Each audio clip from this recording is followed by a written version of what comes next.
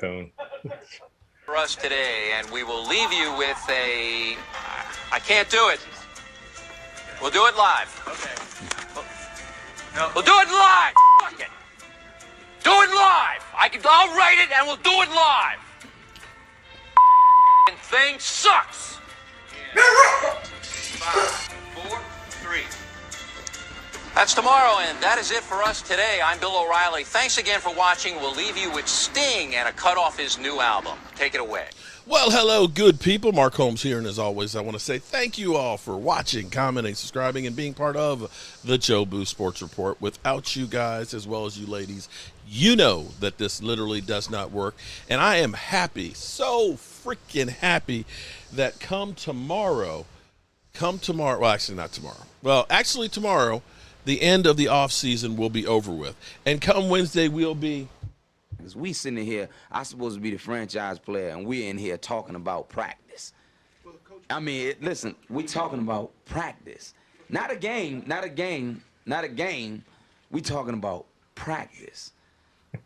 Not a game. Not a game now. Not the game. Not the game. Go out there and die for and play every game like it's my last. That's right. Game. Not the game. We talking about practice, man. Practice, man. I mean, how silly is that? How silly is that? Practice.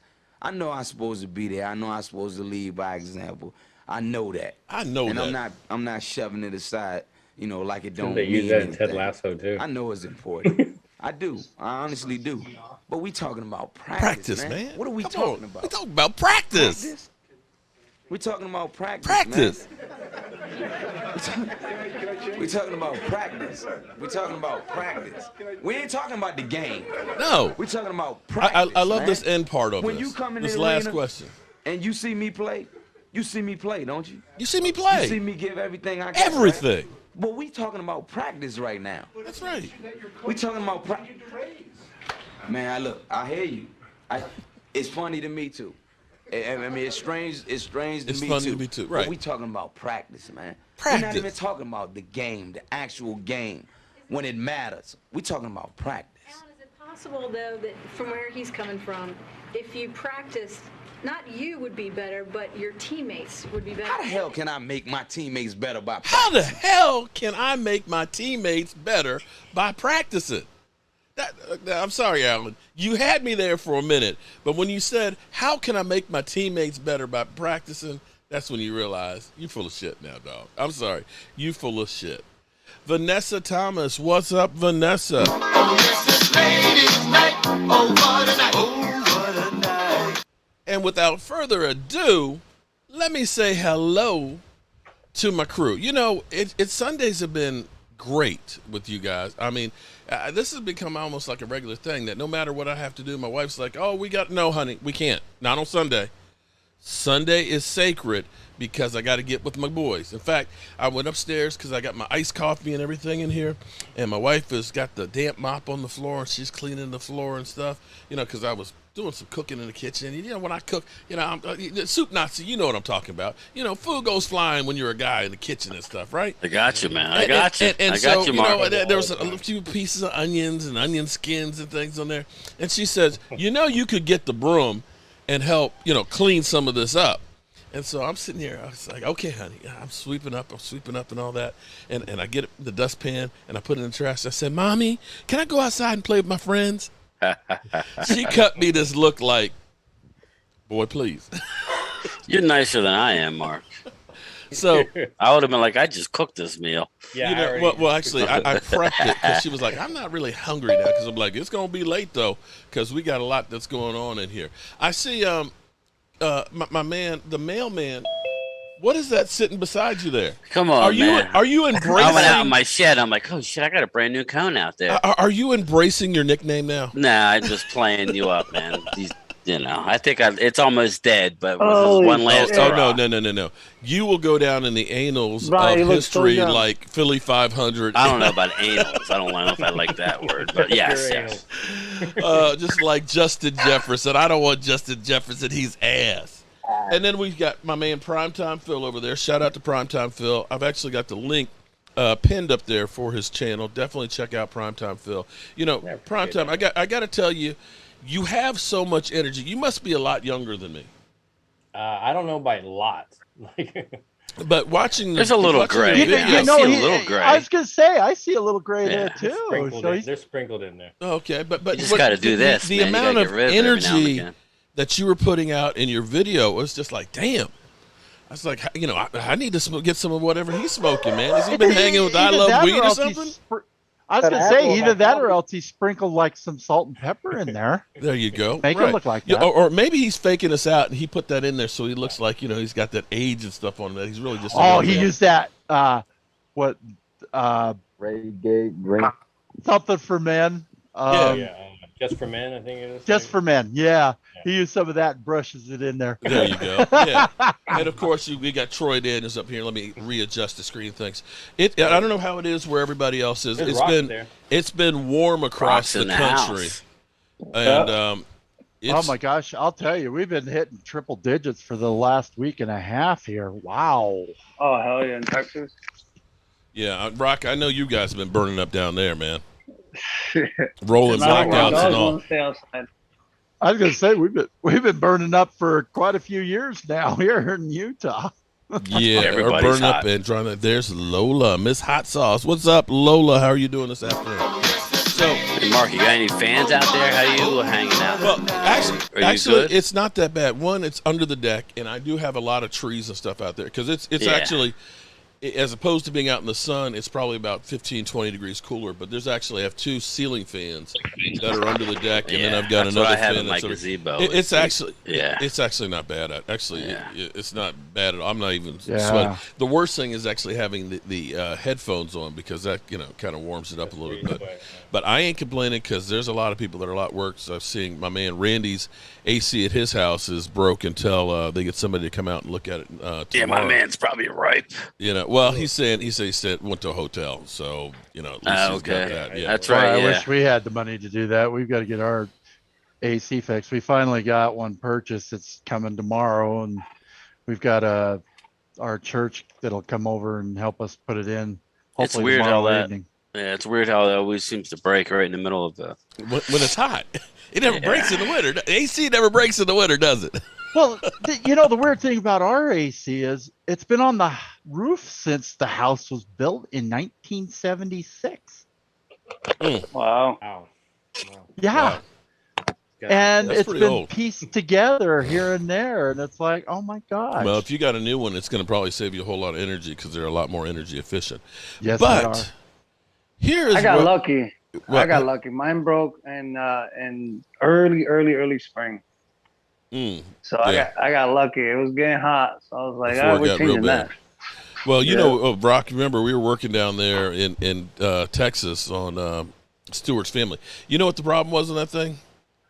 It What was was it? a wire in the thermostat that actually had it locked in on heat. Oh wow. What? Yeah, so they didn't need a whole new unit or anything, but they got it fixed up, so they're That's actually good. cool That's as can good, be man. there. Oh, wow. So here we are. This is the end of the off season, guys. The off season, I mean, for some teams, it's really already off. I mean, technically, we don't have our first practice till Wednesday, but I'm saying today's it. That's it. Tomorrow they end up going to Oxnard. The team charter does. I guess we'll have the opening presser on Tuesday and Wednesday, the first practice. How are you guys all feeling about James Nooks? What, James? You're in the backyard. Wait, where's all the usually the stuff you got behind you and stuff? I'm actually not at home, but I just wanted to jump on here real fast. Well, we appreciate you being here. And It's like you're in jail. Yeah, I hear y'all having like the big all-star roundtable talk in a little bit. Yeah, J Tuck. I don't if you guys do YouTube. I mean, excuse me. Yeah, I follow him on Twitter. If you guys do Twitter, he's Yeah. really big on Twitter. In fact, I met him in 2016, actually at the draft. I wish I had my other channel because I could go back and find the video, but it was lost on there. I may have it on Facebook, and I'm going to look and see it, but I got to dig way deep on it. But when I was at the draft in Chicago, I met him, and I did a video and interviewed him on there. He keeps asking, "Hey, man, can you find that?" It's like, I wish I could. I'm going to have to just take a couple hours one day and just try and go through Facebook and see if I can find it.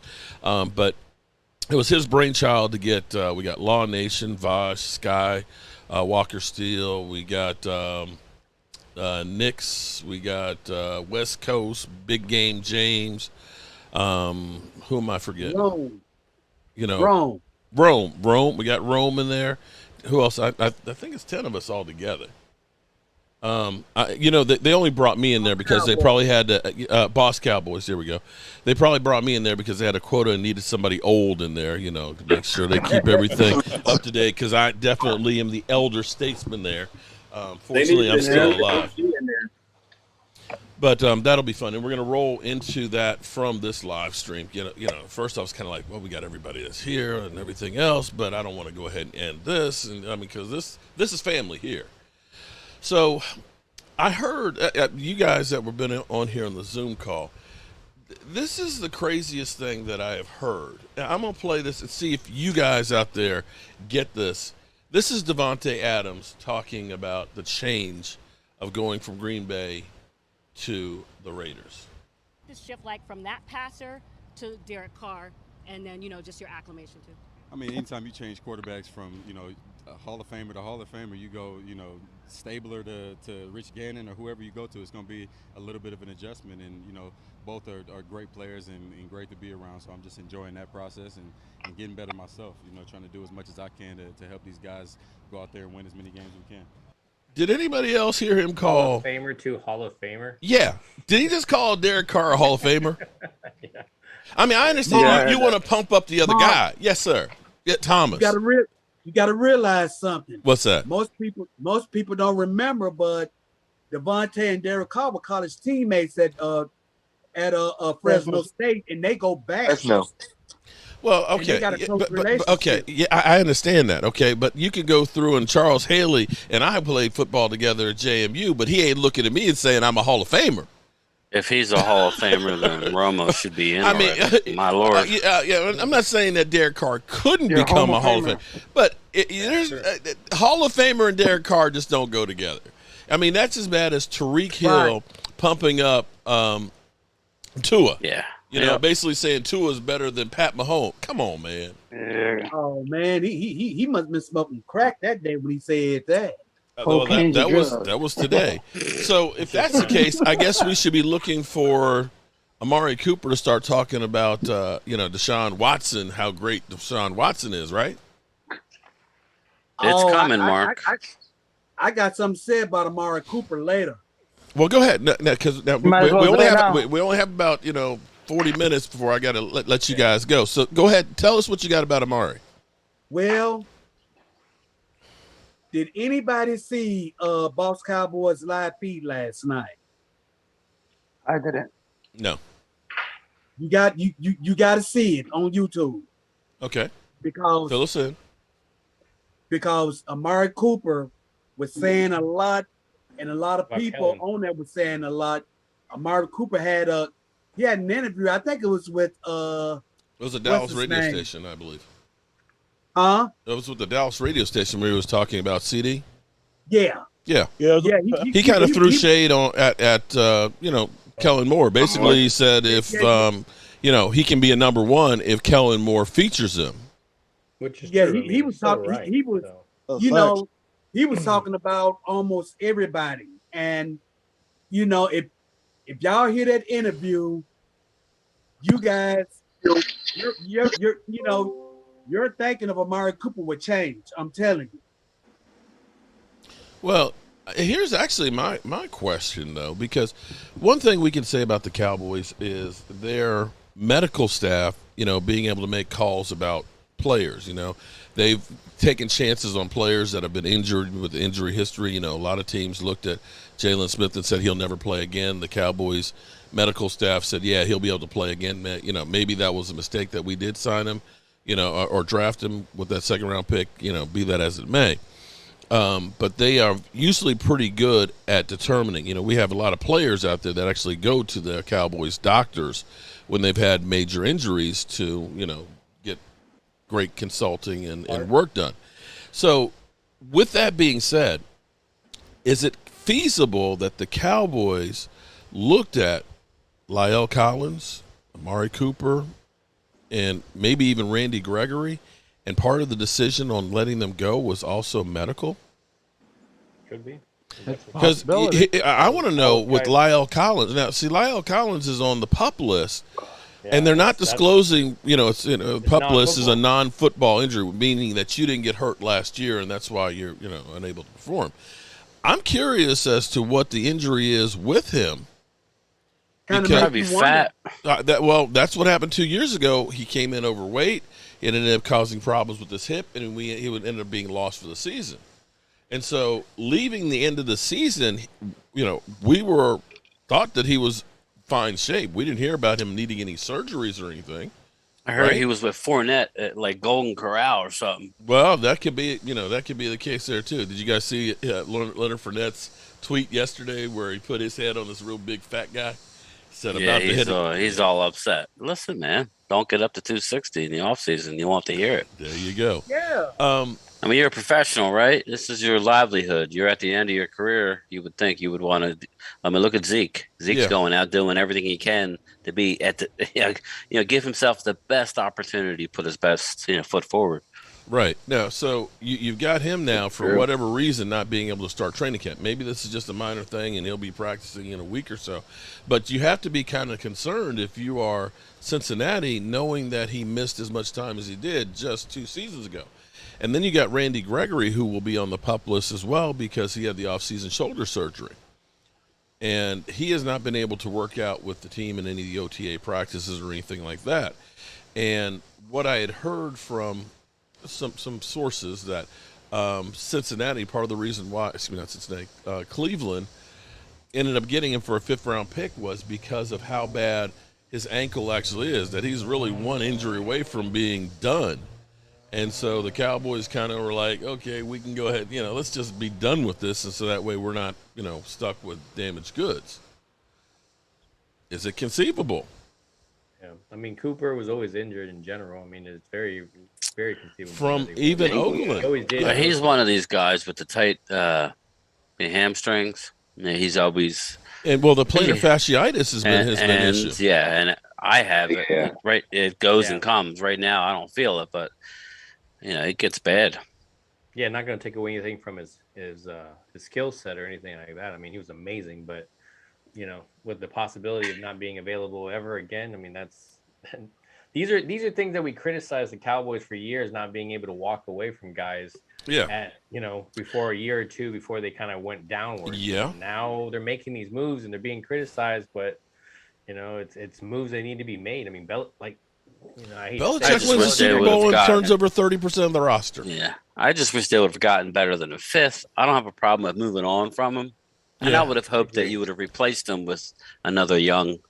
But, especially now with Gallup, it seems as though the Gallup is not going to be around anytime soon. Yeah. Sugar Daddy Williams, I need to talk to you, bro, because I think you, Sugar Daddy, have some control over the Discord.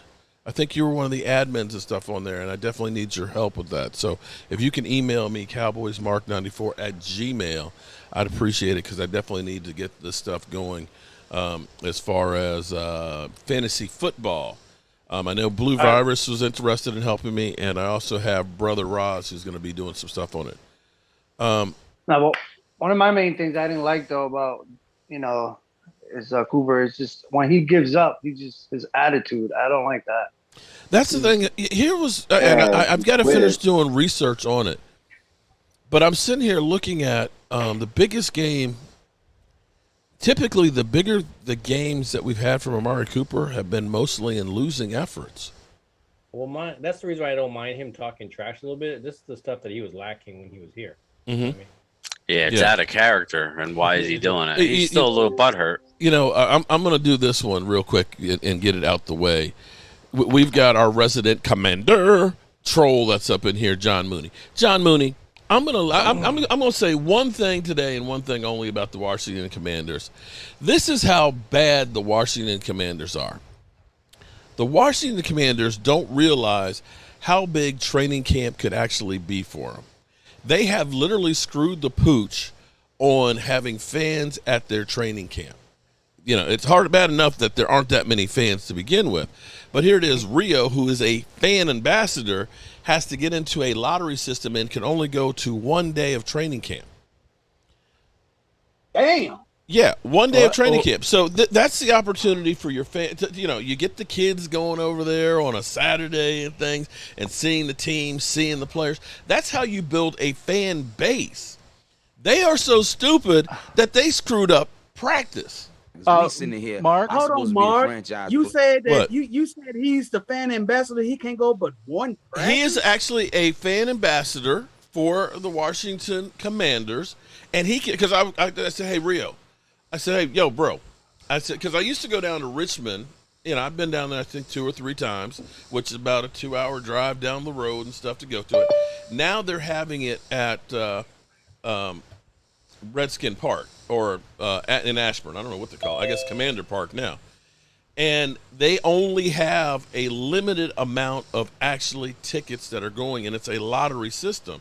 Because I said, hey, Rio, I think it'd be cool if we go ahead and go. We can build up your channel. We can talk about the team and, do a training camp report and everything else. And he's like, man, I can't even get into it hardly. He's like, I got one day. One day. Darren, you would think with him being an ambassador, he would have total That's access. what you would think. But nope. That's how screwed up they are. Hey, Mark. Yeah. Can I have what he's taking? I mean, God, 11-6 for the Commanders. Oh well, but he's don't even pay attention to him. He's talking about this is the funniest thing that I've ever heard. Is that Cowboy fans are bandwagon fans? Hey, wait a minute, what bandwagon? We ain't won shit in 20-some years. Yeah, no, I'm going to tell you. No, I'm going to tell you what bandwagon fans were. All of the New England fans that came in the last 25 years. Before they won a Super Bowl, there were nobody out there saying I'm a New England fan. In the same way, there were no Seattle Seahawks fans out there pounding their chest until Russell Wilson came there and won a Super Bowl. So don't give me this bullshit. That is what a bandwagon fan. If you have been a Dallas Cowboy fan for the last 25 years and we haven't won shit, you're not a bandwagon fan. Heck, you're not a bandwagon fan. Let's go back even further, Mark. When they were 1-15, 3-13. How many of us lived through that season? I did. Those 2 seasons. I did. Listen, I lived through it when they said that the Cowboys were a great regular season team and can't win the big one, okay? Before they won their first Super Bowl. I was here as a fan. So, you know what? I'm not going to let this guy screw me. I'm not going – you know what? John, shut the fuck up, okay? Sorry, Dad. Just shut the fuck up. Hey, your team. Listen, John. Your team is out there in Ashburn. Go see Rio. Why are you here? Why are you here, man? Why are you here, buddy? Give him the Samuel Jackson treatment. Oh man, look. Snakes on a plane. I'm tired of listening to the garbage you talk. Shut up. There you go. All right. Mark, you need to give him the Smith treatment that he gave the. Oh boy, most Cowboy fans just root for the team because of the stadium. Oh, that's crap. Then the next thing is going to be the cheerleaders.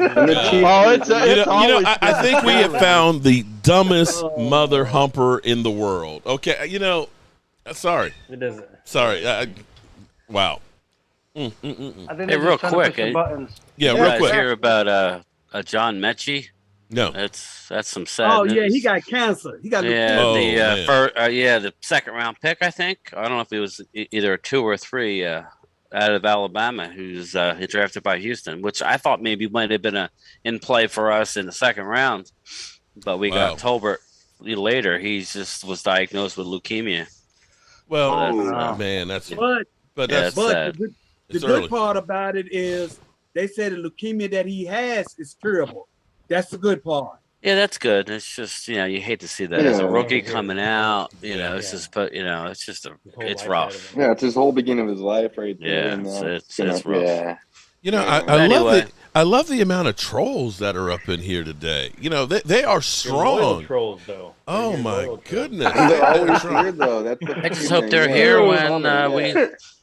Wait a minute! Don't worry, man. They're guarding your bridge. Oh yeah. Doesn't Raid come out with a little can that sprays trolls? And we can only. I can only. Raid. Haters. Man. What'd you say, Phil? Said I can only hope to make it to the point where I can get haters that constantly tune in. Oh man, I've I've got some haters that literally spend every day hating on me. Yeah, exactly. Like I get one, I'm like, yeah, I got my first hater. Be careful what you wish for, dog. What Prime D's? Yeah. I got my first negative one like a week or so, and I'm like, all right, I like it. It's pretty negative. I like it. John Blaze, are you a channel member? Oh, nice. Because you get when you become a channel member, not a subscriber, but a channel member is when you get that. But email me and we'll talk about it. Cancer treatments alone are bad, are as bad as the cancer. Jennifer, I hear you on that one. How are you doing today, Jennifer?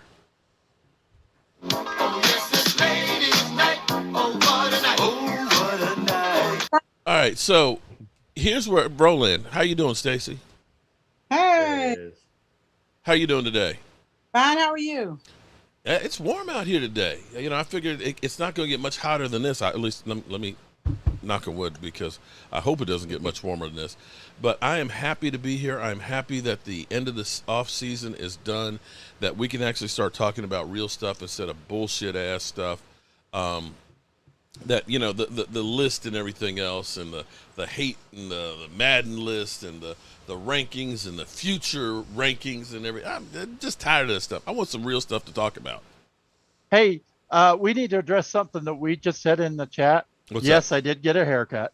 Mm-hmm. And I think Vado did too, because Vado there for a while was beginning to look like Mario Brothers.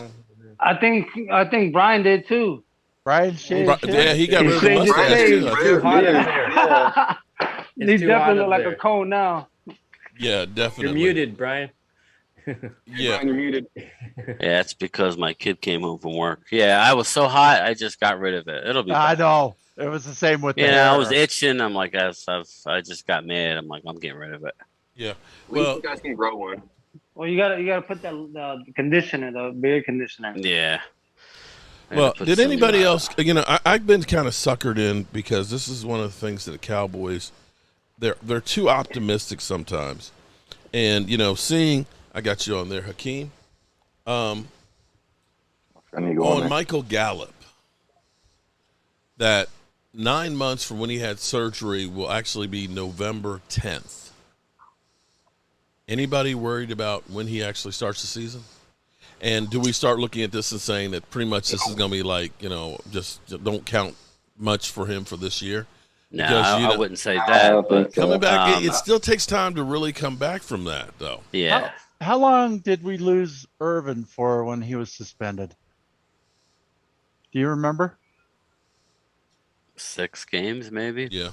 So it's kind of like that. Maybe Irvin might have come back a little bit earlier than what. Well, Gallup this is was. where I've been, looking at the numbers. You would say, "Wow, we really don't need to go out and invest in a receiver. We have Tolbert, Gallup, CeeDee Lamb, but okay, let's just say." The Gallup's out. He's on PUP. He's going to miss the first 6. He comes back that first game. Okay. Is he really going to blow it up? So I would say halfway through the year. So if we have one injury, whether it's Lamb, it's going to be ugly. Well, don't forget James Washington. And then you got Tolbert, who's a rookie. I would say it's just going to be tough. I was just hoping. Let's hope our running game's going well then. Yeah, I know. But here's where I'm thinking that the Cowboys may go ahead and start focusing in on trying to run the ball more, which is why you end up getting my man Primetime Phil's favorite guy from the draft. And definitely check out my man Primetime Phil, because he breaks down Jake Ferguson. It has a great breakdown on him.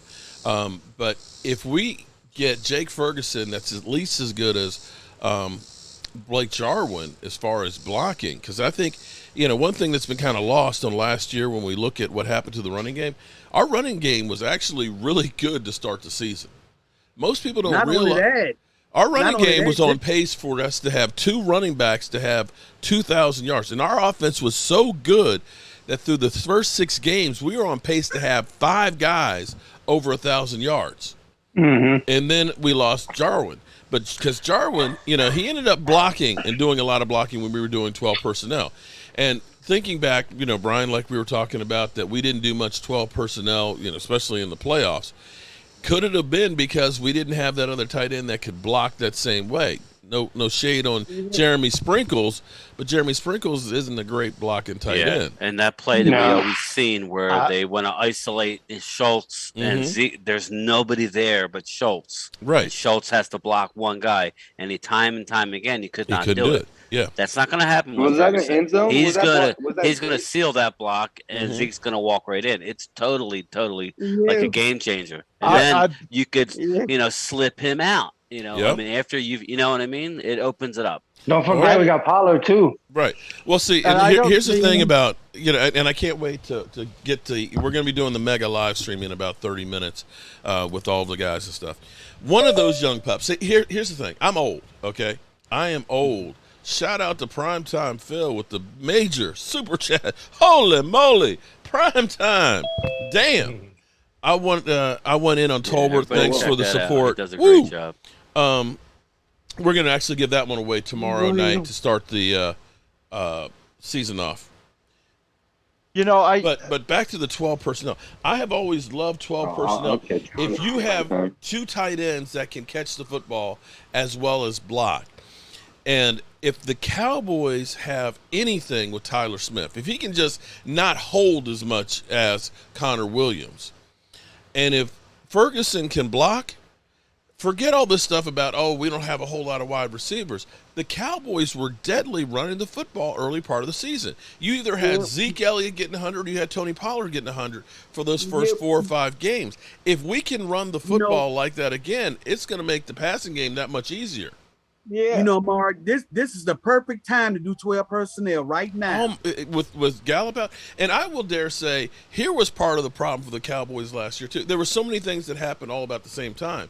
But you'll remember, Michael Gallup played the first game, then messed up his calf.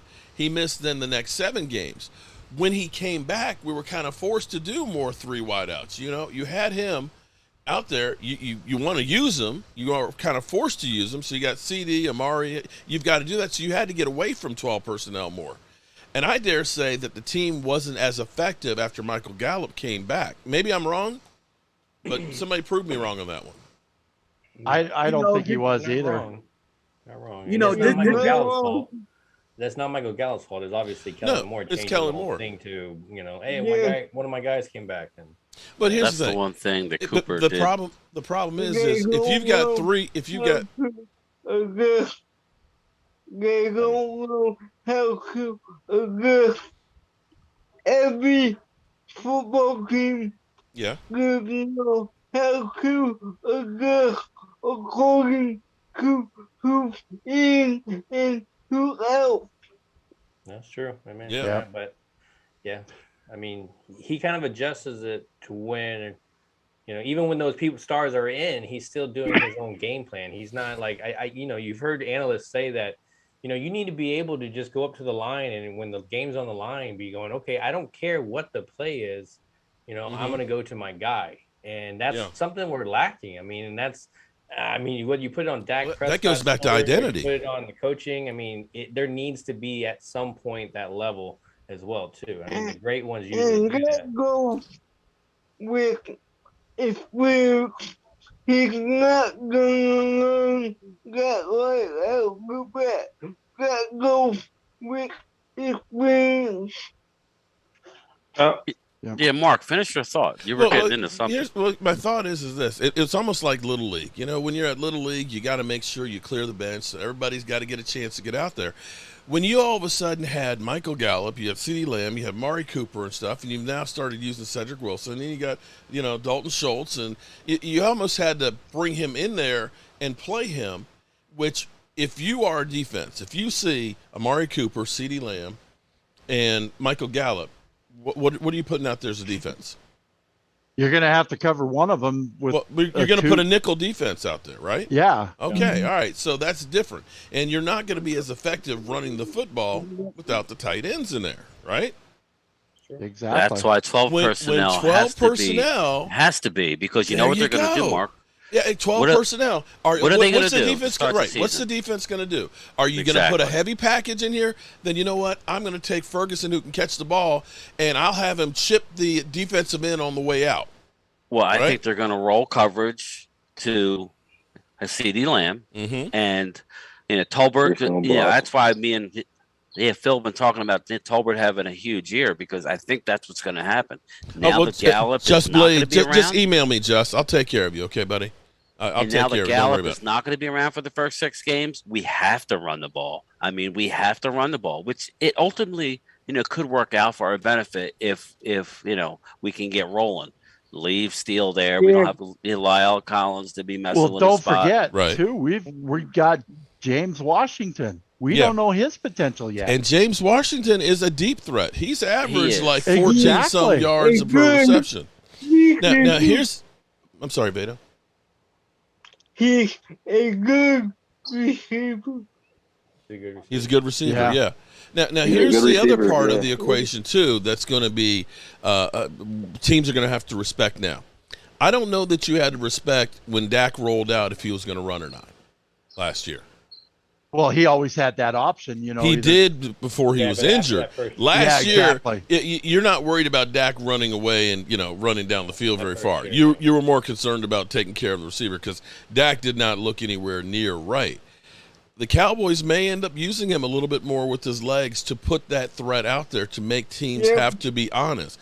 And if you do have that run-pass option, you're now putting that cornerback again on that island. Do I stay with the receiver or do I come up and try and catch the quarterback? And it's a no-win situation.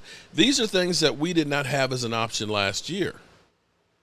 How's Dak's leg looking this year? Is it Completely totally healed. healed? Or? Totally healed. Okay. Yeah, they're on So record. we could probably see the Dak of old before They're his on injury record. then. Yeah, they're on record. I heard this as the offseason started. No, They're on record in saying that they're going to run him more, which is crazy Good. to come out and say it, but they're on record. So I expect called runs for him. I was gonna say last year there were plenty of opportunities for him to scramble, but I don't think his leg was good. That calf.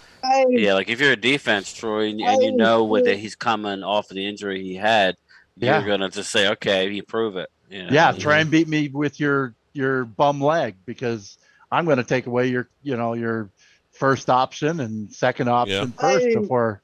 I put at least 4 times a game where he could run the ball at least 4 times a game. I didn't get that one. I'm sorry. The run pass option. Oh, yeah. Yeah. That goes back to the 12 personnel where I still like the idea of that 12 personnel. If you can get you that other tight end that can block and chip block anyway, and then go out for that pass, you've got it. I mean, I don't think we're going to see Jeremy Sprinkle on the roster. Yeah, I'm excited for that first What depth series. is there on the tight end position? yeah. I mean, that's the problem. I mean, you may see him on the roster because you don't have a lot of competition against options. him. Yeah. Yeah. He's a good Ewan, you like him, but So, go ahead, Votto. he's a good pass. He can receive the ball, but he can he not good at blocking. he's good at catching the ball, but he's not good at blocking. Right. That's what he said. Yeah, that's true. That's true. So how many? I was going to say, how many receivers do you see them carrying at the start of the year? Tight ends, things like that, or are they going to load up on that front line? Yeah, I say about 6 to 7. I would hope they would put Gallup on PUP. The worst thing I hate he'll be is definitely to not on PUP. put yeah, but you know what they do. I mean, sometimes they don't, and You mean IR? IR, yes. Put him on IR. PUP, you can go on PUP and come off PUP anytime. Oh yeah, IR, yeah. it's I would 6 just weeks. put them on an IR because they have a shorter term IR. That It's way, 6 that weeks. like frees what, up. 6 6 weeks? weeks.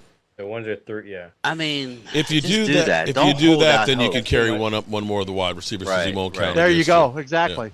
And then you're not taking up that spot, if you stick him on PUP, because he takes a spot if he is put on You PUP. might be able, Right. We might be able to keep maybe a sixth receiver who's an awesome special teamer, not counting Gallup, that's big. Well, I don't, and knowing this coaching staff, they may get a little smart and go, okay, well, we're putting Tony Pollard in the receiving corps, so why do we not need to take another receiver? We'll just use a lineman or something. So yeah. I kind of would love to see them use Tony Pollard out of the backfield. Send him on a short run like they did with Zeke, and then just let him run to daylight. Well, you can do that, but here's what I actually want to see. I want to see Zeke in the backfield in 12 personnel, and then all of a sudden they shift and they put him out wide. Yeah. Okay. Now you got an empty backfield. Now you've got 5 guys that can catch the football, and if you you've got got a him in linebacker on Zeke, and you got exactly.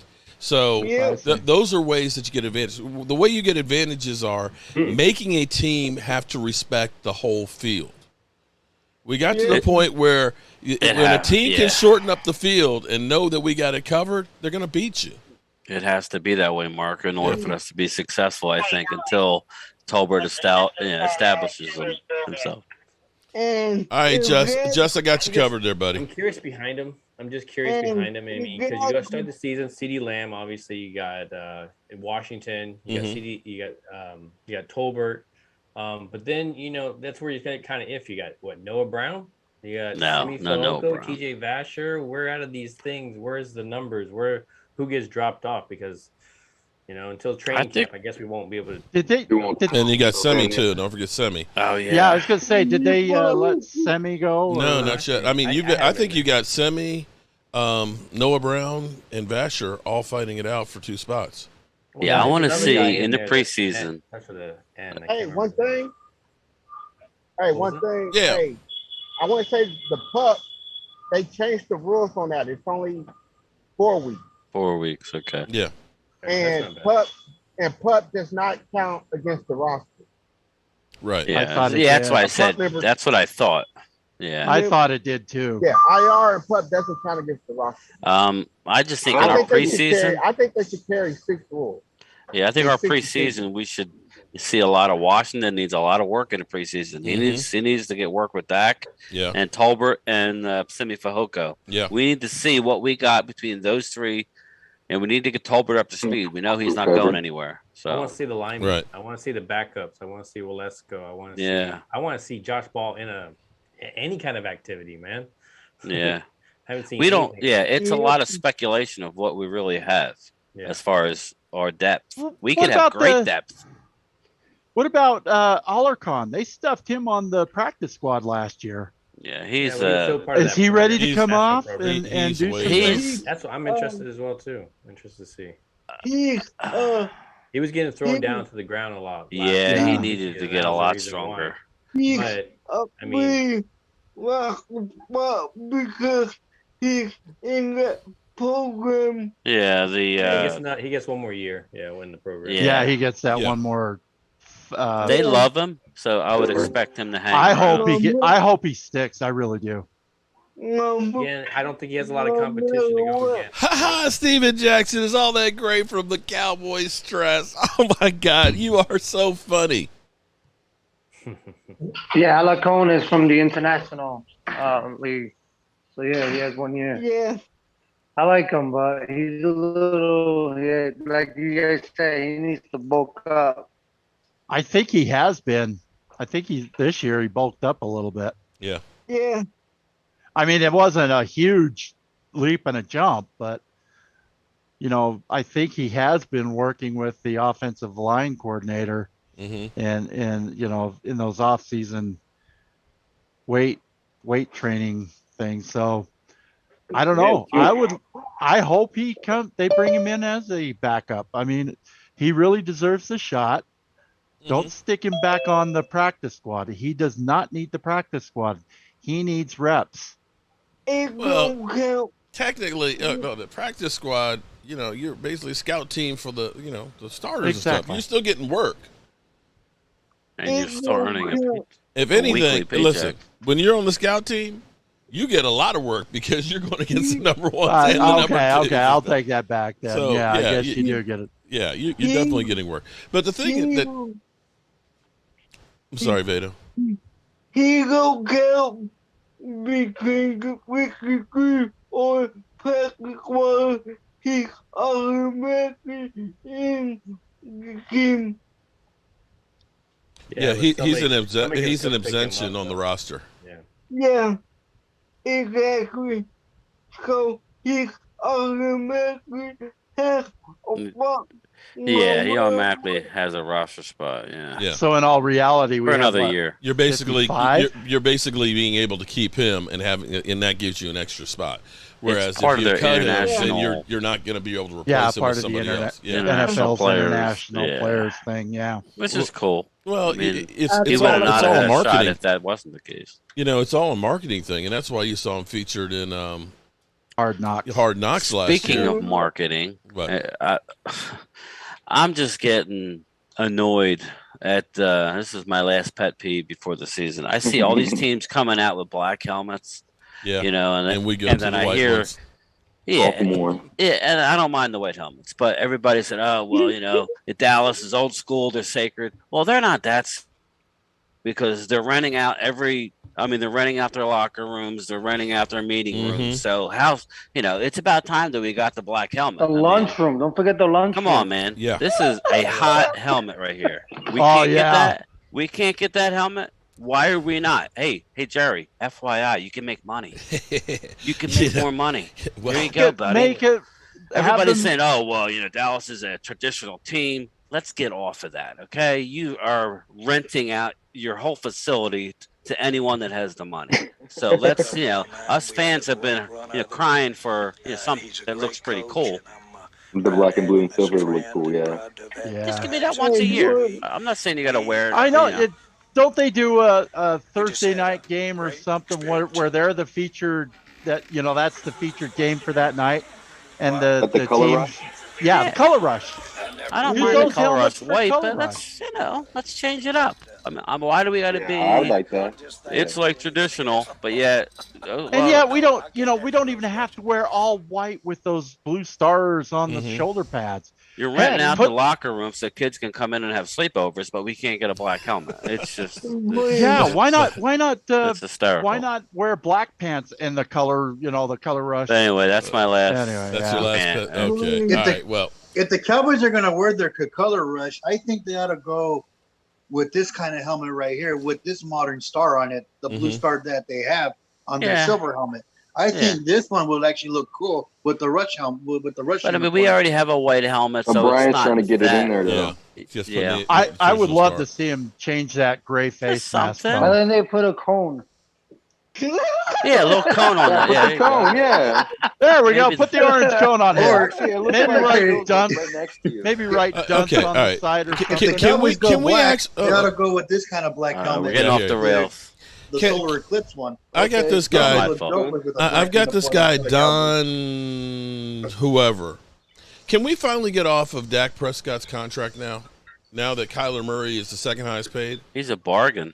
I mean, seriously. Yeah, that's a bargain talking now. Everybody is I still feel bad. The bitching fact about that it a Don, year ago. Don, I don't know who you are, and I don't mean to put you on blast, but the fact that we're still talking about how much Dak Prescott's getting paid when Deshaun Watson's got a fully guaranteed $230 million deal, Murray that got Kyler something. Murray He hasn't has a done anything. $230.5 million contract. And Don, you're going to get your chance with seriously. James Washington this year. FYI, if a Jalen Hurts puts up a 10-11 win season, Oh, he's gonna be getting up there. close to 40 himself, and Right. we know he ain't a great quarterback, but that's the Value landscape, he's the people. best. Yep. John Jones. I don't think Jalen Hurts is going to get 10 or You gotta 11 fake it to games. make it. Listen, The NFL, it could. the salary cap is going to blow up through the roof. Oh, He's definitely. going to get it close to 40. Like if he gets 10 or 11 wins, You know what? I'm so sick of you. there's going to be $50 million contracts very, very soon. Dak's next contract, if he does well, will be close to 50. It'll be up. It'll Yeah, be it will upwards be. of that. And of course, we'll be hearing all this stuff. The funny thing is, when Dak Prescott was only making $680,000, how come the Cowboys weren't winning Super Bowls then? If the whole reason that they're not winning Super Bowls now is because of Dak's contract, when he was getting paid for 4 years peanuts, how come they didn't have the opportunity to build the whole roster right then and there? Now he's responding to a guy. Don was responding to a guy. I mean, seriously. Game changer. And, you know, Dak is far from Rodgers. Well, quite frankly, Dak and Aaron Rodgers had the exact same number of touchdown passes. And I believe both of them lost to the same team in the playoffs in their first game, didn't they? Well, we lost by one possession, and they did not at home. They ended up losing by what? 2.5? No, it was wasn't it? I think 13, the Packers 13, lost by 3. If I'm 13 if and 10. I think it was 13 correctly. to 10. But Aaron Rodgers didn't get him in the end zone. Yeah. Yeah, we ended up scoring what, 6 more points than the Packers did yeah. against them. What, 21? Well, yeah. But also too.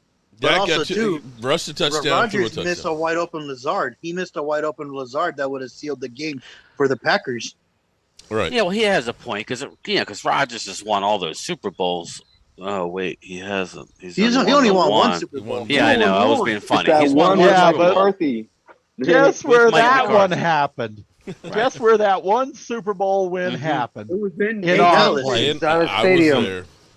I got news for you. There's people in Green Bay that are like, really, you know, because you look back on players' careers and you say, well, this person should have won more Super Bowls. I mean, we all admit that Dan Marino should have won Super Bowls. I mean, heck, I think Rodgers should have won more Super Bowls, but Troy Aikman he's in the been the triplet, major you know? reason why they haven't. He has not come up big in certain spots.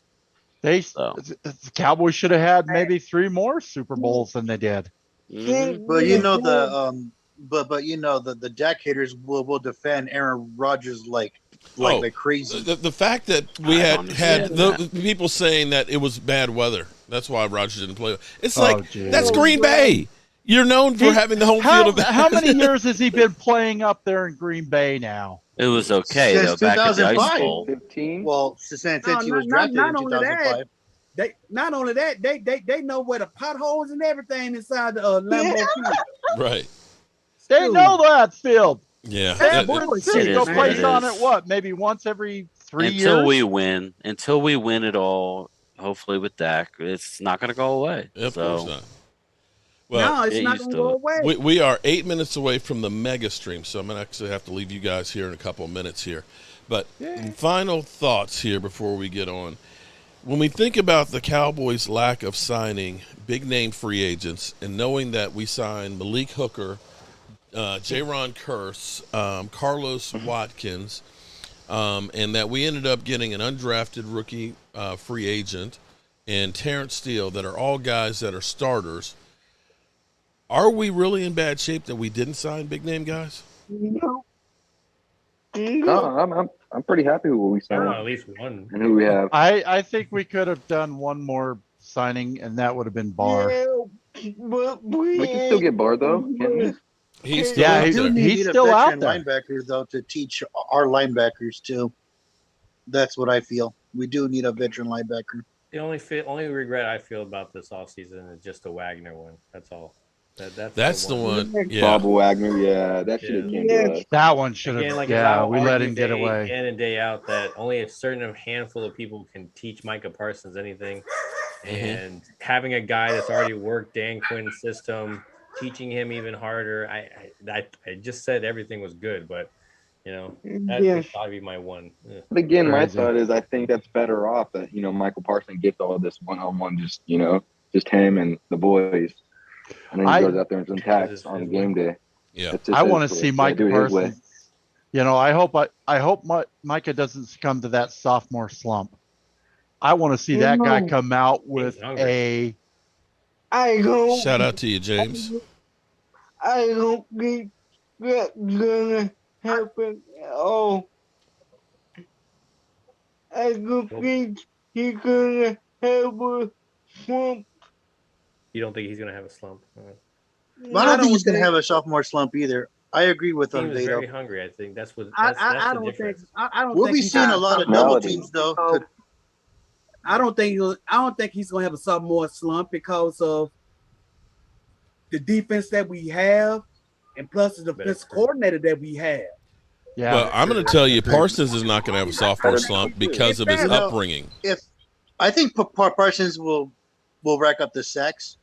He'll rack up the sacks. He's a guy that always brings. Yeah, he always brings an edge. Mm-hmm. That edge will never leave him. He's got a nasty streak. He's going to be double. And what about? And how about Stephon Diggs?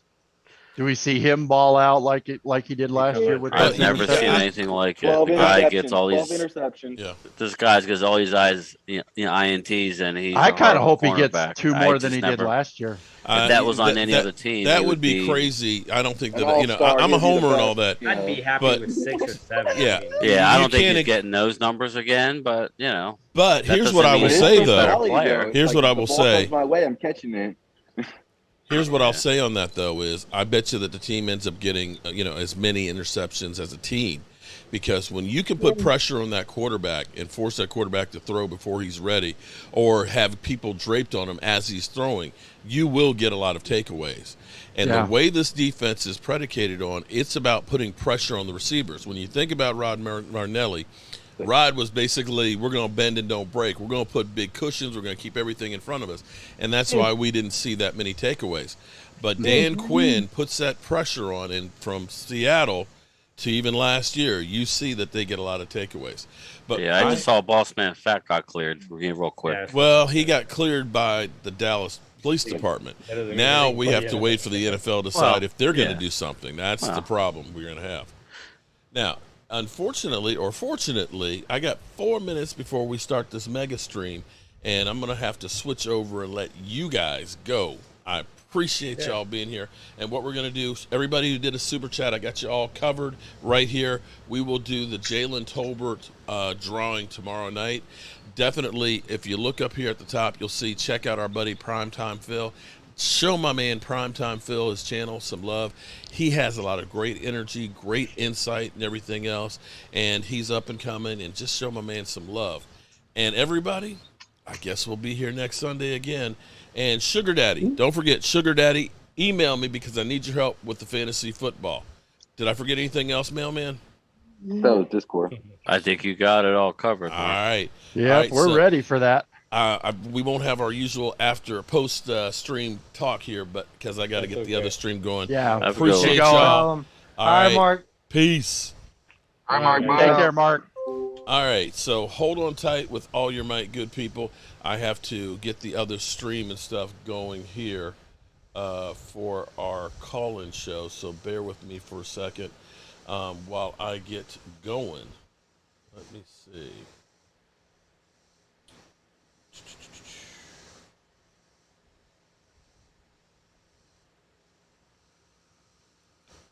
Uh-oh, da-da-da. Damn, Gina. What's up, Gina? How are you doing? All right, let's see. It's been us. It's black been people. Yeah, not even black people. Hey, not even just black people. I'm talking about just folks that love the Cowboys that's been putting their income, their own fund, their own thing behind it, making it work. I thought you were saying like. But think about this though. We all. My boy Tuck really put me on the Avengers, so I always give him a shout out for that. But, yo, I saw the Avengers get their ass whooped individually by Thanos. Thanos whooped some ass. 4 movies they got their ass whooped, right? And then he snapped a finger and damn near disappeared the whole earth, right? And then you guys, we are backstage. We're waiting to be let into the stream. They decided to come together, right? And they beat the brakes off his ass. You feel me? You're getting some. So it's like, I know we call this Voltron, but hey, this is really some Avengers assemble. You feel me? We in Wakanda. We in Wakanda around this bug. Okay. What's up, good people? How's everybody doing today? Man, how's it going? Mark Holmes, what's going on, man? Mark Holmes, you was over there cheating. You already started the stream before the stream. No, but see, hold on. Let me defend myself here for a second. What we already live? You gotta always let West Coast know when you live, because I be doing. Okay. Well, here's the thing. The thing is we've been doing a Sunday live stream, 5:00 Eastern, every week since the season ended, just to try and keep everybody engaged and stuff. It started out basically as a bitch session. And we live over there on Mark too, so just let y'all know. Right. Well, I just switched though. I just dumped off my Zoom in call. We end up bringing everybody in Zoom wise, so that way everybody can have a voice and what's going on and so on and things. you know, it's crazy how the season has evolved from everybody being pissed off and everything else about Catboy and things. And now, of course, there's the optimism of, you know, hopefully the Cowboys and the team get the shit together. How's everybody else feeling about it? Everybody got concerns, or think we're gonna be all right? Hey, Mark, the only thing I gotta say, Mark, is if I ever call you, you better tell me. You better tell me. Are we live or just the pre-live? Oh, you gotta understand. Hey, listen, man. I am the Truman Show. I am always live right now. Mark already got 1,000 people in the chat, man. We already. Are we already got? Hold on. Don't get canceled, man. Don't say nothing to get canceled. We live. Let me see. Bro, we live. So that's what I'm trying to tell y'all. All right. Okay, cool. Hey, all I ask is, Mark, if I ever call you, make sure you tell me I'm on speakerphone. Okay. All right, listen. Just hey, live life like somebody is always watching, because somebody is always watching. That's what I do. Live life like somebody is always watching. But he wasn't about to say nothing. He was about, yeah. And this mother, let me tell you about this mother. Let me tell y'all, man, I can't stand it. Oh, hey, man, we live, man. What Big Game James in, man? What Big Game in, man? Come on, Big Game. Someone posted that question about who was going to be late. I should have put It's my 3 money o'clock. Oh, man, we missed a golden opportunity. Hey, I'm always late, and I was on time this time. Somebody had to hit that live button. Who we missing by two Big people? Game, we're missing wrong. We're missing wrong. Okay. Let's go. Let's go. Yo, let them wait. Tuck, are you going live on Restream? Are we going to have this Restream chat? Yeah, we just all Restream. Yeah. All right. Yeah, so I ain't doing no. But hey, go ahead. Yeah, so we good. Hold on, text wrong. You have the country waiting for you, he said. Yeah, man.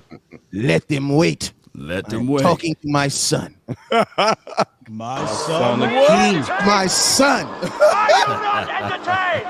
Hey, say that make you want to just be great in life, so you can have a country, so you can just make a whole country wait while you have a personal conversation with your son.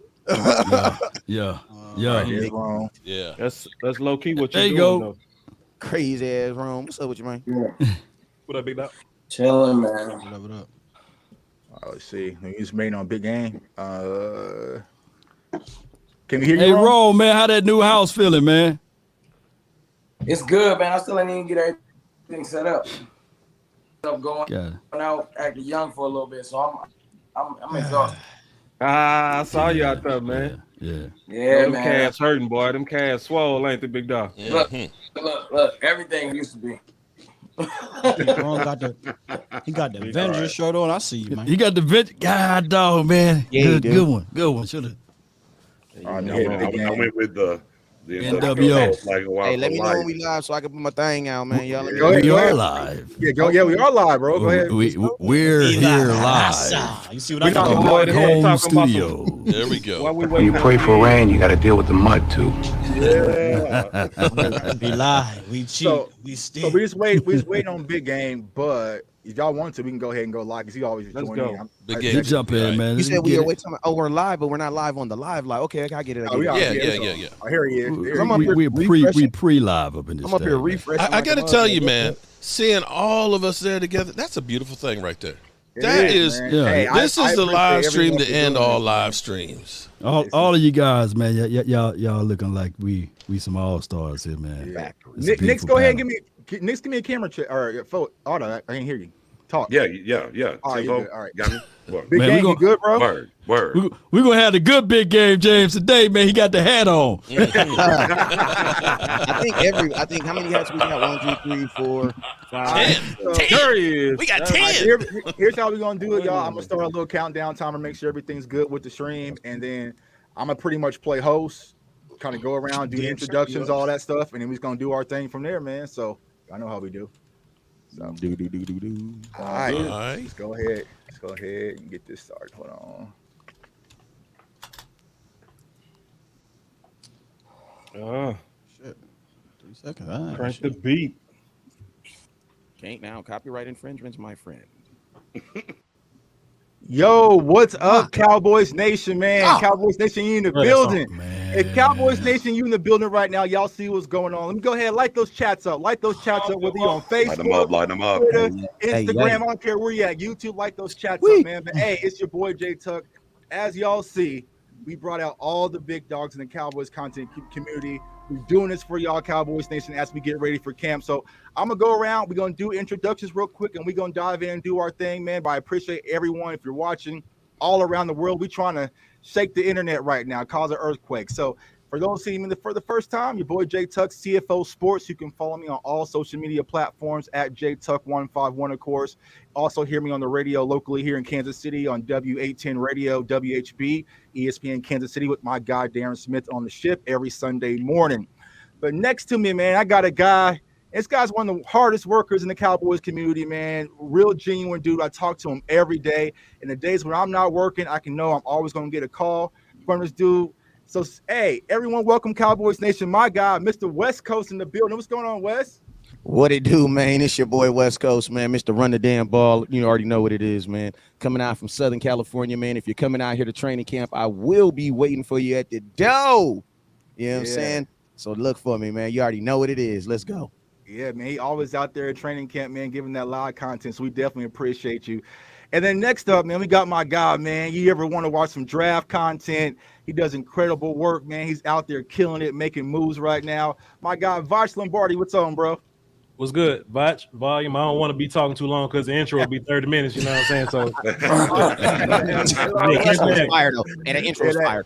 Yeah, long resume, man. And then next, man, I got my guy, Boss Cowboy in the building, Boss Cowboy Sports. Some of the best film breakdown out there, man. What's going on with you, bro? What's up, big dog? Hey, real quick, I'm gonna push your production skills. Can you blow me up? What's up? You know how you can make like one person? Yeah. I'm gonna push you today, big dog. There go boss. Greedy. I knew you can do it. That's how Lyle do me. He put us on the spot. Let's go. This Boss Cowboy Sports with your voice, man. I'm gonna keep it short too. Let's get it. Let's go. There we go. All right, I got me pushing buttons out here. You got a first date, big dog. Make people remember this.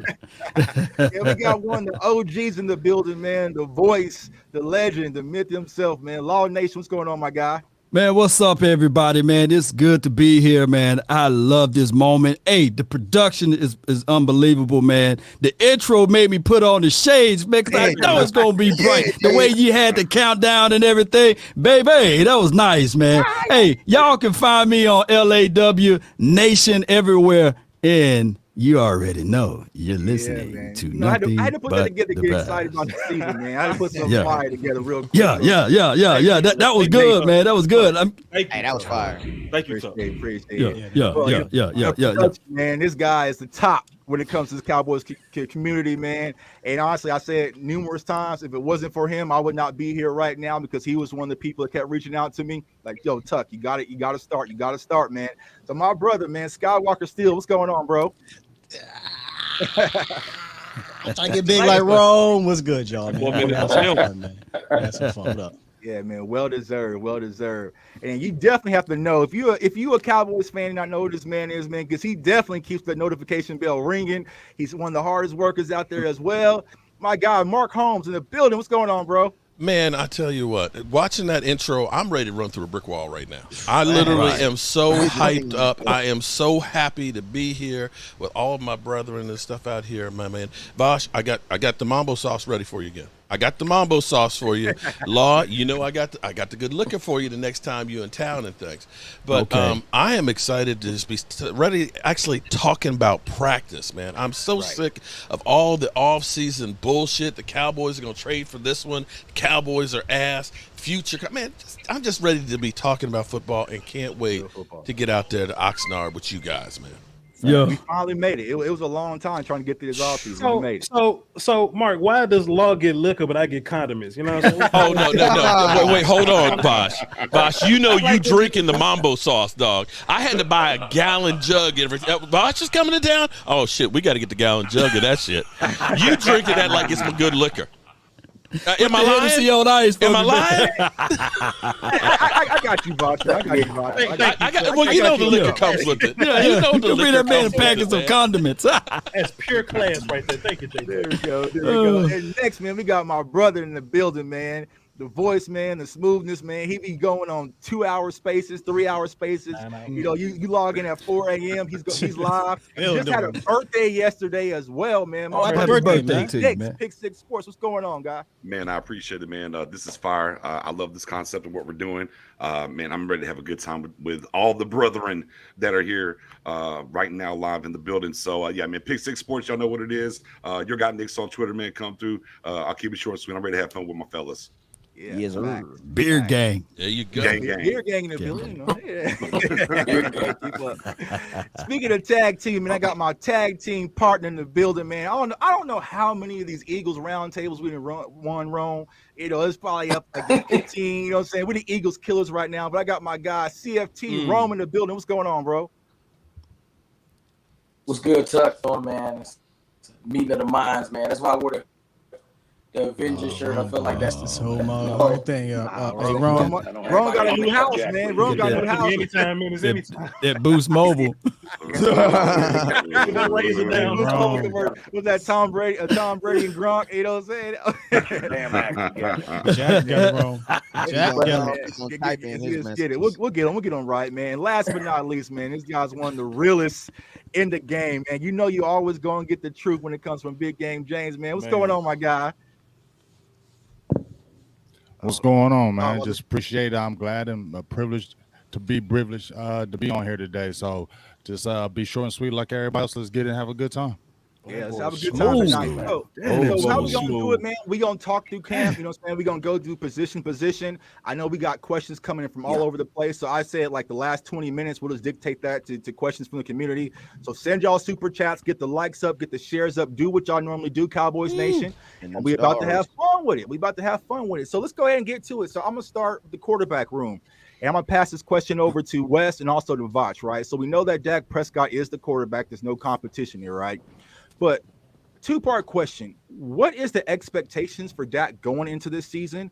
And also, do you think the Cowboys have done enough as far as getting a backup just in case there's a 4-game, 5-game injury that can fill that void for Dak? I'm going to start with you, Wes.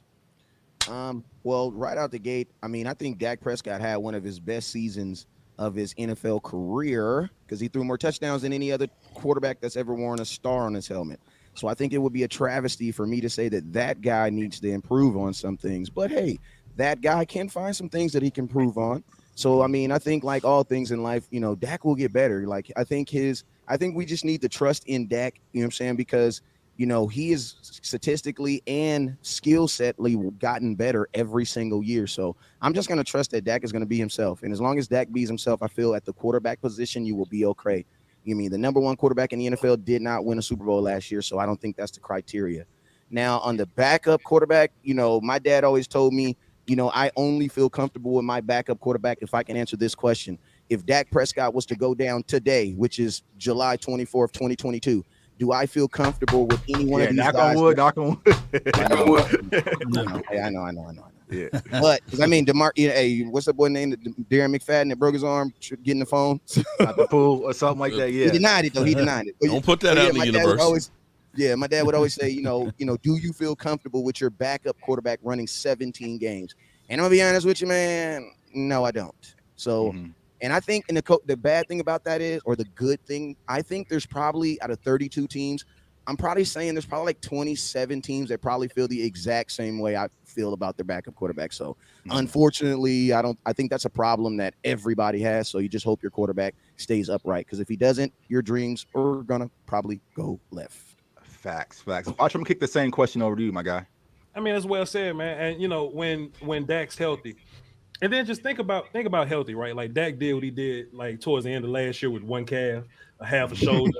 You know what I'm saying? Cooper's foot was hurting. You know what I mean? Just so much of this other stuff going on. And Dak wasn't never just flat out terrible. Like there was no point where we looked at Dak and went, boy, that might as well be Andy Dalton. You know what I'm saying? Like Dak's always been in that conversation. And I can't do a show without saying I hate Cowboy fans, but like there's some Cowboy fans somewhere. At somebody's house on somebody's internet that don't understand how good Dak is, and I think that's a shame, man. I had to almost cuss Colin Cowherd out. Just look, man, bro. Like there's no metric you can look at, whether it be numbers, whether it be wins since he's been in the league. whether it be like playoff wins. Because look, you're like, well, what has Dak done in the playoffs? Well, Justin Herbert ain't done shit since he's been here, and Lamar Jackson and these Kyler Murray characters, like what are these guys doing that you swear to God they better than Dak, right? Like you promise they better than Dak. You would rather have them characters on. Sorry, but what if they done? Damn, I'm gonna turn it down a little bit. I got you. You good? What if they done? You know what I'm saying, better than Dakota Prescott? I'm not saying he's the best in the league or nothing like that. I don't want to be homer guy. I don't want to talk crazy nothing like that. But when I say Dak top 5, it shouldn't be nobody looking around talking about some how. Like look at whatever metric you rank quarterbacks in, and he up there somewhere. He in that mix 5, 6, or 7. So as long as you got that dude, I think you fine. Backup quarterback. Shit, man. I mean, Dak get hurt is a wrap. You know what I'm saying? True. Turn to a mock draft. Home. You know what I mean? But there's not really a reason to be like, okay, well, if we don't find a backup quarterback, we're not going to win a Super Bowl. That's crazy. Because like, where they at? Like, go on the market and find them. Like, go find Brian Hoyer, get him out of retirement. You know what I mean? Like, find me a backup quarterback that's worth having. So, we just got to knock on some wood and hope Dak, body holds itself together. But if he's healthy, I don't see why we wouldn't be the number 1 to 3 offense again. Why we wouldn't be leading in touchdowns and yards again. You just need the more of a synergistic thing with your team situation. It's never on that. Big facts. So I'm gonna open this up to the panel. So with the offense the way it's currently constructed, do you think it adds more pressure on Dak to kind of raise to that out of that top 5 category to be more what they quote unquote call elite? Or do you think that he can continue to play at the same pace that he's been playing thus far? That get better every year. I'm sorry, no. Every year, so every time we put something in Dak, just put something in front of him, Dak just moves the shit out the way and keeps proving himself. Well, Dak can't be a deep ball passer. He goes and tears that shit. Oh, Dak can't make a tight window throws. He goes and tears that shit up. He gets better every single year. And then they move to the field better goal. when they're in their 30s. Dak is going into that time, bro. So you can keep. I'm not talking about you, J-Tub, but whoever I'm talking about in Cowboy land is hating this shit. You can find whatever Oh well, Dak can't throw 7 routes scrambling to his left with his left hand. You can try to come up with shit like that. But if it's just straight up and down quarterback evaluation, bro, like quit playing, man. There's no pressure for Dak. Dak stepped into his freshman campaign and took Tony Romo's job and went to the playoffs and damn near won a playoff. Be mad at you about that. Yep. Ooh, couldn't get the job back. Yep, and every year, like what Vaught said, Dak Prescott improve every year, and Dak already know pressure is a privilege. So now heading into this 2022 season without his number 1 wide receiver, of course, Amari Cooper, now you're bringing in expectation for CeeDee Lamb. Oh, excuse me, Jalen Tolbert. So now you got all of those things. Watch. Just like everybody crying about Cedric Wilson, or they cried about the other guy who had Randall. What's his name? Randall Cobb. Yeah. They're gonna be crying about James Washington by the end of the year because they're gonna be saying, "Hey, can you pay James Washington?" Why James Washington gonna have an unbelievable year? They all get money, Law. They all get money. Cedric Wilson got money because of Dak Prescott. Come on, nobody's talking about that. Remember too, Cowboy fans, like I think they've kind of been programmed to kind of understand what they feel what a good quarterback is. So it's like, I ain't trying to bring up no undertones, but it's like I just feel that like Dak is gonna. I feel even if Dak was to win a Super Bowl, I still feel like that statement you just said about someone's internet, that statement would still be true because it's like fans still will not acknowledge that Dak had a really good season this year, right? And then you compound on that. It's like, what quarterback out here had his brother, pass away? What quarterback out here had a contract negotiation with the Dallas Cowboys and Jerry Jones, all within that sphere, and had a major injury? My dude had all that he had literally the worst 18 months. Like we think we the United States had a bad 18 months. We just had COVID. That's it. You know what I'm saying? And he had to deal with the ramifications. And my dude did, like, I understand he didn't do no break no god awful NFL records, but considering what Adrian Peterson did when he came back from his injury and had 2,000 yards, for Dak Prescott to come back from injury and break the Dallas Cowboys touchdown record, bro, that we cannot spend too much. We can't validate these conversations about can Dak get better or does Dak need to get improved. No, I can't validate that. At some point, you got to say Dak is good enough. What is the round parts doing? Go ahead, Ron. I think the biggest thing that people need to focus on with Dak this year is too in his training. Dak hasn't had a chance to just train and hone his craft. He dealt with that injury. He rehabbed. He had re-aggravated. He had a shoulder. He hasn't been able to just focus on his craft and not a certain part of his body. I said almost 2 years. Mm-hmm. So that's what everybody should be more focused. Real quiet. Dak and the team seem to be a little bit more focused than normal. I haven't been seeing even in interviews. They've been just trying to keep it humble for the most part, and what I'm saying, keep their head. So I'm looking forward to seeing the results. Obviously in a couple of days, because I really did, and he ain't really want to talk about it too much. It looked like he want to go out there and do. The fact that he was able to train. Ain't nobody gonna say nothing about Robo Rome. Come on. Hey, log out, come back in, Rome. Have you ever been talking to somebody who don't speak their language? You be like, gonna make me be that person. Evidence. It's not evidence. Hey, come on back. Log out, come back in, Rome. Somebody say the Sky was like, man, shout out to Sky, man. Shout out to Sky, man. The inner production value of Sky was cringing right there. Hey, that boy Sky, oh Lord. I'm sitting here ready to snap. Listen to someone call me my man. You gonna make me say it? Let me pick up for Ro. Let me answer your question here, man. Is there pressure on Dak Prescott? Of course there's pressure. He plays for the Cowboys, right? He has inherited pressure. You know what I'm saying? When you put that star on your helmet, you become the #1 public enemy, no matter if you win a damn Super Bowl. So yeah, there's pressure in that regard.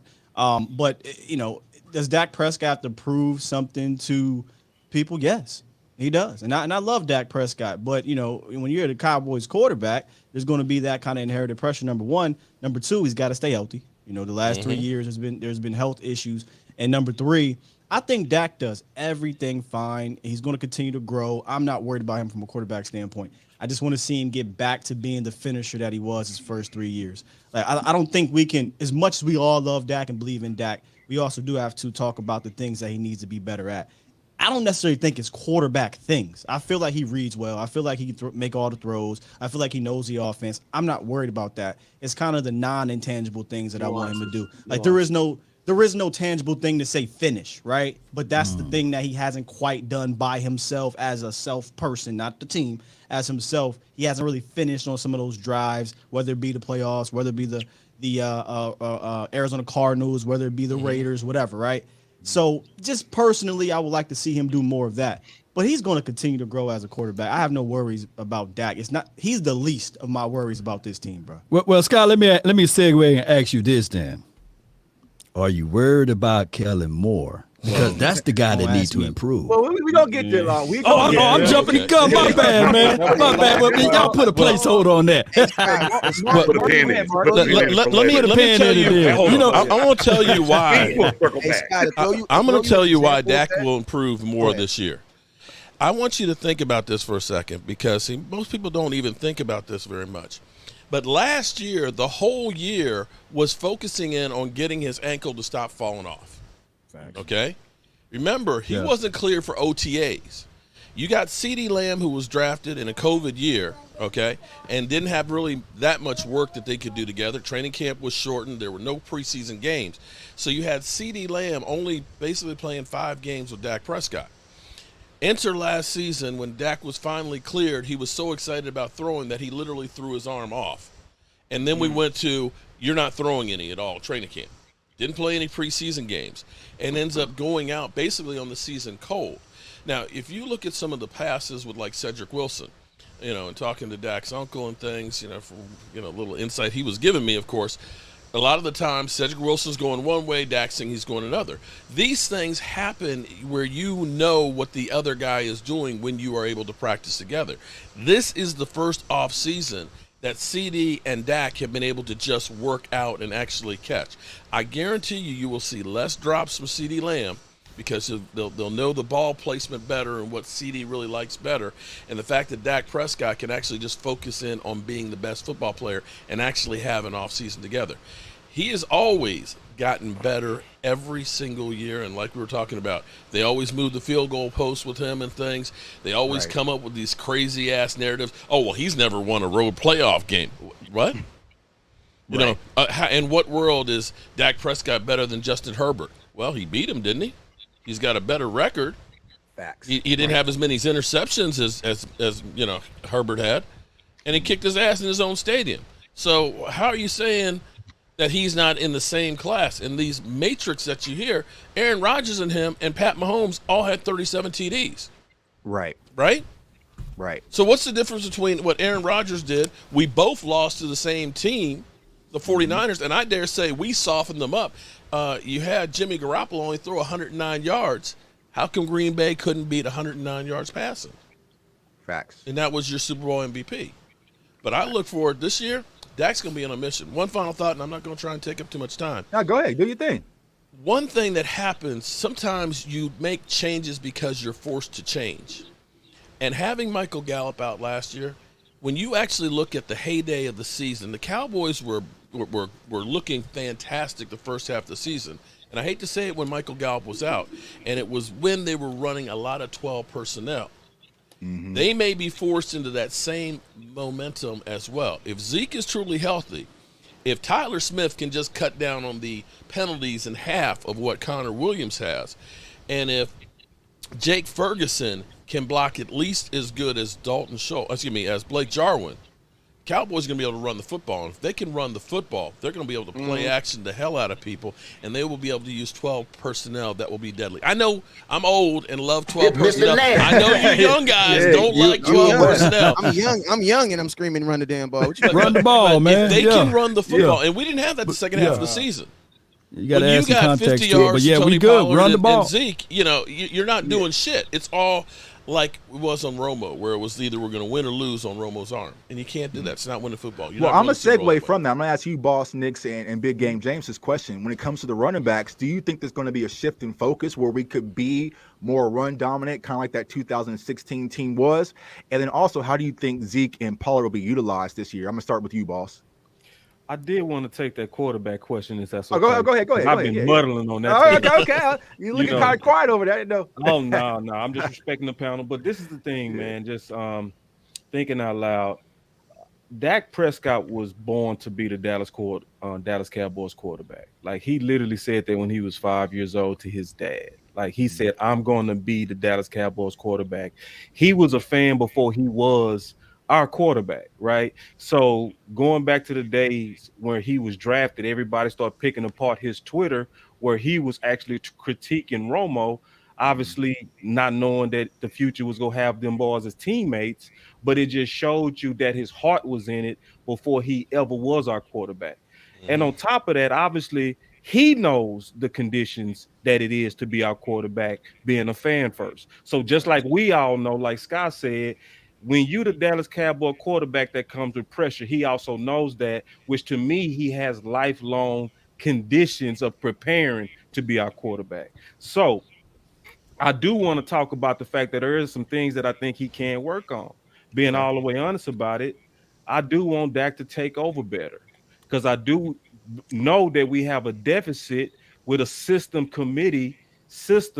that can become stagnant at times. And sometimes you need the leader of the whole team to buck the system. And I'm going to be just straight up about that. That's something that I think would make Dak better and attack matchup. So if I was to answer your question, your original question on where can Dak be better, I would say that in terms of just taking over. But in terms of having that it factor, like Voss said, that closing, all the skill sets, everything that Mark Holmes said about what he had to endure to even just play out and how good he played, like West Coast said, in terms of breaking a franchise record and breaking Romo's record with all the controversy that he went through and the ankle and his brother and all of that.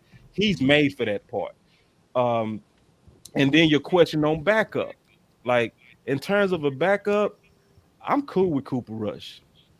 I'm super cool with him. It's like, because I feel like there's times to where, can he get hot like Foles did? Probably not. But can he win you a couple of games because he coming in hungry and go deliver the ball? Yeah, just like he did in Minnesota. And just remember, when he was a rookie and he was in his preseason games, he had the highest passing rating out of all quarterbacks, including Mahomes and Watson. Obviously, I'm not saying he those guys. I'm not saying Right. but I'm saying, Right. We better than Watson. I'm saying he can win you a couple of games if Dak go down. So I'm kind of cool with that. Yeah. Nix, you want to dive in on the quarterback situation? I think it's been covered all the way around. Let's give these running backs, man. Yeah, go ahead. Go ahead. I'm let's asking get to that the running question. backs. Yeah, I think, when it comes to the running backs, we talked about it a lot last year. I know I did. Looking for Paul to get in that rotation of 12 to 15 touches along with what they're going to be doing with Zeke, having them both on the field at the same time. And every year, whether it's OT or minicamp, like, oh, they're actually going to do it this year. They're going to do it this year. And then we get to the regular season and it doesn't happen. So, but then going back to what Holmes was saying, about the 12 personnel and whatnot, it's not just about Zeke, it's about getting Pollard involved too. And we talk about Pollard in the idea where he can help in the slot and help this passing game as well. You do want to see him get more. Now, going back to 2014, like you asked, could the Cowboys say, all right, Zeke's last run, we're about to load him up like they did DeMarco Murray and they'll pump and dump, and move on from the contract? I mean, there's maybe something to that. But yeah, the Cowboys got to be, it's not just about running the ball and running the ball effectively, schematically, Kellen Moore, doing things better in those realms. But I would like to see, you kind of think about RIP to Marion Barber, the Barber and Julius Jones kind of split action where you're starting to talk about between the 20s was more Julius and then your hammer inside the 20 and then to put the game away with Barber. If they could kind of get to that kind of rotation, that lightning and thunder rotation with Pollard and Zeke, I would love to see it. I would too. What about you, Big Game? What's your thoughts on the run game? I hope that it happens. We've been talking about it a long time, just like Nick said that we've been wanting to see Tony Pollard. I've been saying getting him about 15 to 20 carries in that game, not 15 to 20, but getting that magic touch for the whole team as a running back duo, getting about 20 carries. The team is just better. And I just feel like Dak Prescott himself is better when he has the running game. He's a more effective quarterback. He can do a lot more things. We talk about the play action. He's just a better quarterback, and the team is better when it's balanced. And we've seen at the very beginning of the early of the season, Dallas was one of the top running back rushing teams in the league. They were averaging almost like 180 yards a game. So it's not like we didn't see them running the ball. Healthy Zeke is a good thing. I know everybody's trying to run away from him and move on from him, but at the end of the day, he's still that tough battering ram back. He was playing very effective before the injury, and I think if they continue to use that, and with Kellen Moore kind of being blown out in the media and everybody talking about him with his play calling, I believe that we will see a little bit more of that Tony Pollard thing, just because he can't really hide with his play calling now, because everybody's going to be looking about it. Everybody's going to be looking at it because it's already been kind of exposed in previous times, especially this past season. So I think the running game is going to be solid, and especially when you're losing Amari Cooper, you want to have that running base because it makes, like I said, I feel, in my opinion, it makes Dak Prescott, it makes any quarterback a better quarterback. But it just seems like the Dallas Cowboys are a better team when you can have that run pass balance. And Wes, I'm gonna kick it over to you because I know you missed to run the damn ball. So what's your thought process on the run game this season? Well, I'm going to say what everybody believes I'm going to say. I think the Cowboys should run the ball every single play, including on defense. You know what I'm saying? Figure out a way to run it on special teams, too. Nah, man, listen to me. This is what I believe, man. My hat does not say Zeke run the ball. Don't say Tony Pollard run the ball. It says just run the damn ball, right? And when I'm screaming running the damn ball, what I'm really saying too is this, right? Your defense should not be 100% clocked in on your ability to pass.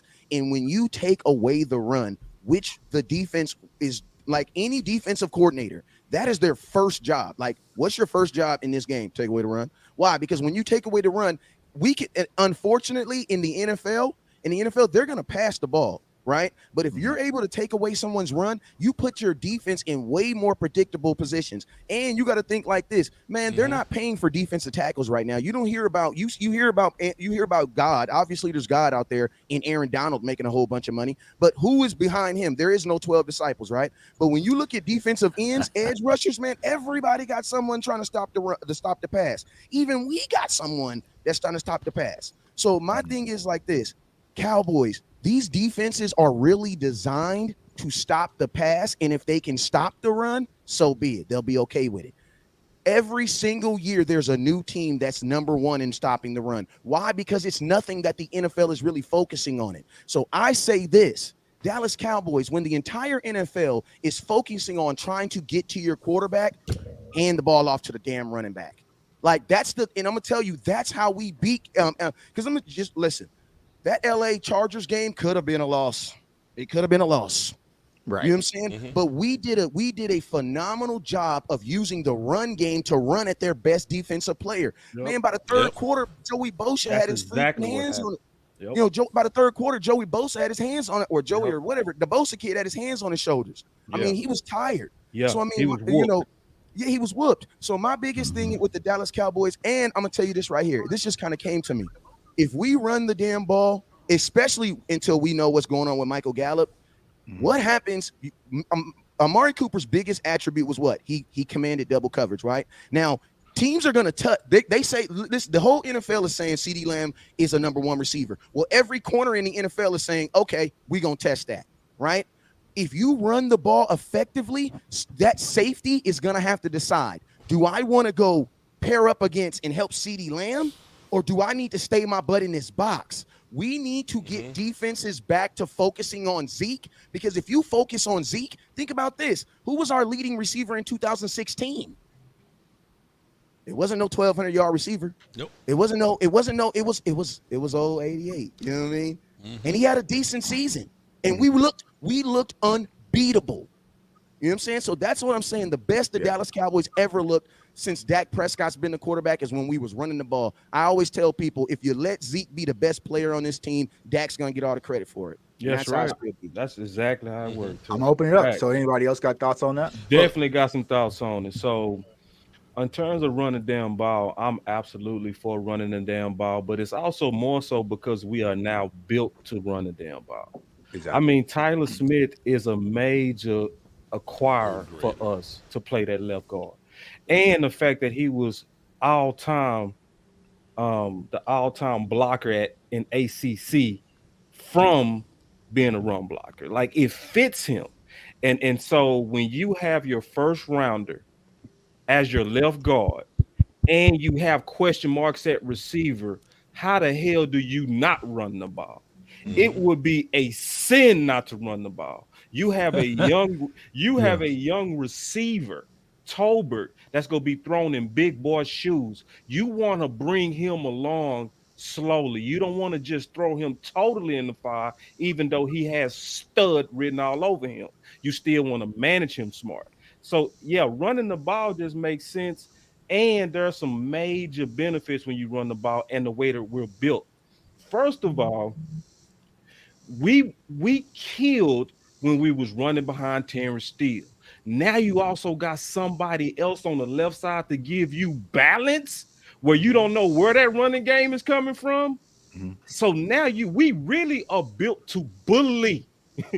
And when we are bullying teams and we are actually bringing physical pain to team, you just control a team and you rest your defense. Like, to me, everything says we should run the ball. And in terms of Pollard, in terms of running the ball, I'm going to be honest, I think they are using Pollard completely wrong. Okay. What they've done is, if you look at how he was used in Memphis, he was used with more screen principles, right? So a lot of people will say, okay, they was lining them in the slot, and they was talking about that a lot this offseason. But using him properly is to basically get him the ball in space. To me, because there's multiple ways to get Pollard the ball without just running the ball. With these guys, it's more so also about touches. So I would want to see Zeke and Pollard, because you asked about both of those guys, right? Not just run the ball, but be creative on how you get those guys touches. So, like, for instance, let me ask you a question, Mark. Boss. Let me first of all, do I sound like a robot still? You sound fantastic. Keep going. Act like you don't, but go. I'm acting like you don't. Yeah, we gonna push through it, big dog. You do a great job of fixing this. No, right. Yeah. Go ahead, Ron. Yeah, I had to switch up the whole thing. But how many touches you want to see the running, like the backfield, get? Well, yeah, I would say about Like 30 touches. if you could shout an average, what do you want to see? About 30 touches, which is exactly what San Fran said, right? And so and the Rams. So there's a certain amount of touches that if you're creative about how you get your playmakers the ball. And I'm gonna say this also just to answer your question. So I gave you the number 30, but it's also the concepts. Like, for instance, in my opinion, when you look at how Zeke was used at Ohio State, if he was drafted from the Dallas Cowboys, we never would have believed he was a 3-down back. Facts. Why? Because we don't use him to catch out the backfield. You feel me, Wes? Feel me? We would have drafted him as a 3-down back based on how the Dallas Cowboys use him. We knew he was a 3-down back because Ohio State used him that way. Like, we forget not that Pollard can catch, but Zeke can catch. And I'm telling you, as an ex-defensive back, the scariest shit in the world, excuse me for cursing, is if a Zeke catches in the flats and I have to come tackle that. Right. There you go. I'm just being honest. So it's like, it's not just even the touches, is putting those guys on the perimeter to do damage. Scott, I heard you talk about it when we were talking about San Fran. What did Pollard do when they put him on the edge? Truck that corner, yeah. So it's like it's more than, to me, just run the ball. It's run the ball, get those guys the touches, and put them in the places where they go win better. And Scott, I'm gonna ask you this question though. But do y'all think that's the mentality of Mike McCarthy and Kellen Moore when it comes to his offense, that they can even commit that type of thinking? That's what it's about to me. I don't really care how many times they run it, as long as it's efficient, and what Boss said, how they do it. Because last year they tried, I use quotes, tried to run it last year, and they did it in the wrong way. They would line Zeke up in the backfield out of shotgun and just have Dak turn around and tell him to run up the A gap. Right. That's not going to work, especially with a one-legged Ezekiel Elliott. So tell me, how are we running? Like Boss just explained. Are we attacking the edges? Are we using pre-snap motion to get the linebacker to just hesitate for 1 second? Like, that matters more to me now than back in 2016, where we could just line up and go. I don't know yet if we can just do that just yet. That may be answered by week 3. But right now we're entering a different year for the Cowboys, right? There's no Amari Cooper out there for teams to say, "I run on us," beat us with the run. And Dallas was doing that through the first 6 weeks. If we got a little bit of context, teams were saying, we're not going to let Amari Cooper, CD Lamb, at one point it was Gallup, but it wasn't, and Dak Prescott just eat us up through the passing game, because that's where teams score quicker. We're going to make y'all have to earn it down the field and then score in the red zone. And in that Chargers game specifically, we weren't necessarily doing that. Look at the score. It was 17-17 in the fourth quarter, because it was like, sure, go ahead and run it. We ran all over 250 yards and barely got away with it, right? So I think a couple things have to happen. If you're going to be that type of team, which I agree with y'all, we have to rely on the run early on. You have to. You got a rookie wide receiver. Yeah, man, you got to. And you're better when you're balanced in general. But if you're going to rely on the run, history states, if you want to win the Super Bowl, right, you're going to need, and we'll get to this later, your defense to be elite.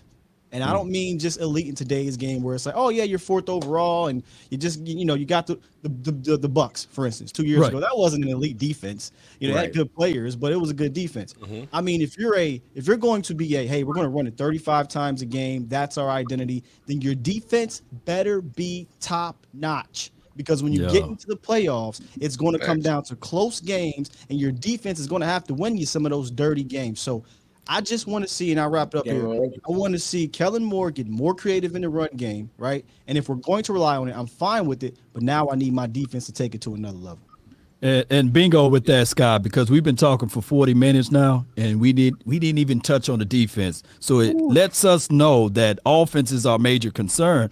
The Cowboys finished 5th in defense and 5th, I believe, or 6th in offense in 2006. Now, we all know that we still couldn't stop a nosebleed in the rush, but the running game also masked the defense. Now, case in point, we got a better defense, a defense that can get takeaways, turnovers, or what have you. So if this team can run the ball, and with the caliber of defense that we have now, oh man, this can be unbelievable heading into 2022 season. We just got to get to running the ball effectively. Yeah, and I think effectively, I think that's a question that we need to ask is, do you think Kellen Moore can do that? Because we do not have a run game coordinator, and like I've been preaching for this for a long time. Like, we need a guy who is just not Zeke's coach, because a coach is going to vouch for you on Monday through Tuesday or Monday through Saturday. Yeah. But come that day on the game day, bruh, your position coach is on the sidelines grabbing you water, bruh. Right. Yeah. An actual someone who's getting paid and being responsible to make sure that it happens. Go ahead. Go ahead, Ron. No, you know why? I think that they don't focus on obviously why Kellen ain't focused on the run game, because that don't get him a job. It's messed up. But he's focusing on the passing game because he's trying to become. That's true. He's been hearing that golden boy thing for too long, so he's sloppy and lazy with his run game scheme, and he focuses on the pass game. I don't know who the offensive coordinator for the Tennessee Titans is, but you would think he'd be wanted for jobs, right? It's as nasty I'm as just they're saying be running, right? But I have no clue who he is. So. Yeah, but here's the thing, though. Here's the thing on theory. it. Touching back to when you went back to 2014, when you looked at that was probably one of the best teams we've had really since the Super Bowl eras, and that team was completely balanced. And when you went back to 2016, Zeke was feasting. He was basically the only running back.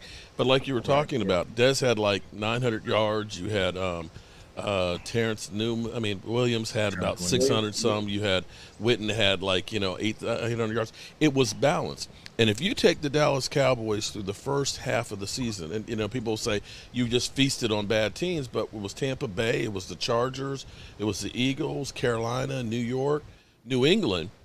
We were on pace to have 5 guys to be 1,000-yard players, and that was Dalton Schultz, that was Tony Pollard, that was Zeke, that was Amari, and that was CeeDee Lamb. That offense was balling, but it was balanced, and you made the defense have to respect the whole field. And as far as the running game goes, one of the biggest problems with that running game was the damn penalties. If it's first down and you get hold and now it's 1st and 20, you're not running the ball in 1st and 20. You're just not. You are now to hold. Now we have to pass. And once the team became one-dimensional, you're screwed. 14 penalties do it to you. So look, this is my thing, right? I was actually Googling this, and I put the link in the DMs of the situation. You know what I'm saying? Y'all want to look at it or whatever. So I was just looking at it, right? So Tampa Bay, that was more of a we had to pass to kind of beat this team or whatever, right? And shit, we was in our little bag then. But Chargers, Philly, Panthers, Giants, Patriots, all those were 30-attempt games, right? So I don't want to just like take a side right now to be like, oh, Kellen had an ego, he had to throw the ball. I want to stop and like think for a second, right? Like because nobody gonna do something that works and go, fuck all this winning. You know what I mean? Well, they did it with Terrence Steele, though. They did it with Terrence Steele. But some of that was dictated to him, though, because once Zeke got hurt, once Tony Pollard got hurt, and then, of course, Tyron Smith, once you had to start shifting everything around, and then, of course, people don't talk about it, but Blake Jarwin went out after the Minnesota game. He was actually instrumental in that running game. So all of a sudden, you weren't as effective with it because your running backs were hurt and your offensive line was shit. But if this is me bootlegging, I'm trying to be like Scott, man. Trying to build a plane. I took over the point. I took over for a second. I wanted him to finish his point, if that's okay. You ain't big dog. So like just basically what I'm saying, right?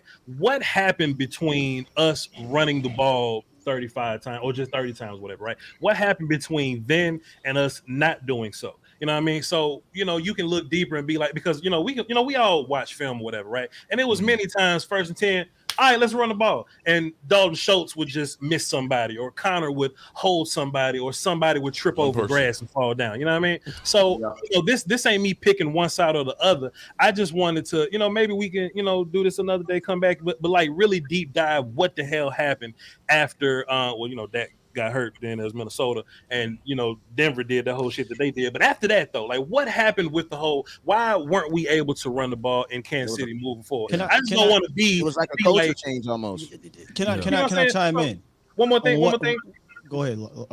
So I just don't want to say, are we capable? Well, is Kellen Moore even capable of running the football? Well, he is, but something happened between then and then that stopped it. And I just kind of want to know the answer to that. Go ahead, Will. I think it's you said his name, Kellen Moore. Mm-hmm. Kellen Moore has come up in the league where he doesn't know how to adjust in the run game, maybe in the pass game, maybe. But how many years coaching has Kellen Moore had where his run games got stopped and he had to adjust, right? He's only coached 3 times. So when Mark was talking about all these, these injuries and things like that, I said, well, and this is not on you, Mark, because I've heard this all the time. Well, then how does the Niners how do they continue to keep running well? How do the Ravens continue to keep running well? How do all these free agents without you know why? It's because they have a running game coordinator / they're committed to it. Yeah, the Cowboys don't have that, and no penalties. So my whole point, my whole thing with Kellen, and this is not me faking the funk. I was giving Kellen praise because I had yet to see him counter. He was just eating those first 6 rounds. I'm like, damn, he's killing. Go ahead, Kellen. But when Kellen got rocked, I didn't see a counter, and I got worried. Because you can have your running game can be stopped. Your offensive line can get banged up. Your yada yada yada, right? But there are small little tweaks you can do. There's small little wins in those losses that we had. If you go look at some of the games where we only ran it 15 times, 6 of those rushes that went outside, they were successful. Well, why wasn't it 15 rushes outside? And those small little last point, and I got you, Wes. And those small little games, when you did motion, when you did some pre-snap stuff, it worked. Why didn't you keep doing it? So it's Kellen. I mean, Kellen has to be committed. He has to learn, and hopefully he does it year 4. I think we just don't have an identity offensively. Hey, and I was gonna say this to piggyback on your point, man. It's like this. One thing I know about Golden State Warriors: if Steph hit 2 threes, they passing all the threes to him. He getting them all. You know what I'm saying? You know that Kellen Moore doesn't want to run when you see a guy like Zeke actually have a good run and then don't get the ball for a whole quarter. I'm gonna tell you another game, Wes. Exactly. I'm gonna tell you, and I know that you guys say that we had to throw the ball, to beat Tampa Bay. But I feel like that's something we knew after the game. In the beginning of that Tampa Bay game, the Dallas Cowboys, on our very first drive, we ran the ball 3 times with Ezekiel Elliott. Me and BJ went over this at 3:00 in the morning. On the first handoff, he got 4 yards, right? Crazy, on the next handoff, he got 4 yards. On his next handoff, which was 3 plays away, it was 3rd and 1. They gave the ball to Zeke. He got 2 yards. BJ, I'm gonna ask you, when was the next time we ran the ball? How many plays was it? We counted them live on air. It was like 10 or so. It was 10. It was 10 or so, I think. Plays, man. Incompletion. And I'm gonna tell you guys something that is not fair. It is not fair. It was not fair for them to throw the ball that damn much, not knowing if your defense was gonna be good. That is not fair. Like once you realize, listen to me. Once you realize, like week 10, week 12, Teron Diggs got 13, 14 interceptions. I get it. But bro, this was Dan Quinn's first job as a defensive coordinator. Like, how do you do that, bro? Like, how do you do that? How do you make Dan Quinn defend Tom Brady 14 times in an NFL game? That's how many drives. That's how many drives Tom Brady had in his first game. That's not right. That's like making a rookie quarterback throw 40. Think about this. That's like making a rookie quarterback throw the ball 40 times in his first game. Well, we did that twice with Ben DiNucci, threw the ball 40 times. Gary Gilbert threw the ball 40 times.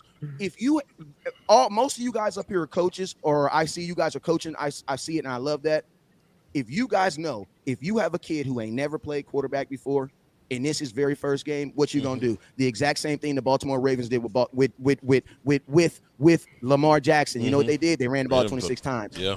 The run game can protect anything because it keeps the opposing offense off the field, man. And that's all I'm saying. That's why Jerry Jones said when we drafted Zeke, oh yeah, the best defense is a good offense.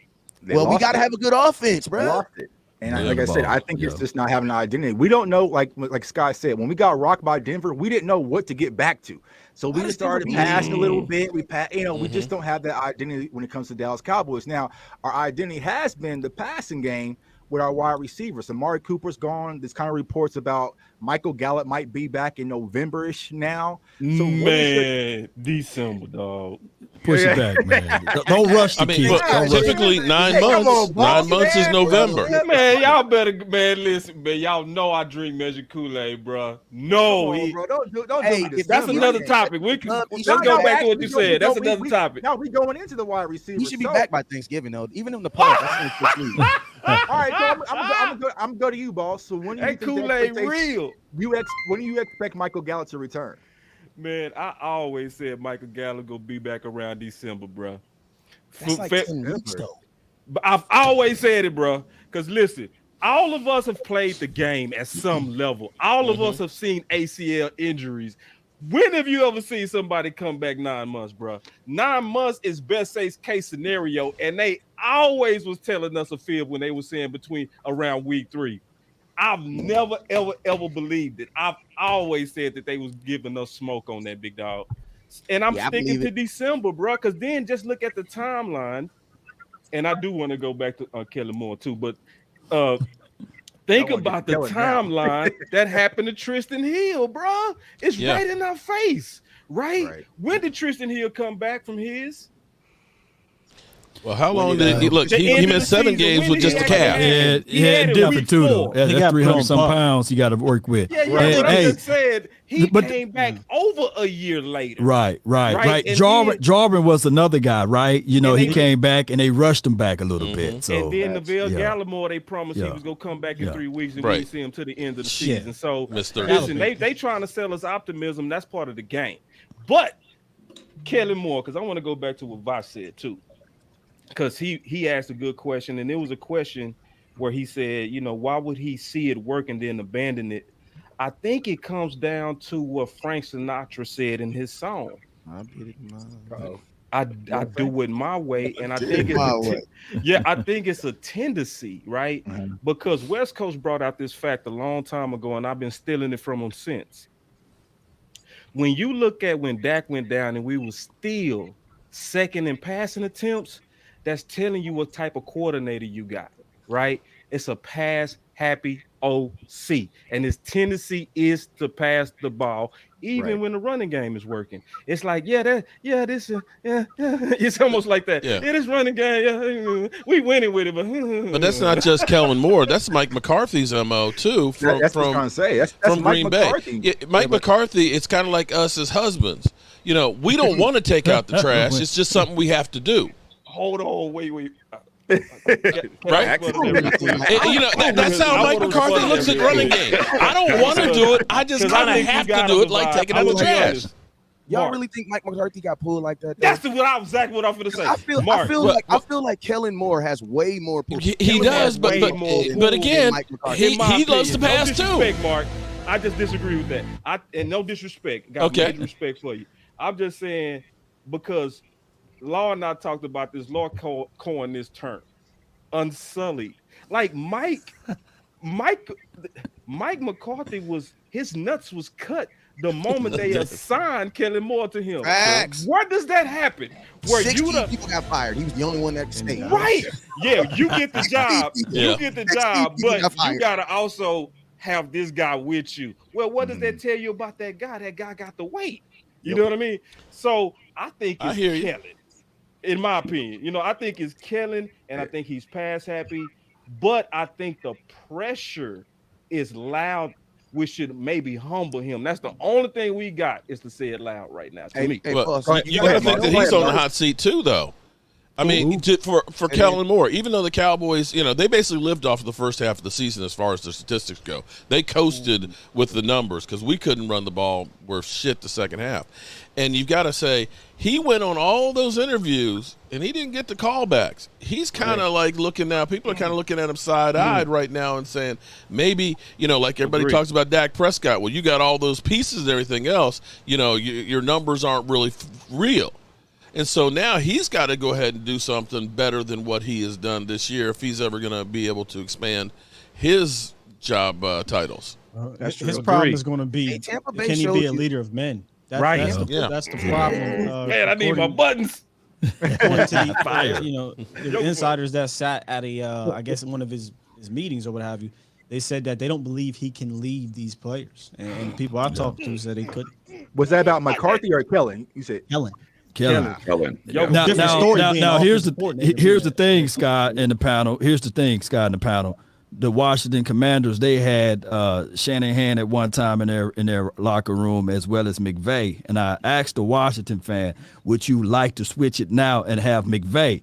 And they said, man, they would love, they would get rid of all of their coaches to have McVay. The thing is, you can't skip the process of going through growing pains. You can't skip that. And the Cowboys are trying to skip that process with Kellen Moore. And there's no other way around it. Trying to sweep the floor. They did that with Garrett too. Can get the corners because this is the way they know. They are literally following the same footprint as Jason Garrett. This is what Jerry knows. He thinks this works. And they're comfortable with that. That's the problem, man. I think good things can come out of confrontation. Good confrontation has helped this franchise go in good direction twice. Jimmy Johnson was confrontational. Bill Parcells was confrontational. Was Chan Gailey, Dave Campo, Mike McCarthy, Jason Garrett? No. So when you got, when you're comfortable in this, yes man situation, I don't think you're ever going to, in my opinion, get past this unless you get ridiculous amount of luck. You need some confrontation. There's a guy out there that'll come and bring some of that next year, but that's a whole different conversation. So that motherfucker don't miss, man. In the heat of battle, he don't miss. In the heat of controversy, he don't miss. You missed that drop, Chuck. No, he was perfect on that drop. One more time. Right, this motherfucker don't miss. No, that motherfucker don't miss, man. In the heat of battle, he don't miss. No. In the heat of controversy, he don't miss. Yeah, he needed a drop on that one. He needed that drop. I was going to ask you, bro. So from Kellen Moore's standpoint, though, he can sit back and say, "Look what our offense did last year." Yeah, right. So you can say that. So what's going to push him to actually change? Can you hear me? Yeah, I can hear you good. Okay, sorry about that. I mean, just bouncing off pretty much what Sky was saying, I'm just really agreeing with that point. I've been saying that this is the way it was set up with Jason Garrett. Everything's been too easy for him. The same way Jason Garrett came over from Miami when he was the quarterback's coach, everything was given to him. It was easy. They laid everything at his feet when he took over and became the offensive coordinator. And if you listen to T.O. and some of those players, they were saying the same thing they were saying about Kellen Moore. He ain't really got a counter punch. We get all these points. We run these same plays, but then these defenses figure us out. Then they don't know what to do after that. It's like the same. It's like Jason Garrett part 2. So it's hard for me to say where is there going to be change because they laid out the same thing with Garrett, did the same exact thing.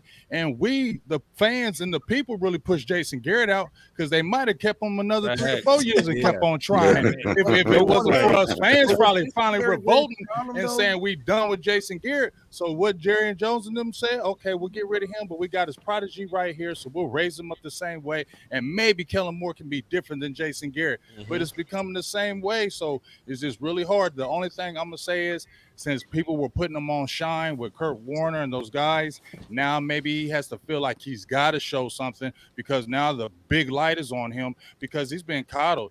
As I said before, Stephen Jones was the main one that was talking about, hey, I love Kellen Moore, so we are going to bring him back. And he made that statement when he said, I love Kellen Moore. So real villain. And who was, to me, really running it right now? Stephen Jones is really running right now. So I've been saying that for years. It's some tough things going on with that.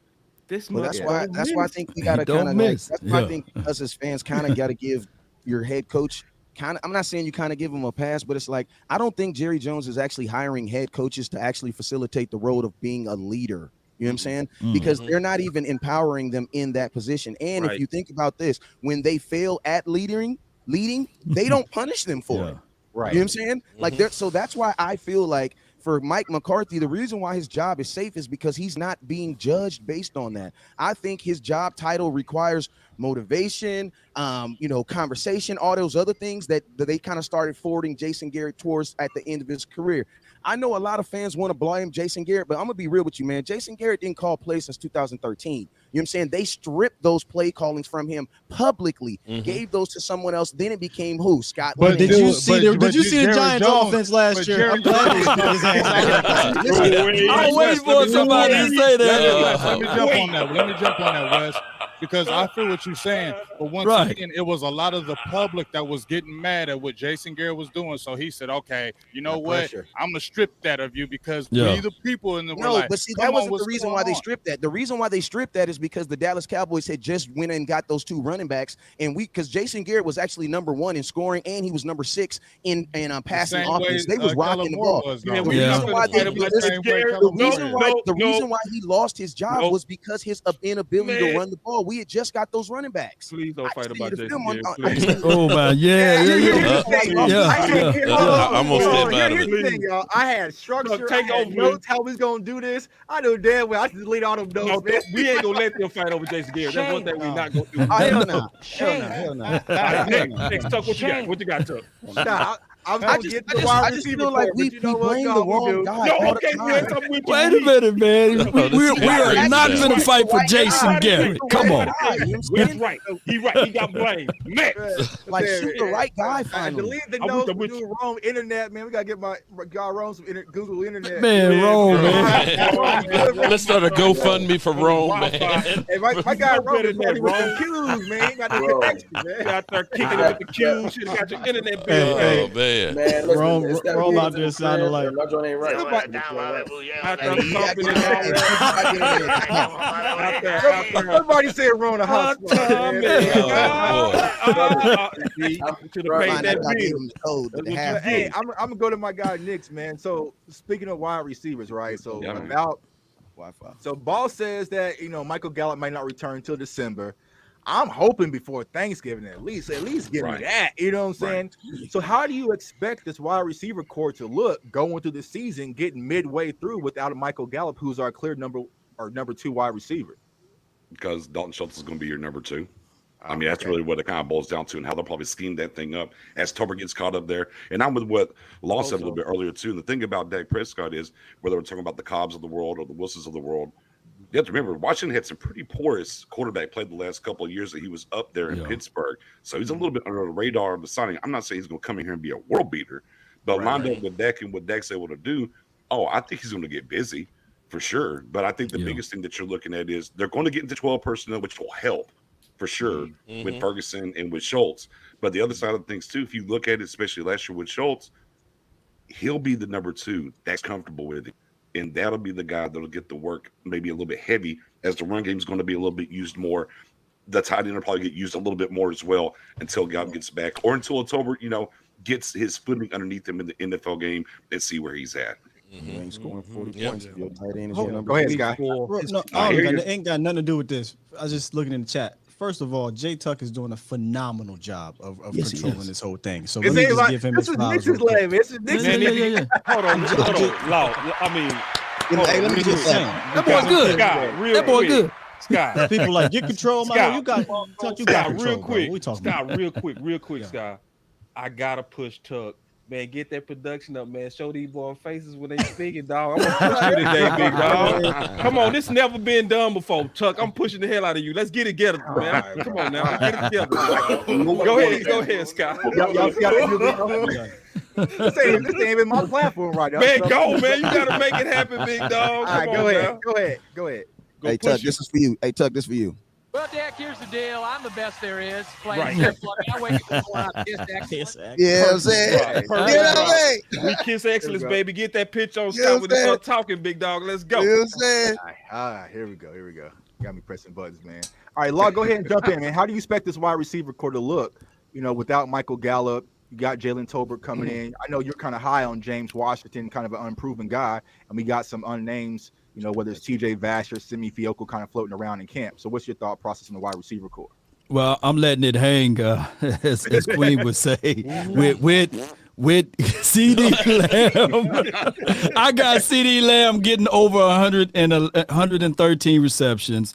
I got CD Lamb, he getting 1,300 yards and as well as double-digit touchdowns. This will be his 3rd season. And if they can make him the focal point, like even Amari Cooper on his way out said the other day, if If that's the magical word, if CeeDee Lamb is focusing on this offense, everything will work its way out.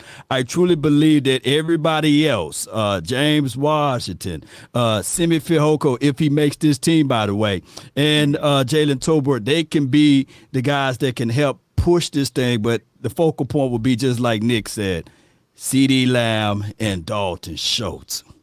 Yeah, Dalton Schultz. Yeah. Go ahead, Ron.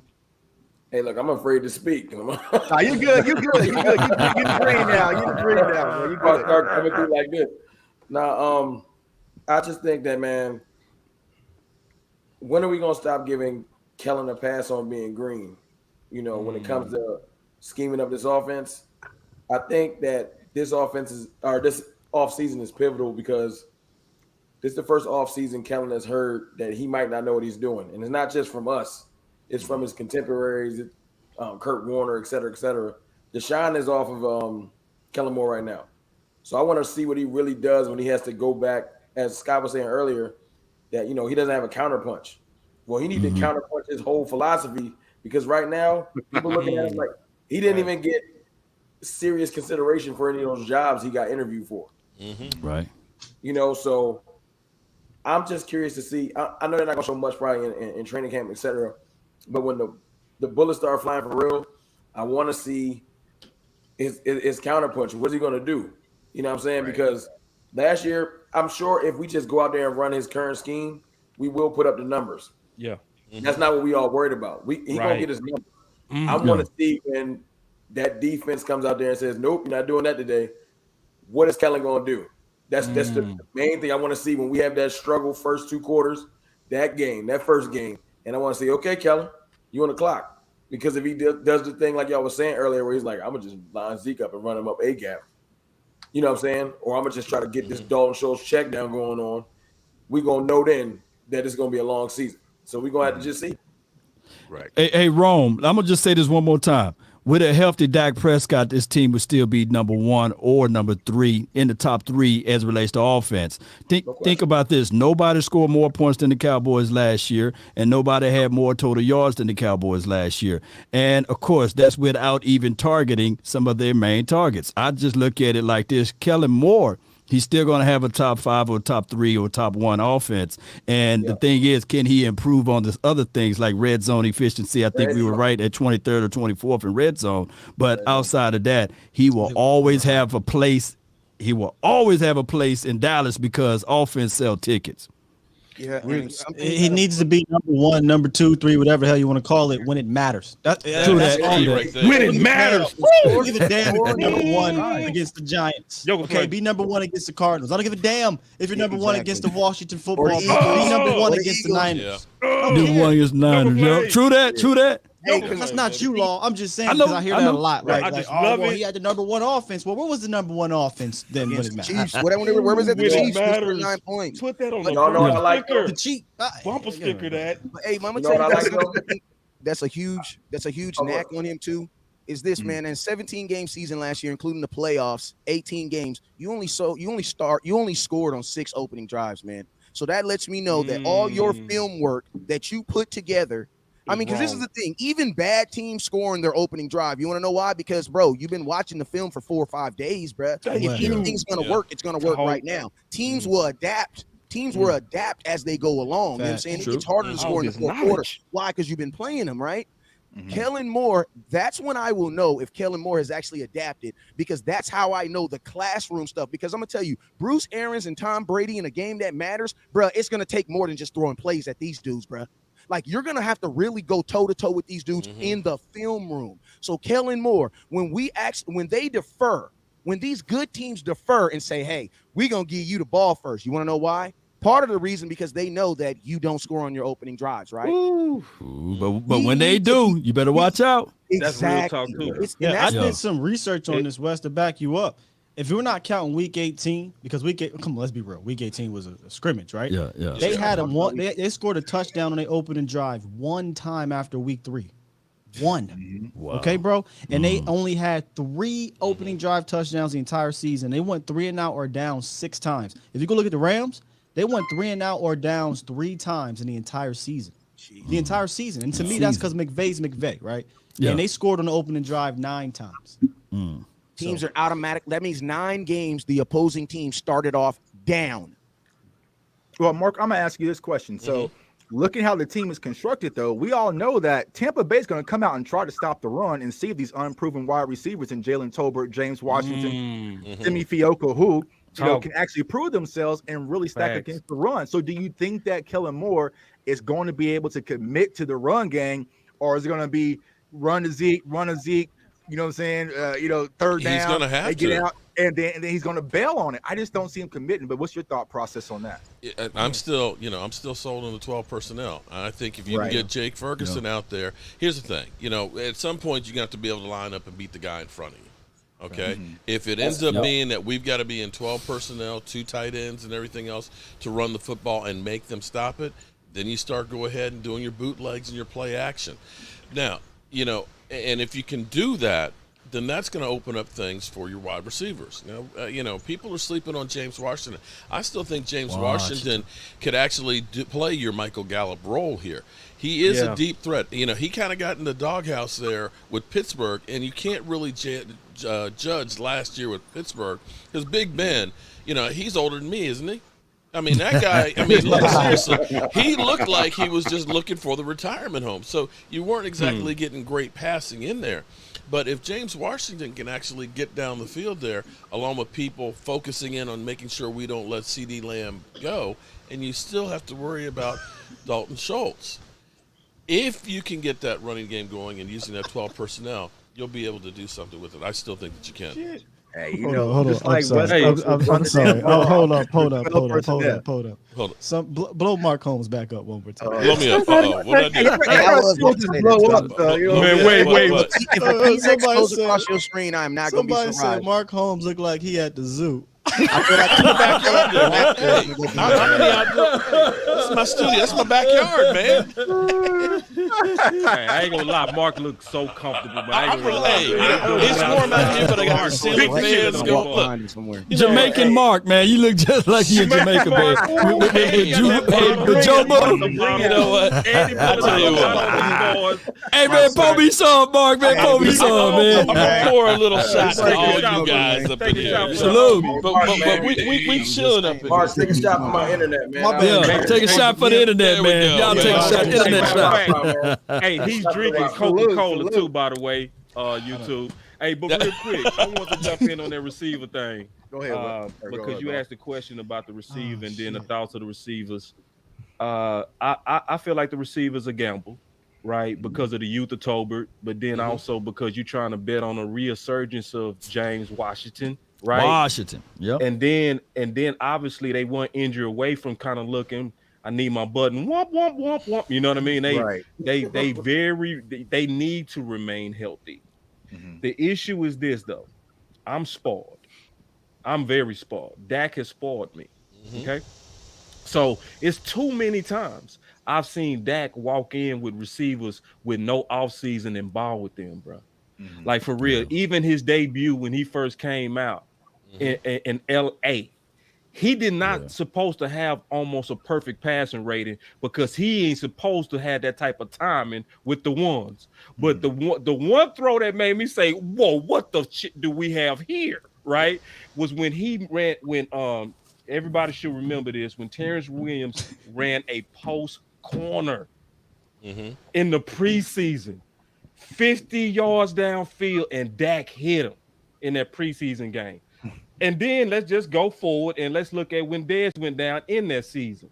Guess who had to step up? Bryce Butler. And Dez was out for 3 games, maybe 4. And they won all of them. Bryce Butler confidence was up so much that he thought he was the number 1 by the end of the season. Yeah, true that. You know what I'm saying? And then obviously look at what happened with the resurgence of Cole Beasley, who had his best year with Dak, right? And then add Cobb to that. He got Cobb paid, right? Then people forget that Amari was looking like he was falling off a cliff before he came to Dallas. And Dak and Amari, with no offseason, was number 1 in yards for 8 games. So, yeah, I'm looking at the receiver room, and it does look, I ain't gonna lie, dusty as hell. one injury away from crisis. Like, I'm being honest, one injury away from crisis. But I do trust Will McClay to go get us a bite. I ain't gonna lie. Go get me old Julio, put him with Dak, and I feel like we can rock. I ain't bullshit. Simply because you don't have evidence that something does exist does not mean that you have evidence that something doesn't exist. Well, let me ask y'all this. Do you think that they know something in the house with one of the young wide receivers is why they're playing it cool? I mean, they probably doing what they did with the safety room last year. Go to training camp, let them play for 2 weeks, and be like, "Yeah, go ahead and call the hooker up, man." Who the hooker this year though? Yeah, who gonna be who's that wide receiver we could go get? Man, it's a wide receiver out there gonna turn some heads. I mean, you're so close to training camp financially, it makes more sense to do it that way. Because but keep in mind, there's always a Reggie Davis. Now, there's always a Reggie Davis. I want to let y'all know, because they're gonna have me hype out there, and I'm gonna get a lot of views, and then he's gonna disappear. Shout out to Reggie Davis, though, man. I think they missed the boat. I think they missed the boat when it comes to the wide receiver core. I'm like Boss. You know, I'm kind of cool, but we are one hamstring, away from me being like, I will say this though, you know, the wide receiver room in general is definitely a big giant question mark to start off the year, especially if Gallup is not here.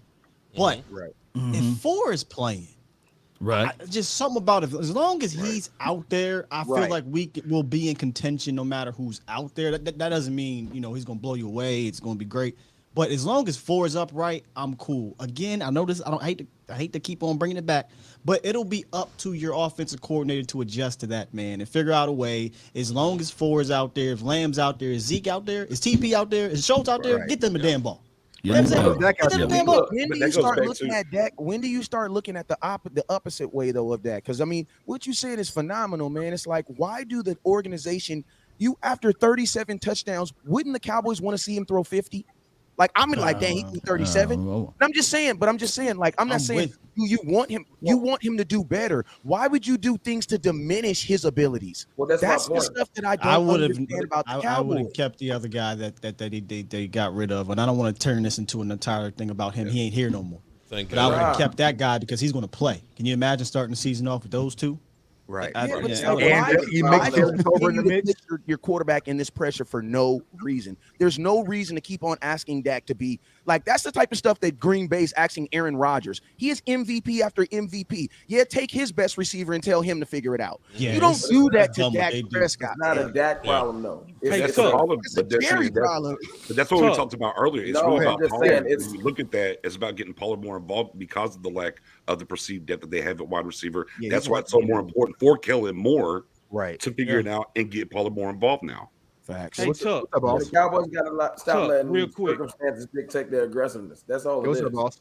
Yeah, I just wanted to see if I could ask Vach, BJ, and Big Game James a question real quick. Yeah, go ahead. Yeah. All right, so I want to ask all three of them guys because I want to ask Vach because he's an offensive podcaster, BJ because he played both sides, and then I want to ask Big Game because he played defense and he's a defensive podcaster. I got a real good question in my chat about Kellen Moore likely being better in the box. I want to throw that out to y'all three guys and anybody else that want to jump in. A bet in the box with that. Yeah, so Kellen Moore basically moving to the box. In the booth. The booth. I gotta be saying like that. We said because when you say box, you think like that. I was like mattress. We said different linebacker Moore. Booth. We said Let me say this too, though. Let me just say this. I know what you meant.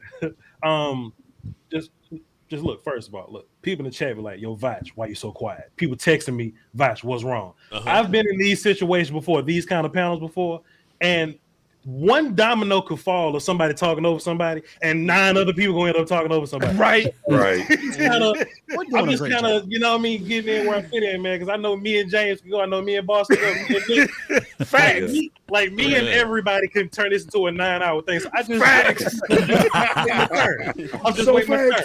I'm good.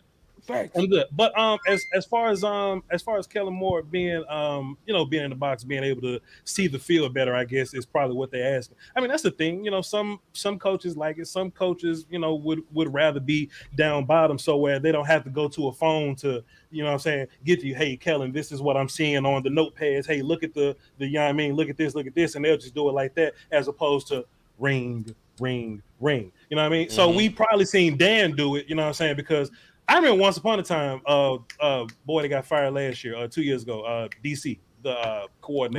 Mike Nolan. The offensive coordinator playing DC. Look, watch this. Mike Nolan was in the booth, and they was like, Mike Nolan need to come down. Then Mike Nolan came down, and we still kind of trashed him, right? But Dan Quinn went straight to the booth and said, fuck y'all, I'm not coming on the floor.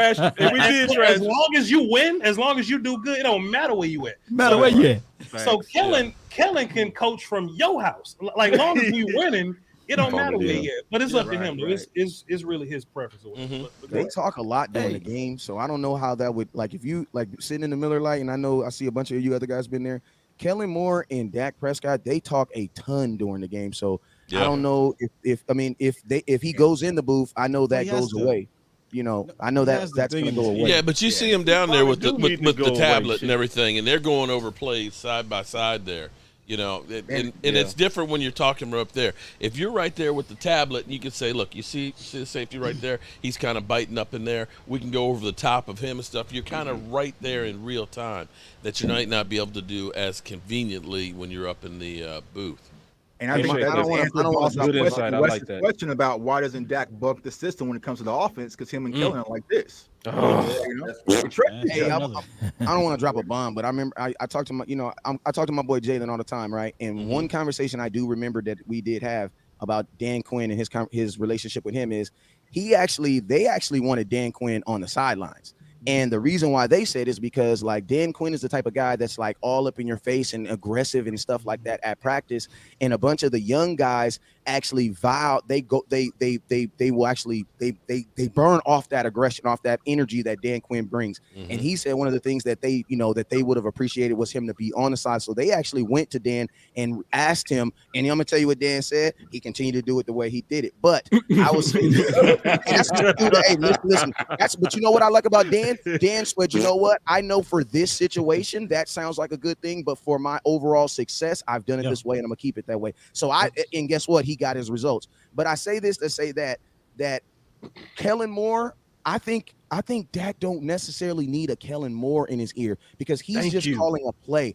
I think Dak needs he don't need John more Kitna, guys. right? He needs a John Kitna. He needs. He don't need a Kellen Moore. Right. Like, what can Kellen Moore tell him? Someone who's not corporate. Kellen Moore gonna say, "Hey, he needs he got to the right depth. And you should have threw the ball when he hit the right depth." What is Kellen Moore gonna tell him? He needs someone hit that 7-yard marker at the top of his route, and he made his in cut. You should have thrown the ball. He needs someone smarter than him in his ear, not someone that. Because at the end of the day, Dak got to be looking at this dude like, bro, you could not take my job. Right. When you were. Just remember, bro, you was my backup. I hope not, bro. I'm not saying we not, but I'm just saying my son will never be daddy in my house. You know what I'm saying? He'll never be daddy in my house. You know what I'm saying? I agree with that. I do want to transition over to the offensive line. So I'm gonna ask Big Game James and Vosh this. So when it comes to the offensive line, that was one of the issues last year, right? We did draft Tyler Smith. Lyle's out. He's on the the PUP list already. You plug in Terrence Steele. But what is your thought process? I'm gonna start with you, Vosh. I know the offensive line is kind of your thing. How comfortable are you with the offensive line moving forward? It's Mr. Nasty time. I like that. Connor Williams wasn't bad. Hey, I say it. I agree with you, brother. Go ahead. Boy got quiet. on running. Everybody's like, finish that. But Tyler is different than Connor. Like, they're just different kinds of guys. You're going to be able to do different things with Tyler. So there'll be games we'll be watching film or whatever, and it'll be like Connor McGovern in there, because I was pounding on that table. Don't just put Connor McGovern in there because you're sick of Connor Williams, because the same thing, that they did with Jeff Heath, the anybody but Jeff Heath syndrome, right? And Connor McGovern couldn't get the second level to get them linebackers. Like that was one of the big problems I had with him, and that's how a lot of plays would just like blow up. Connor Williams did that well. Connor Williams gone now. So I think with Tyler Smith, we're not gonna have to worry about big dudes pushing him around. We're not gonna worry about big people taking him on a ride. You know what I mean? I think him playing inside would be better than him playing tackle right now. But there's some magical ass water in Dallas, the way they just take their draft picks and whatever little deficiencies they got, they just fix that shit within minutes or whatever. So I think the offensive line will be fine on the left side, and this is all considering Tyron Smith giving us 12 games, giving us 13, please, if we can pray for it. You know what I mean? I think we'll be fine. Go ahead. I think one more thing though, and I done probably just took everybody's point here, but Duke Manyweather just puts hands on folks. Bless him. So you know, both Tylers there with him. You know what I mean? Tyler, Badass, and young Tyler, whatever. But then you got Terrence Steele going back for another run of Duke Manyweather. You know what I'm saying? So whatever Duke did to make Terrence Steele the worst offensive lineman I've ever seen in my life to very much so capable, if they can do that shit one more time, I don't think we'll have a problem at offensive line at all. Well, let me ask you this, Voch, real quick. Do you think there's competition at the center position? I know a lot of people are high on Matt Farinock, and even Stephen Jones came out and said, you know, it's open competition at center. Do you think that that's the case, or will Tyler B be our center moving forward? I think it is open competition at backup center. You know, I don't think nobody gonna. Starting center. Starting center. If it's really an open competition, do you guys think we should have did more then? Because like you guys don't think we should. I think they believe in Farniok, man. I think it's genuine. They really do. They believe in him because when you think about them, they like Lindstrom too. You always want to be the name that's called when nobody was actually calling your name. You see what I'm saying? So they brought his name up unprompted. That's a big sign of confidence that they have, and it's been a great groundswell against Tyler. You know, so the pushback against Tyler and the public outrage against Tyler, I'm pretty sure they took center very serious. But I think if we watch film on Tyler, we saw Tyler slowly getting better towards the end of the season. And for a young player, that's what you want, you know. So I'm not here to say just give Tyler, you know, the job. You know what I'm saying? Because, you know, we're gonna fight it out. We're gonna get better, whatever. You know, put a little pressure under Tyler. He hasn't done anything to take the job away from him. You know, it's just it would be based on what we've all seen on. For just me, I'm just you know, for Vach. Fournier gonna have a hell of an off season to just come in and just it's clearly me, right? You know what I'm saying? You know, whether it be Lindstrom or the 27-year-old from fucking BYU that we brought in, or whatever, whichever one of them cats, they're gonna have a crazy camp to come in and take Beyonce's job. And just to echo what Vach was saying, 3 different starters. Starters from week 1 from last year. 3 different starters to change your center right now. I wanted to ask Big Game James and Vach one more question. It's okay, Tuck, because I'm go ahead. Go ahead. Do your thing. Just real quick, all right, because I'm not gonna fake the funk like I'm offensive line genius. I know I got good eyes, but I'm not gonna fake the funk like I understand the nuance. What's a real expectation, Big Game James and Vach, that y'all would see on Tyler Smith? Like, because obviously it could be like he's Zach Martin fishing water, which I'm not saying that's gonna happen. Or it can be a traditional learning curve from a rookie. What do y'all see progressing? I'm gonna say within the first 8 games. Go ahead, James. Because I just you know what I'm saying, cut you off there. So go ahead. No, you're good. No problem. I mean, I think that what they're gonna do. The biggest thing what Voch says, that Duke Manyweather thing, that's the which gets you most excited about anything. The same way Terrence Steele developed rather quickly when they put him in that lineup, because we saw the struggles from Terrence Steele the year prior. But when they inserted him in the lineup again, and a lot of us were worried, I know I was like, oh boy, here we go again. But we saw the quickness and the way Terrence Steele developed. And we were like, okay, well, that pushed Lyle Collins pretty much out of Dallas and pushed him over to the Cincinnati Bengals because we saw that rapid improvement. I would think with the same thing with Tyler Smith, even though he's a rookie, that you would have a good learning curve messing with Duke Manyweather, so you feel a little bit more confident with him not having those struggles early. But also, when you're talking about the offensive line, what Tuck was asking me, I just wanted to bounce off of, you know, the Connor McGovern thing and Joe Philbin. I think the spotlight has to be on Philbin because he has to develop these guys. When you heard Voch, you heard him talking about Duke Manyweather developing these guys. We don't hear about Joe Philbin. I think it's a critical year for Joe Philbin to be able to continue to get these linemen together, because in 3 drafts, he's had like 6 offensive linemen, but we saw Biadasz regress a little bit. Terrence Steele, we were really acquit Duke Manyweather. We haven't seen Josh Ball. Fair enough, we don't know. And now you got Tyler Smith, and then you got the Matt Willetsko kid, who a lot of people are high on, but he did come from a small school. So he has to me, continue to develop these guys so this offensive line continue to grow. And then with the Connor McGovern thing, I don't really think he's gotten a fair shot. I know what we saw what he did at left guard and people were frustrated with, but he had never played left guard in his whole entire career. I talked to his father. He played center. He played right guard. They threw him in at left guard, never ever playing the position. He went against Chris Jones. He went against some vaunted guys, so it wasn't like he was going against bums off the street when he started, and I thought he played adequately in that spot. But what I want to know is I feel like he should be able to compete at the center spot because that's where he was All-American at in high school. He was good at center in college. And my thing is if Dallas Cowboys kept on having people away from Connor McGovern, remember people were poaching for him last year, but Cowboys kept him. So my thing is if you kept him from getting picks or things of that nature, use him in a position. You were trying to have Connor Williams and him battle last year, and if that's what his position was, his main position was, why can't he fight at the center position as well if there's an open competition and see if McGovern can do it? Because Bosch was saying he didn't, he wasn't good at the second level at the guard, which is true, but he does have the power that Tyler Biadasz doesn't, and that's what we were complaining about with Biadasz. He has that power, and I think if you could give him a chance at center, he could solidify this center spot too. Not throwing away Biadasz, but if it's open competition, I think they need to look at that.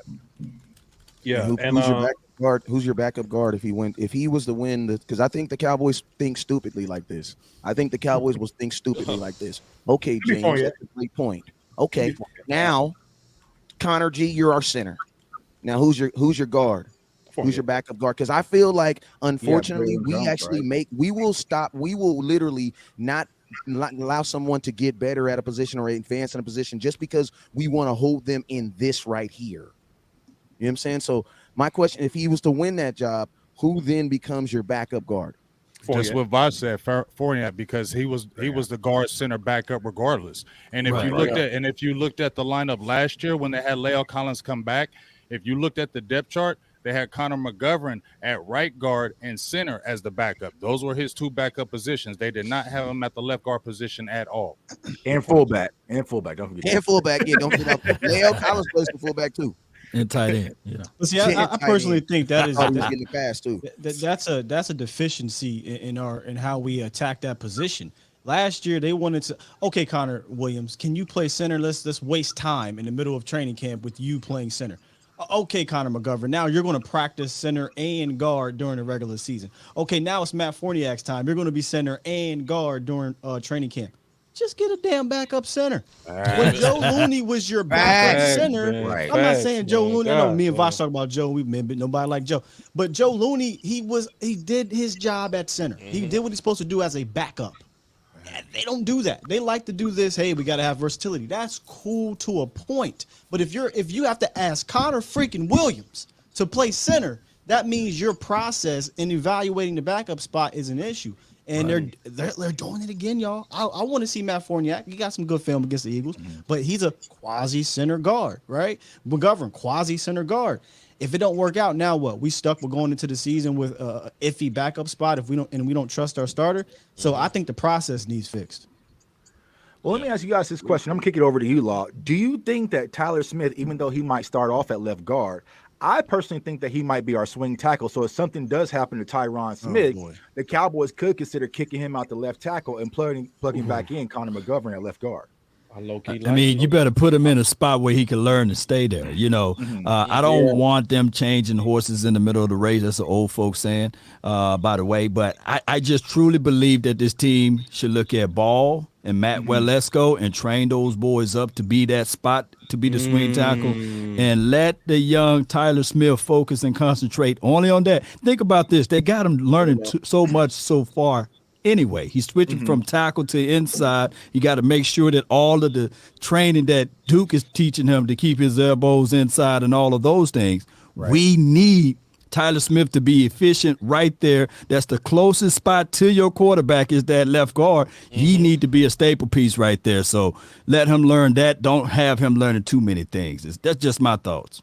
Can I jump in on that? Because I want to really throw this at it's all the offensive linemen, the BJ Nixes, and you know, saying the Rodgers, all of them.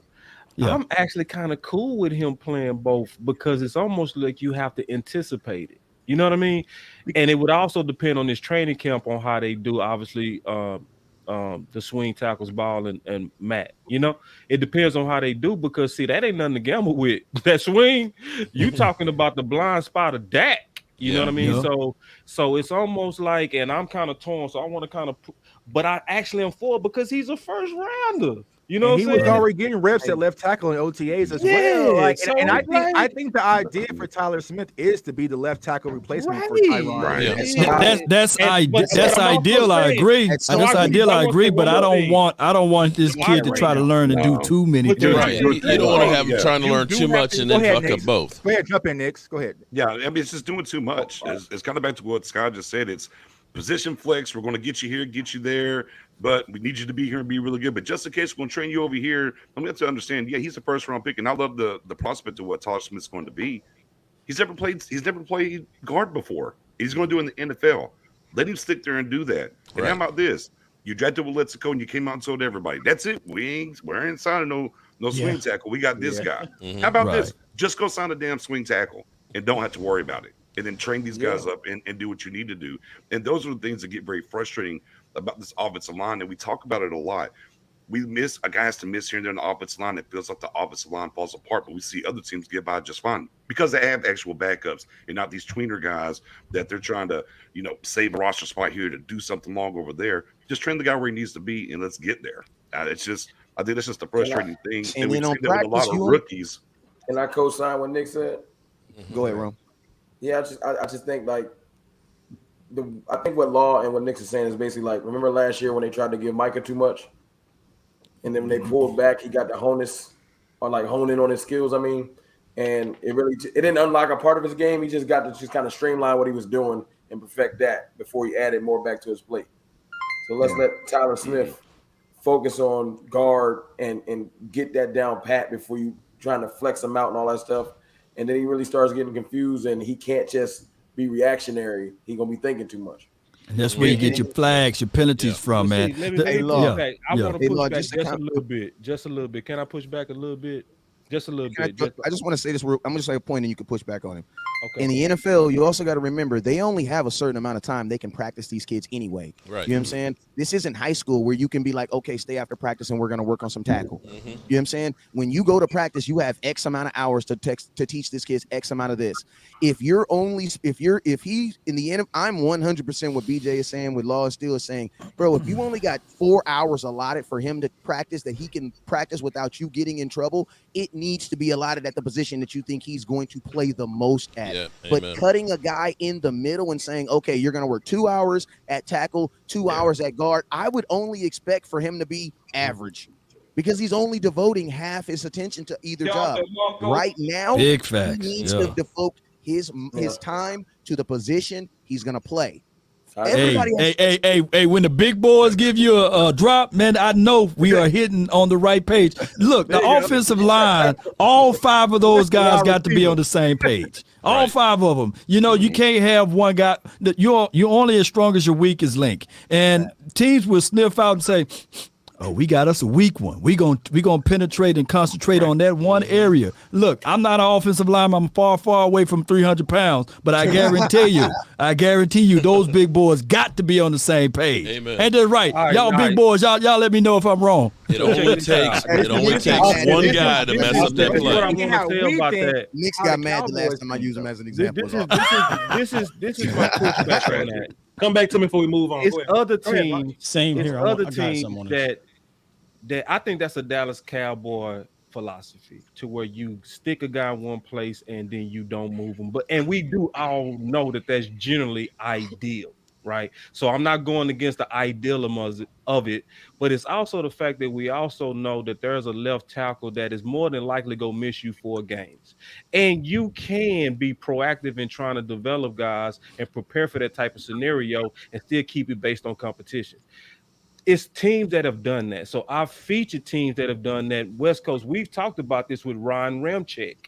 Yeah, we talked about this with him because he, as a Saint, have played all over that line, and they've prepared him to do that in case somebody goes down. And that's one of the smartest coaches they ever do, and that's Peyton. And we know that. So sometimes you have to anticipate that there's a guy that's going to go down and have a plan for it, and also work in some developmental cross-training reps. The thing is, it's been done and teams do it. I think sometimes we got to open our mind to it because we don't have two bookend tackles. We got one that's looking like he's going to be healthy. We got one that we know go out. It's all going to depend on who the best talent after three, Ball, Matt, or even Tyler Smith. If Tyler Smith looked like he's more of a fish in water, or moving over the left guard and having still continuity at left guard, maybe by moving up McGovern, there's some flexibility that can still help us get through a couple of games in crisis. Boss, you can't. I know you know what this means. You can't stretch bad dope. You can't. I don't know what that means. No, I ain't never heard that. What does that mean? I don't know that life. I've never felt that life. I've never made a transaction. Okay, but what I mean, I've never had a table. I've never had a pot. I've never had any of that. But they say that in the HOOOD. You can't stretch bad dope. What I mean is this: you only really good players should be labeled versatile. If you are an average, if not even average, if you are not seen in the NFL as an above average player, you should be focusing on one position until you get good at that position. It's just like Charles Woodson. Charles Woodson was a cornerback. As he got older and low, then he developed into something else. But you didn't see them saying, hey, in the middle of Charles Woodson's prime, hey man, go be a safety now. You know what I'm saying? Let these kids be what they can be first, man. Let them fail. All I know is Matt Walesko and Ball, they can't get good. They can't get better by watching. They got to get out there on the field. And if you drafted them, you spend draft capital for those guys, then dog it, you got to train them to be the right the swing tackle, what have you. And you just got to stay focused on your team. Even if they get that kill. Even if it's my issue right here. This is my issue. That's what I'm saying. It's gonna come down to what the fans say. My issue is that you got to think about the guy, right? So if I know anything about Tyler Smith, I know he can wrestle. I know he's like he's a phone booth kind of dude. I know he's physical. So if I move him to the other side, it'll have to be guard for me because he's just gonna go over there and wrestle over there. But if Tyler had any impediment, if he was bad at anything, it's tackle nuance. So I don't want to take tackle nuance. Then switch him to southpaw, put him on the other side. It's not a swing. And then figure it out. You know what I'm saying? In 4 months. You know what I'm saying? I just think keep it simple for him now. Now, boss, I will say this: if we moved into next year and Tyron Smith is relatively healthy and Tyler Smith has gotten better, then Tyler Smith can be your swing tackle until Tyron Smith is off his contract, which will be next year. So if you want to make him swing tackle next year, then fine. But I only want to put him right at guard because I know what his tackle film looked like just at Tulsa just 6 months ago. I'm not ready for that. I'd rather him wrestling. Can I add on something real quick? Tackle, where's he getting drafted at, Vach? As a tackle, just a flat tackle. Not good, bro. But that was why a lot of people had a head scratcher when it came to drafting Tyler Smith because everyone thought as him as a tackle versus a guard because no. He was projected. He was projected in the not draft first round as being a guard. As a guard is what I'm saying. As a guard, but it's not. It's a 1 round reach. It is. What it is. Yeah. But were there better guards available? Do you guys feel that there were? Because I'm gonna be honest with you. I don't want to go before we move on to the draft real quick. I need to touch on the swing thing because go ahead, Sky. You touched on it, Vach. He is not a swing tackle. I wasn't calling him a swing. We have to label that. They already came out and said he's going to play on the left side. Okay, so let me just give y'all a domino effect of why this is a bad idea if they do not go out and get a swing tackle unless Ball or let's go just show up. Okay. You're talking about Tyler Smith, who, like Vach said, his film as a tackle is not great. You know, he shows some traits. So you're moving now Tyler Smith to tackle, and guess who's sliding in that left guard? Connor McGovern. Where did we have issues with Connor McGovern as a guard? On the left side. So now guess who is the middle of your defense or offense on the left side? Tyler Biadasz, who a lot of people don't think, is what he is. next to the guy that didn't play well together last year, Connor McGovern, next to a rookie on the left side. Where do you think the defense is going to attack? The left side of that defense is going to be an extreme liability. Now let's take it a step further. Who's your backup guard when Connor McGovern is there? That's what I was. That's the question I was asking. It's a terrible idea to make him your left tackle, whatever you want to call it, for 2022. In my opinion, go get you the Cam Irvin or whoever the hell it is, and say, Tyler, while we're doing the training camp stuff, the OTA stuff. Let's see what you got out there. Let's work with it. But once we start the game plan for the season, you need to be here because we need to be able to have somebody we can trust out there and trust in the middle. We can't have a liability on the left side completely. And I think the Cowboys would have a liability on the left side completely in 2022 in that situation. And to echo Sky's point, go ahead. Hold on, James. I want to jump on this. You just said that though, Sky. That's the point though. What you're saying is we have the problem with the front office then, because you just said it ain't changing. We all talking about this, but they still going to continue to flex positions. They've been doing that for so daggone long. When they draft somebody, they flex them. I mean, as soon as Reggie Robinson got drafted, he was cornerback. Let's move him to safety. Safety moving to corner. And guess what? Where is he at now? He gone. Out the league. You know what I'm saying? That's the problem. They keep on. As soon as they get a player, they want to experiment with him. And it's like the frustrating thing is, when is this ever going to change? And that's why I say, Sky, I want to see what Joe Philbin, can he put his foot down and say, hey, let's stop flexing these guys. I want this guy to play one position. I want him here, and I don't want to do nothing else. Can he? That's why I say he got to step up on his end and be able to do better as the offensive line coach. Put your foot down and say, I don't want him to play tackle. I want him playing guard, and let's worry about that next year. Everybody was friends until we started talking about offensive line. Everybody was doing great. We was all cool. It was kumbaya. Hey, that's going to be a financial decision, though, because backups cost. The reason why they flex guys, too, is because you give a 2-for-1. Like, the reason why I go to Olive Garden on Tuesdays because 2-for-1 is cheaper. That's you know what I'm saying? Like, you feel me? I'm not trying to spend $40 on a Wednesday. You know what I'm saying? Hey, you know the sad thing about this debate is we go see this debate. And this is a real debate. In real life. We gonna see it. In real life. Same thing. This gonna likely happen where Tyron go down, and this gonna be like, damn. Like, see, and this is the conversation the war room need to have exactly right now on how they go work out this contingency. Because I'm on one side, everybody else against me. I'm cool with that. But at the same time, this is gonna happen. Like, where did Tyron Smith play his rookie year? Where did Tyron Smith play his rookie year? He played right tackle. Right tackle. Was he projected to be a left tackle? Yeah, of course. Why didn't they put him on the left side when Doug Free was having problems? I mean, look at Zach Martin. So you know how it goes. We went to the playoff. We went to the playoff. Tyron Smith rookie year. History though. That's the Dallas Cowboys history. That's my point. We didn't go to the playoff with Stack year. I know I saw him at right tackle. We didn't go to the playoffs and just to kind of confirm it, I think Scott talked me off that ledge because when I heard it from Scott's standpoint and when he broke down the dilemma of my idea, this is the issue when I heard him talking. You then have 2 developmental players instead of 1. So if you keep Tyler Smith at left guard, then you got 1 developmental guy. It's just that you got to trust that left swing tackle, whoever that might be. So I don't just stay on the ledge. I don't. You know, if it makes sense, I get off the goddamn ledge. But I'm just also saying that I would hope that we still kind of maintain the openness on some cross training because teams have effectively done it. You know what I'm saying? So you guys would feel more comfortable with having, let's go starting at left tackle and then Tyler Smith at left guard if something happens to Tyron Smith. I don't know let's go playing at all this year. Right. But this going to come up again. But we already know those. That's what they hyping him. They hyping him to be the backup swing. And that's the problem. What I'm worried about, if we're talking about what everybody's saying, let's go out with what Wes is saying, what it was some I think Sky said, let's just go out there. You got money to spend, right? Dallas has some money here in the bank, right? $23 million. You got money in the bank.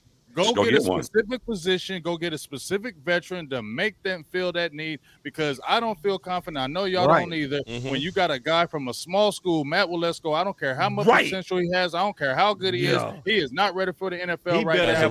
If you put him in as a swing tackle and Tyron Smith go down, it's going to be absolute disaster. investment, the money, and get somebody. They got the money to do it. They got the money to do it. Go get somebody. That's the first domino that can really fall. That will probably fall with this offensive line. With everything you know about Tyron Smith, realistically, you should be looking for his replacement. Facts. Well, I think Tyler Smith is the replacement. But Tyler Smith probably is a replacement. So then, who's Tyler Smith's replacement? Man, they better cross next year. They drafting time. Next year. They drafting the guard next year. You gotta honestly say, when you look at Tyler Smith and his athletic ability, you can honestly say he is eventually going to be that left tackle. He is not going to stay at that left guard. The way he is moving, the way he is training, he is going to left tackle. That is going to be Tyron. So then next year, that was my whole point of bringing up Tyron Smith playing at right tackle. We all knew that he was eventually going to play on the left side. So the same storyline for Tyler Smith. Even though he's at that left guard right now, he's eventually going to be that left tackle. Right. But like what Vought said, he got a lot of stuff that he still got to work on and improve. Especially, we don't want to see a 30-yard play down the field and then we see the flag monsters, right? I just hope all that Duke Mayweather training really, like, because see, I was talking to the OC, and the OC was saying when he was critiquing Tyler Smith that a lot of times what was causing a lot of his holding penalties, and obviously all the offensive linemen, y'all step in here and let me know if I'm tripping, because I'm repeating OC, but he was talking about how that he was keeping his hands outside a lot, and he was saying if he would have got his elbows down, right, and he would have kept them closer, that he would have been able to have a better punch, more power, and he's able to basically not even get those holding calls because it was too obvious the way he was keeping his hands. So you saw that, BJ. Am I tripping? I want to make sure I'm confirming that with the offensive line guys. I mean, it's technique. I mean, his technique was off. So I said all that to say, is it possible? And I want to just push this back to the offensive line guys or anybody that, not just even offensive line guys, anybody that got an answer on this. But is it possible that Duke is just so goddamn, is so cold at training these guys that they can actually be prepared just like he prepared Steele? Because let's all be honest, we all was panicking our ass off when we heard Steele was going to be starting against the Chargers. Let's be honest. We all was talking about put Zach Martin at right tackle. We was trying to think of all kind of solutions. Yeah. But then Duke Zach Martin told us no. Zach Martin did tell us no. But Duke showed his offseason work. Is it possible, and I'm just throwing this out to anybody, is it possible that Duke can have him ready for a cross train? I'm just throwing it out there. Go ahead, Mark. Jump in. Yeah, but here's the thing, though. At least Terrence Steele had 13 games a year before as a background. You're talking about now a guy cold start because everybody comes out in the NFL eyes wide open. That's not to say he won't get better as the season goes on. Micah Parsons was good in the beginning of the season, but he was great by the end of it. Diggs was okay in the beginning of the season. He became really good by the end of it. And now you're talking about taking a guy and saying, okay, we're going to have you be playing at guard and we're going to flip you over to tackle. There's 14 padded practices in training camp. That's it. And the best players that he was facing in college, he's facing them every week from day one. I would rather try and keep him, focus in on either being a guard or tackle, but you don't have enough time to be able to try and learn both of those nuances from Jump Street. I just don't think that you're there. You need to focus in on one spot and one spot only, because you can take a look at Terrence Steele going after even having the year before at starting, going from the right to the left, how much of a transition that was, and how he was terrible. That's when you look at the offensive line, all of a sudden look like crap because we were playing musical chairs with them. He's a right tackle, keep him over there at right. And so don't try and put too much on the guy's plate at the beginning. Man. When he takes over Tyron Smith's position as a tackle, that will be his first game in the NFL playing as a tackle. Right. And I'm gonna ask you guys a question because we don't ever have good luck. And what if Tyron Smith, what if we need him to go over and take over Tyron Smith's spot before we have a replacement at guard? Then what do you do? That's the reason why I said you should realistically be looking for Tyron Smith's position outside of T Smith, because realistically, what if because you already know Connor, they're not even saying it's a competition for guard right now. Like, they're saying it's a competition for center. They're saying all this other stuff, but they're not really saying it's a competition. They basically said the rookie got the job. So that makes me feel that Connor G is not going to be good. So it's like, what if you need him to slide over? Then where do you put the hole at? Like, there's going to be a hole somewhere. So basically, he'll be the guard if Tyler moves over. But if Tyler don't move, then you'll just put Walesko at left tackle. And if Tyler got to go to left tackle and McGovern got to play the guard and B.A.M. do something, then what's his name will come in. Fournier will just and it'll just be a $23 million though. I can't say this though from the panel, and I appreciate this panel. This debate really highlighted something I wasn't seeing, that the swing is actually not as maybe y'all been saying it. I ain't been saying it on my channel. I'm gonna just be honest, but it's one of those things that I'm gonna now start saying, because this panel has opened up my eyes aggressively that there's a deficit also at swing. I've been saying on my show that the swing tackle position, in my opinion, is the most important reserve spot on this entire team. Yeah, and that's facts over the last how many years, y'all? So when do we draft Tyler? Swing has been a secret. It's been a secret since Chaz Green. It's been a secret. Think about it. Chaz Green, don't know.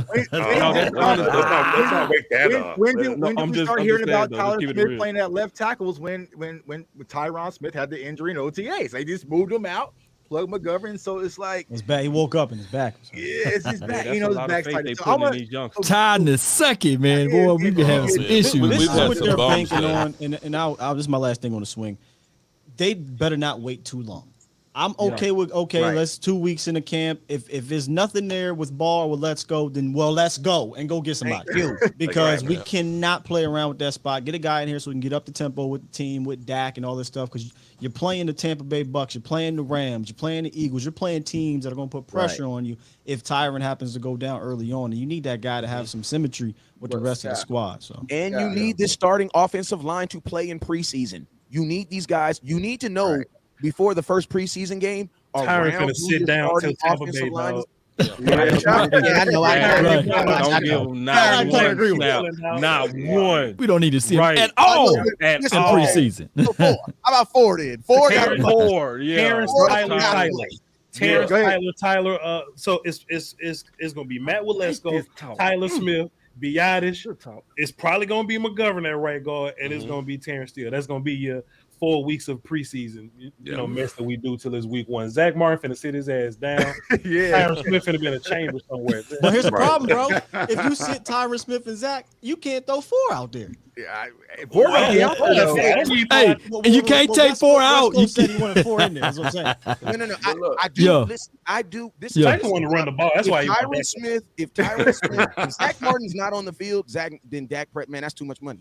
Like that's just like if you have 3 question marks on the offensive line, that means you're more or less trying to figure out what you're doing with the offensive line and not what you're doing with the quarterback. So the quarterback, and you put Will Greer back there. Will Greer, let's see if you can run when the whole world's after you. You know what I'm saying? Like I would rather evaluate my quarterback in that situation. You know what I'm saying? But since we are talking about it, I do believe Zeke needs to play.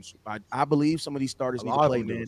I do believe it, man, because we use Zeke rarely play in preseason, though, by the way. No. I think Dak's going to play. If you're going to be Tyron Smith, Dak don't need to play neither. They're not running Zeke in preseason.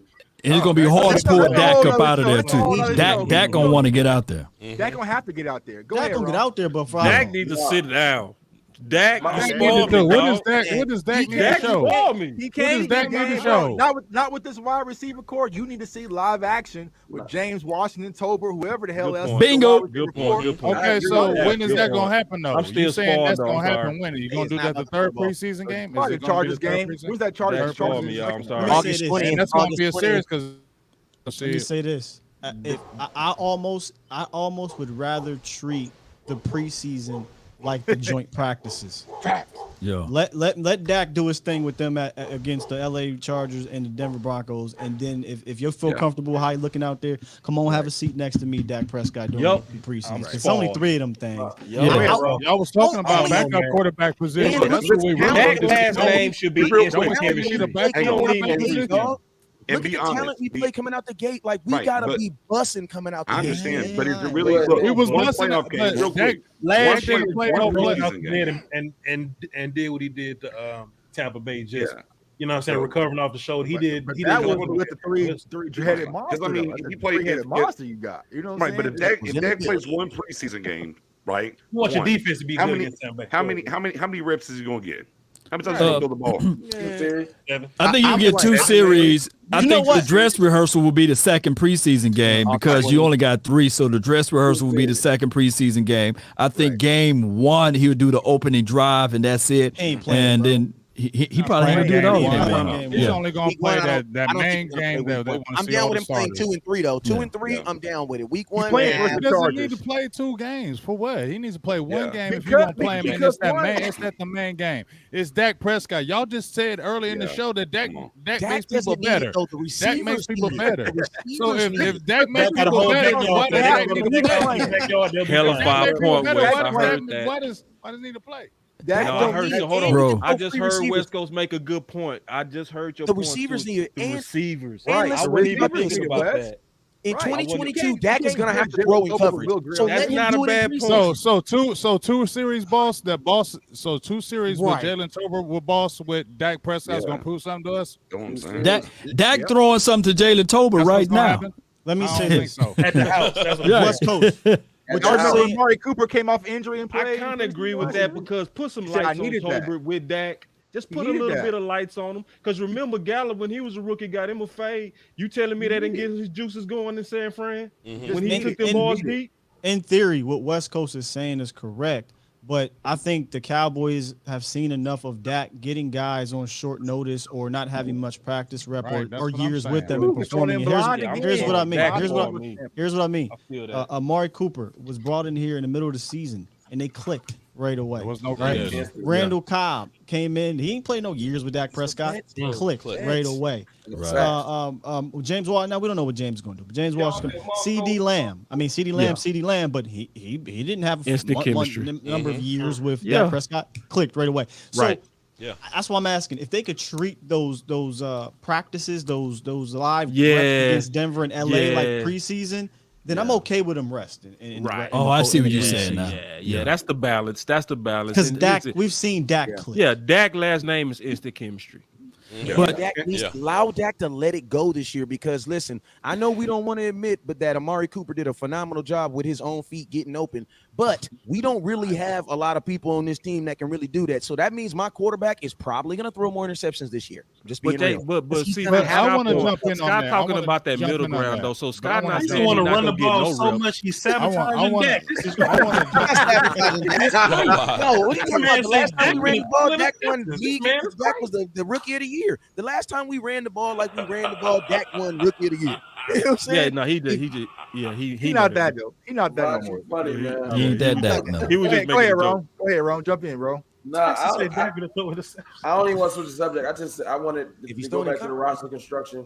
I just need the Cowboys to stop letting circumstances dictate their aggression and building the roster. They don't need to wait until the swing tackle thing fails. If you got questions about it, go fill it. Stop being stop being cheap. They let circumstances dictate when they do stuff. Like they want Anthony Barr. They want Anthony Barr, but they want to watch our linebackers fail first and be like, well, let's call them. Like they got to stop waiting. Right. You know Can I be a devil's advocate to your devil's advocacy though, big dog? I stole that. Boss love when I do that. Yeah, I stole that. I stole it here. But at least I gave you credit, big dog. So I don't even know if that makes sense, but go ahead. I know, right? But it's sometimes waiting to see how things worked out. It worked, right? Because it was also a groundswell of people saying we need to go bring in a defensive end because Tank went down. When the answer was to throw Michael Parsons out there in that 3-4 defense, which they did, and he lit it up. And they never thought about getting anybody else. So I think it's a little bit of a mix. I think it's what you saying, Rome, and just in my opinion, and a little bit of West Coast, where let's go see what these safeties look like, which was West Coast's example before we go get Malik Hooker. You know what I mean? To where we're so close to training camp, and sometimes let's see what these young guys can do. Just in my opinion, but you right, the time is against us, and I do feel the urgency. It's circumstantial though, because what you're saying makes still sense. circumstantial. Yeah, it's still circumstantial. The word was sometimes it works to wait, and sometimes it doesn't. See, once you spend that money gone. You know what I mean? But it ain't money your is well spent on a wipe that card, man. You mean wipe the card, man. It ain't your money. Cowboys fans be acting like it's our money, bro. Like, but no, it ain't. That's to a degree we got to. That's bad. Bro, the Rams were negative in their bank account and won a Super Bowl. Their fans don't give a damn. They're started. So now you fighting the Rams don't even. The Rams fans don't even know about now. They have all right. He fighting his own point because you was making the point that we so close to training camp that we need to let these guys play it out to kind of see when we need to invest. No, I'm not saying that's my point. I'm saying no. I'm saying that's what they're gonna do. That's what I'm saying. That's what they're gonna do. Okay, you saying that's what they're going to do. That's not saying you. Yeah, Jerry says that's what they're gonna do. Cool. All right, cool. Dude, I'm with Scott. Spend the money, man. That boy say spend the money. It ain't your money. I see Boss over there powering up, but now I want to switch over to the defensive side of the ball, right? Because a lot of people. Shit, that could be a whole goddamn show. I'm thinking you need to split this up in 2 shows, man. Yeah, we 2 hours in. I'm gonna do it real quick because I got. Oh no, you can't do the. Oh no, screw that. I'm a defensive guy, man. You can't do that shit quick. No way. Right. The defense going to have a whole conversation. Hey, we still didn't answer this question about the offensive line. The key question is this. No. The goal is to always get the 5 best guys on the field at one given time. Who are the 5 best guys? Oh. Start right now. You talking about offensive line? Or I'm going to agree with whatever you say, big dog. Yeah. Whatever you say, I agree. Whatever you say, Tyler, Zach, Steele, right? That's it. You can put that on the shirt. That's a shirt for real. Yeah. TTT. Yeah, it's crazy. Yeah, we know that's it. That's it. Yeah. So y'all want to go to the defense? Yo, I just noticed that. I just looked over Tyler, Terrence. We are at 2 hours and we ain't said nothing about defense yet, boy. I mean, serious. That's what I'm saying. That might be a whole nother. But go ahead. Next we got a drink. We got to go grab the Hennessy, man. Let me go get my defense. Hey, man, if y'all let me go get my pizza, Jobu's room. Go ahead, Will. Y'all let me go get my pizza. I'll sit here. I'm good. Let's cook. Go grab your pizza, man. We can't gloss over the defense. In about 5 minutes, myself. All right, everybody. We got 2 all-pros on the defense, man. We got to talk about. We're gonna take a brief intermission. Don't take no intermission. I'm saying some chat questions. No, don't let me make y'all take an intermission. I'm just hungry.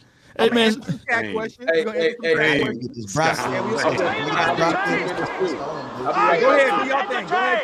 And whoever stays here, we're gonna answer some chat questions. So everyone in the chat, go ahead, send some questions. Hey, Wes, hold on, Wes. Hold on, Wes. There you go. We'll get you up out of there. Everyone, go ahead. And you should have kept Wes in there because Wes will answer every question in this piece. No. Smoke weed every day. We can all take a break and just let Wes do this, and he'll talk the whole time. And then when we come back, we'll be shit. We could come back tomorrow and he'll still be talking. Because I do want to take me a 5 minute. I ain't go. Everyone, go take you a 5 minute. Whoever stays here, we're gonna answer the questions in the chat. Y'all keep I'll be right back. You know what I'm saying? And I'm gonna kick you out. Oh man! So I got donations. The donations. So Law, you got some super chats you want to read and answer? Oh, they far down the line. I can't even see them no more. But shout out to Coach Marv. He said something about Anthony Barr. What's y'all thoughts on that? And then Queen, thank her for making the donation over there.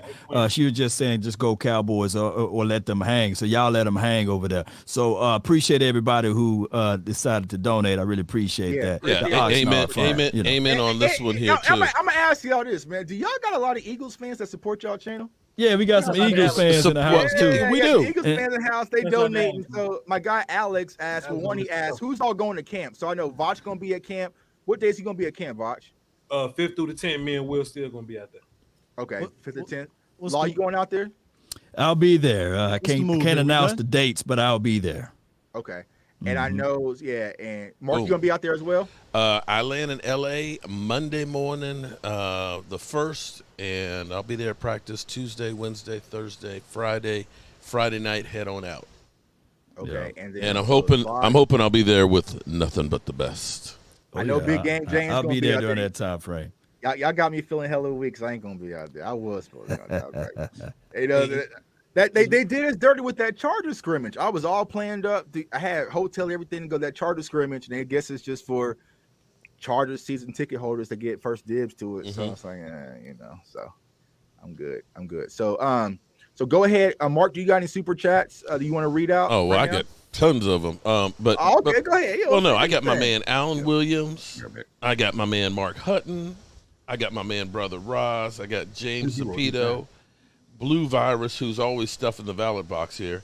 John Jones, Reggie Hart, James Snyder, Mark Hutton again. Primetime Phil. Shout out to Primetime. Hakeem Delpha and Aaron Willinskez. So shout out to all of them for support. Shout out to everybody because everybody's been in here for going on 3 hours. Yeah, man. Because we started started to break the internet, and so this is big. This is big, and I appreciate everyone for taking the time. I even have my wife peeping up here like, when you gonna be done? Hey, well, at least I just got that tone too. I mean, seriously. See, I know it's like, man, because if it was Knicks hosting right now, man, y'all. We'll be here till midnight, bro. I heard that. Midnight, yeah. I'd be gone. Y'all be till midnight. Knicks called me the other day, like at 2 a.m. Like, bro, what you doing? We going to Twitter space. I was like, nah, not tonight. Not tonight, fam.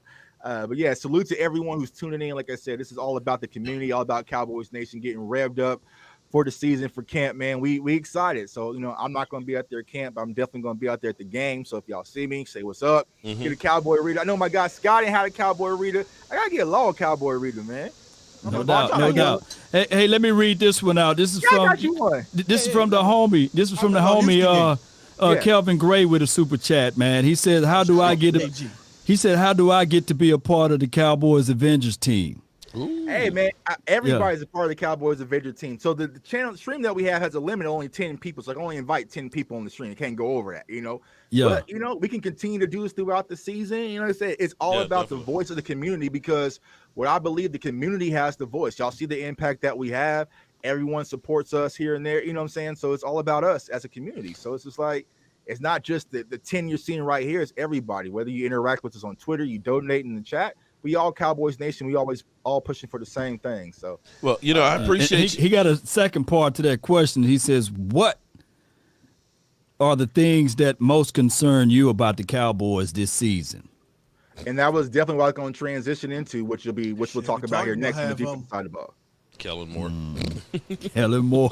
I said we talked about by half of them. Yep. We went 2 hours not even mentioning Dan Quinn. Yeah. I got to the top of the hour, man. I got to the top of the hour. Yeah, and I got about to the half of the top of the hour. I got 2 minutes. We all married men, I said. If anybody has to drop, y'all can go ahead and drop, because like I said, we don't restream, not OBS. Hey, can we please do this again, though? If we're going to do the defense as a whole, I would love to do this again and not have to rush this shit.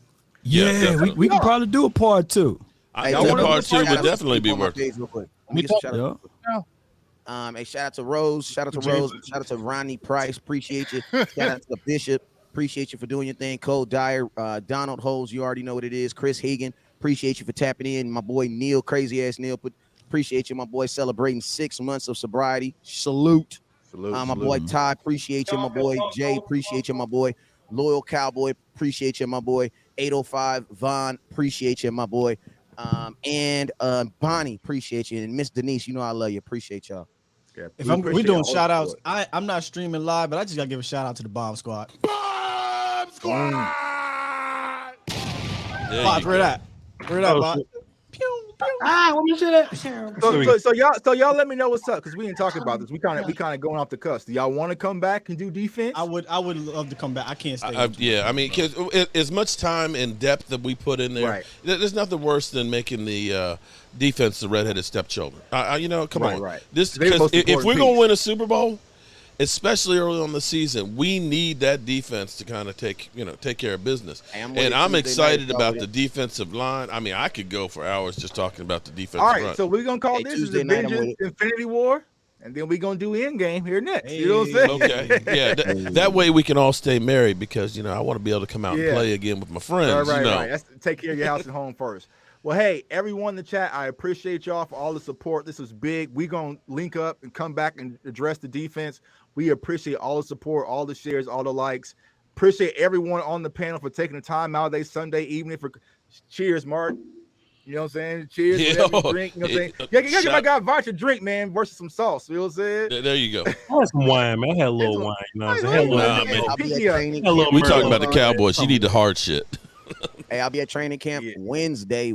Hey, man, listen, man, y'all come to California, bro. Y'all better get in touch with your boy, man. If I come to your state, I promise you, I'm looking for you.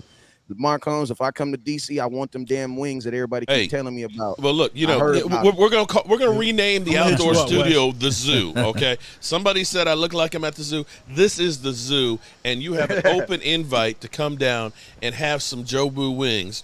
Are they made on the grill, though? Are they really made on the grill? I need to know. No, I can do them on the grill too, but the real ones are deep fried.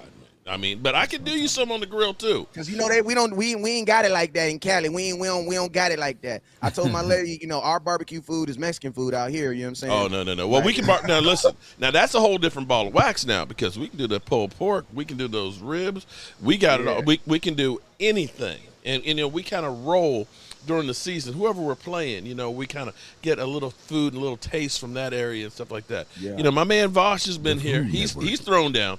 My man Law has been here and thrown down. Been there, Vosh. Vosh, I'm trying to lose weight now. Vosh trying to lose weight.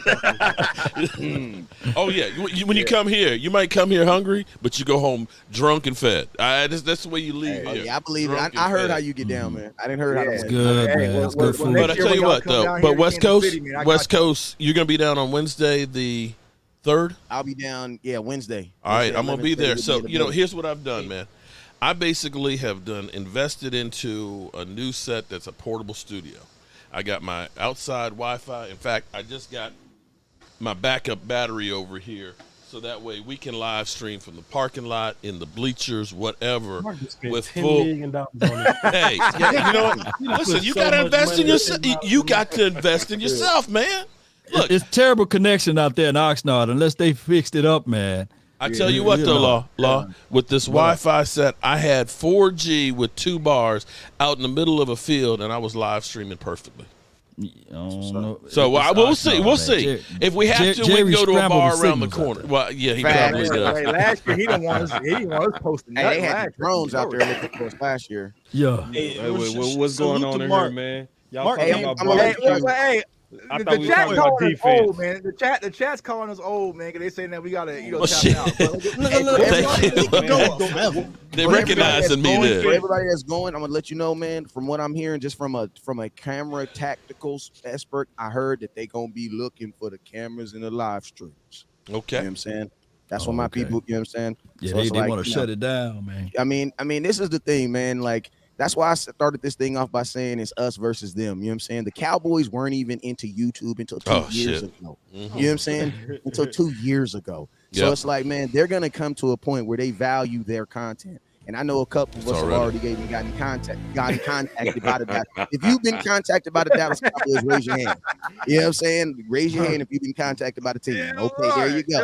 That's all I'm saying. That's all I'm saying. This year we got to be a little bit more tactical. That's all. Let me echo you a little bit, West Coast. I'm gonna just say it's us and them, and them. And the reason why I say us and them, and not boo booing on your point.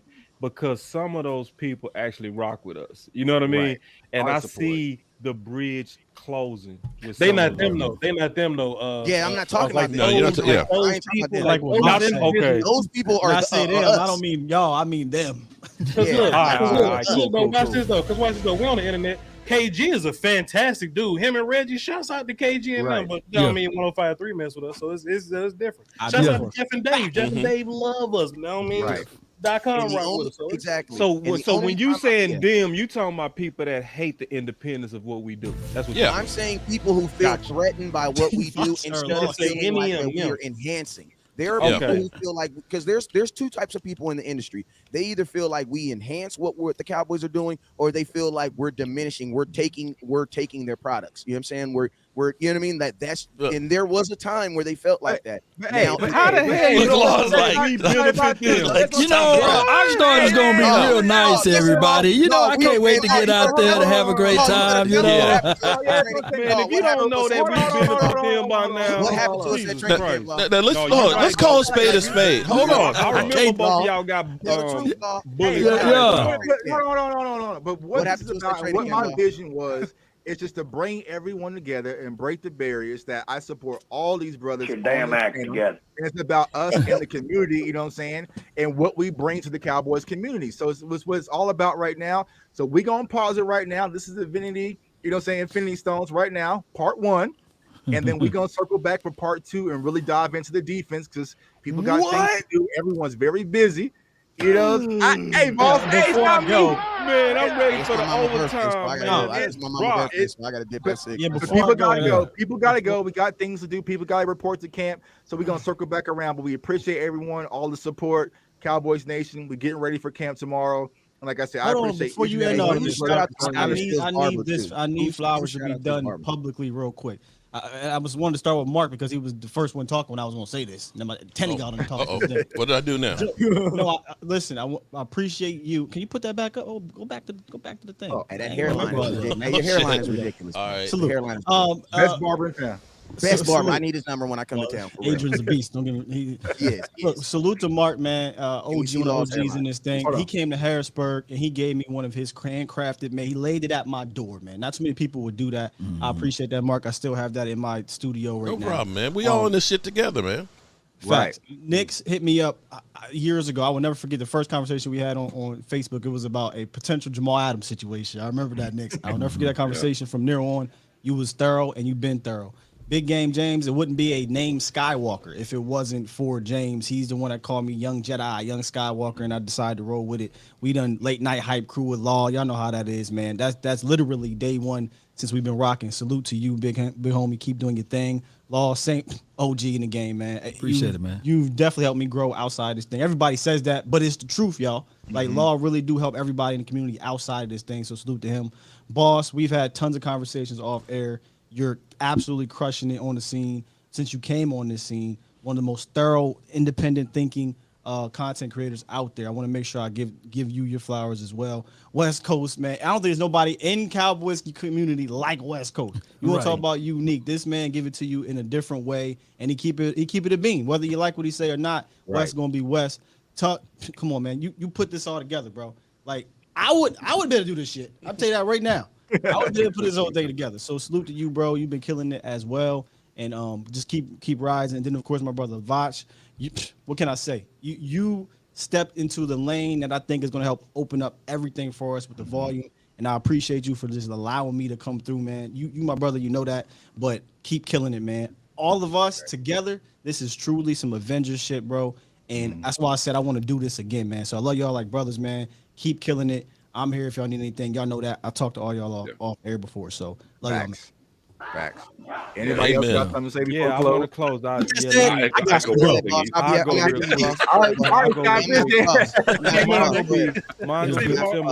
Mine gonna be similar to Scott and what he did, because that's definitely something that's deserved.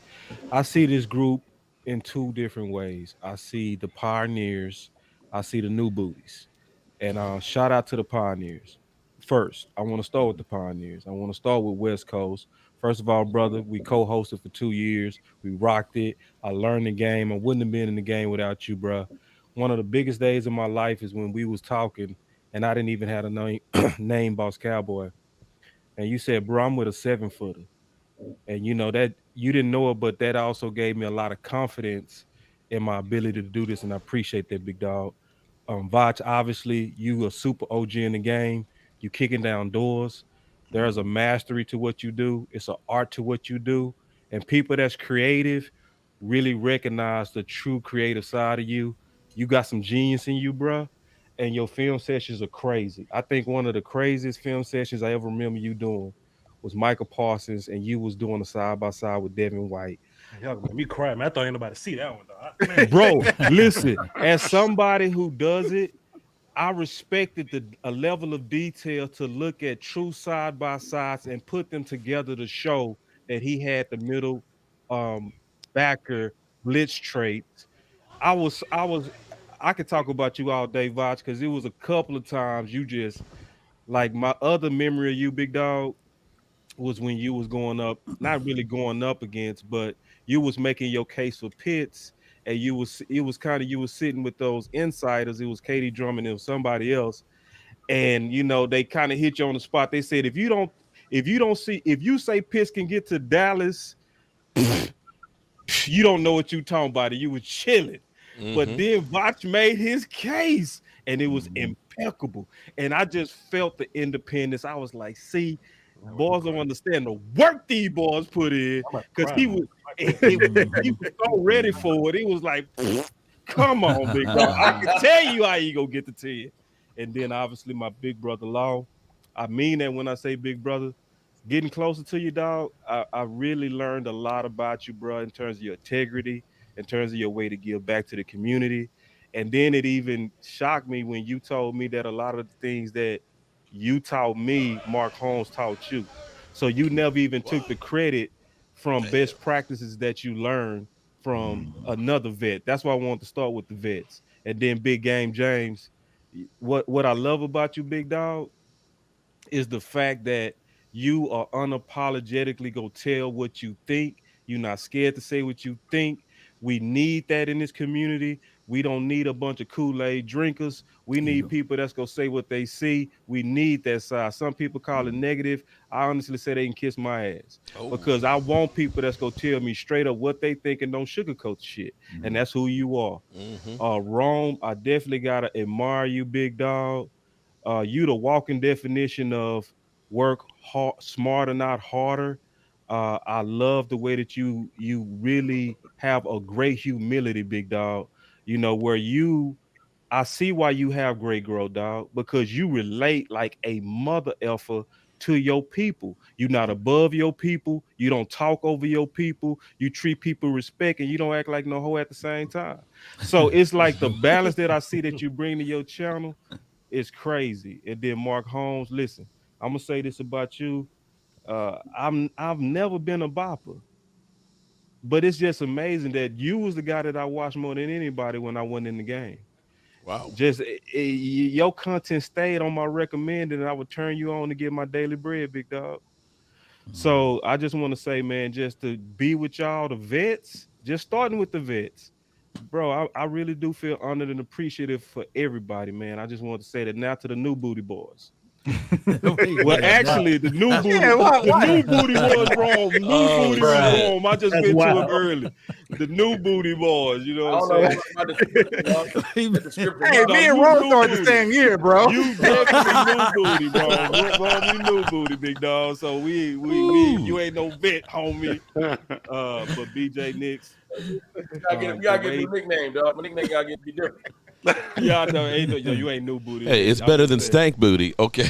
Let me try to think of all right, I'm gonna say the I don't know what to call you, new booties. So I say this, BJ, bro. The way that you organize, and the way that you really have a good understanding, and you work. Like when I talk about people that don't work, those are the people that piss me off in the industry. It's people that wing it. I hate you, muff. I hate them. See, it's one thing I know about BJ. I can say this about BJ. I can look you dead in your eye. I can say this. He go research. He go research, and he go research all avenues. It's gonna be the punter, the kicker. It's gonna be the third goddamn linebacker. If we talking about the draft and we talking about pick 400, he gonna be right there with you. He don't do this for money. I think he crazy for that. You got to get paid. Yeah. You bad for the goddamn business because you got to get paid for this, big dog. You need to grow up on that level. Like, goddamn, homie. Like, we all got to get paid to do this. But I'm gonna just say, but in knowledge, you somebody that I can turn on, I can listen to. You know what I'm saying? And I listen for knowledge. I don't listen for fluff. I don't listen for bullshit. I listen to get something out of it so that I can bring it back to my channel and bring it back to the community. Tough. Appreciate that. The last new booty. Bro, you special as You hell, gotta bro. call him something different. Yeah. Bruh. Young Guns. Young Guns or something. Young Guns or something. Rookie or something. Okay. Neo or something. Come on. All right. I'm gonna think of something. I'm gonna call him Young Apprentice. Jedi. The Okay, apprentices, the young Jedis. The young Call him Jedi. Tuck. Call him Jay Tuck. Yeah, Jay Tuck. Yeah, just call him by his name. So Jay Jay Tuck. Bruh. Jay Tuck, bro. You special. And see, I ain't gotta prepare for this because this is what I feel about all y'all. You special, dog, because who the hell could pull this off? I've been watching YouTube for 10 years. I ain't never seen nobody develop the relationships with all us political assholes because we are, bro. We can be cliquish, we can be standoffish, we can be competitive, and you able to navigate through all that to bring this together, big dog. That's quarterback shit. That's Dak shit. You know what I'm saying? And I just really appreciate it. And I know this because it's who you are. It's stuff that I needed for my channel. And Tuck will be like, I got you. I said, man, how you get them 22? Ain't nobody tell me. Tuck did. You know what I'm saying? Tuck, goddamn, man, how you get this? Here it is. Like he lives to the heart. What's the word? Shit. Not new booty. No.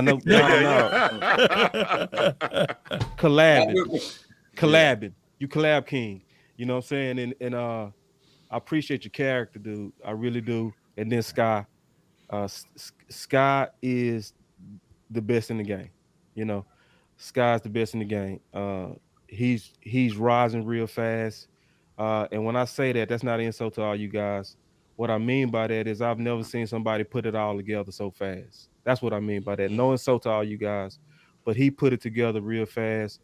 And I feel like he put all of it together as I'm just kind of just giving everybody what my thoughts are. And I just love to see it, man, just to see everybody push each other and get better. And then we came together. And I can't wait to do this again. And I will never take this long to give y'all my thoughts. Now y'all know how I feel about you. Yeah. Cheers, man. For real, I'm gonna say my piece so I can get up out of here. It's my mom's birthday, so I can get up out of here. Hey man, Happy birthday to Mama West. Birthday to moms, man. Yeah, happy birthday to Mom. Hey, shout out to my boy Tuck. Shout out to my boy Tuck. You said this was Dak shit. This is more like Will McClay stuff. You know what I'm saying? Real. Dak just play with who put him on the field. You know what I'm saying? Will McClay be actually out here, you know, hey man, how you doing on them phone calls? I'm good, man. You good, man? Like I'm gonna tell you, like Tuck's so good. Tuck didn't even tell me all y'all guys was on here until I said yes. That's how smooth Tuck is. Like Tuck was strategic. You know what I'm saying? But I just want to, man. I just want to get, and also so salute to Tuck for doing that, man. Salute for my boy Boss Cowboy. I want to say salute to both of y'all together because you guys know that I am a professional loner. Like I value doing as much content on my channel by myself. You know, that's just what it is. Like, but I love Boss Cowboy enough to tell me that, brother, you have stomped your growth on certain platforms because you refuse to do content with people, right? Yeah. So I appreciate that, man, for loving me enough to tell me to, you know, stop tripping. And I appreciate you for that. You know what I'm saying? So salute on that. My boy Vach, man, I'm gonna be honest with you, Vach. You already know, like there be times I disagree with Vach and I be want to say I don't even like Vach, but on the low I be watching his content. So I want to be a real dude. So I gotta be like, I love Vach because I watch too much. You know what I'm saying? Like, you know, Vach was him and Law Nation are cheat codes. And I literally have gotten to the point, like I used to tell myself, like, you know, a player comes out, I'm gonna do this, I'm gonna do that. But then I realized, man, like God didn't make a 007s. Like he's good at what he does. So use him for what he does. And then he'll do it backwards. So I literally start telling folks, look, man, you know, I know we just signed some kicker from Samabala Duop State. I promise you, go to Vach right now, go to Law Nation. They will have a film on both of them dudes. You know what I'm saying? Right. Whoever you like, you'll be able to come together and do it like that. You feel me? So I salute Vach for always being consistent. You know what I'm saying? Being consistent, man. You were ridiculously consistent. And man, I just, for representing Cowboys and mainstream, salute to you. Law, man, Law, me and I didn't know Law a long time. You know, one thing I like about Law is real, man, is my boy Boss told me this, and this is one of the realest thing I ever known in my life. He said people that you're gonna have long relationships and great friendships with, you gonna thunder and you gonna have wars with these folks. You gonna fight them. You gonna fight them. That's what he actually told me. He said you gonna fight them. You Yep. gonna fight them. That's what Facts. that's what you're gonna do. He was like, because brothers are born for adversity, and that's what the Bible says. You feel me? Not trying to get all biblical, but that's what it says. You gonna And fight I'm gonna 'em. tell you, Law, bruh, a lot of people, I gotta stop saying this, but I was about to stop this Cowboy content crap. You know what I'm saying? After that 49er game, my feelings was hurt, bro. Like my feelings was hurt. But I'm gonna be honest with you, Law. Your consistency motivated me to just do content, bro. For real. Like every day I got an alert. I'm like, what then it got to the point where I log on my computer, right? And it'll tell me when you last dropped. And I'm like, bro, I dropped one video, Law's at 3 already, bro. Come on, man. So it's like, you know, God really used you as conviction. Man. He really used you as conviction, man. So I appreciate you, bro. Your work ethic, man. I appreciate your work ethic, man. It's awesome. You, man. BJ Nix, man, bro. BJ, you know I'm a man. I believe in. I don't want to say it, but you know I got a sponsor from a cannabis company out here, so I do a lot of that. You know what I'm saying? And he knows that I like to do a lot of smoking after 12, from like 12 to 2 o'clock, 3 o'clock in the morning. Lord. So he actually purposely has his spaces that long just for West Coast. And it's sometimes, and like literally, and I appreciate you, bro. I appreciate you for that, man. I appreciate you for, you know, just giving me another avenue where I can just vent like a mug, because it'd be a lot of venting in them Twitter spaces. And and I appreciate you for that, man. Big Game James, man. I'm gonna be honest with you, man. If there's anybody in this game that I would say that's my twin, that's Big James, man. That's my boy, Big James, man. And I just appreciate you, brother.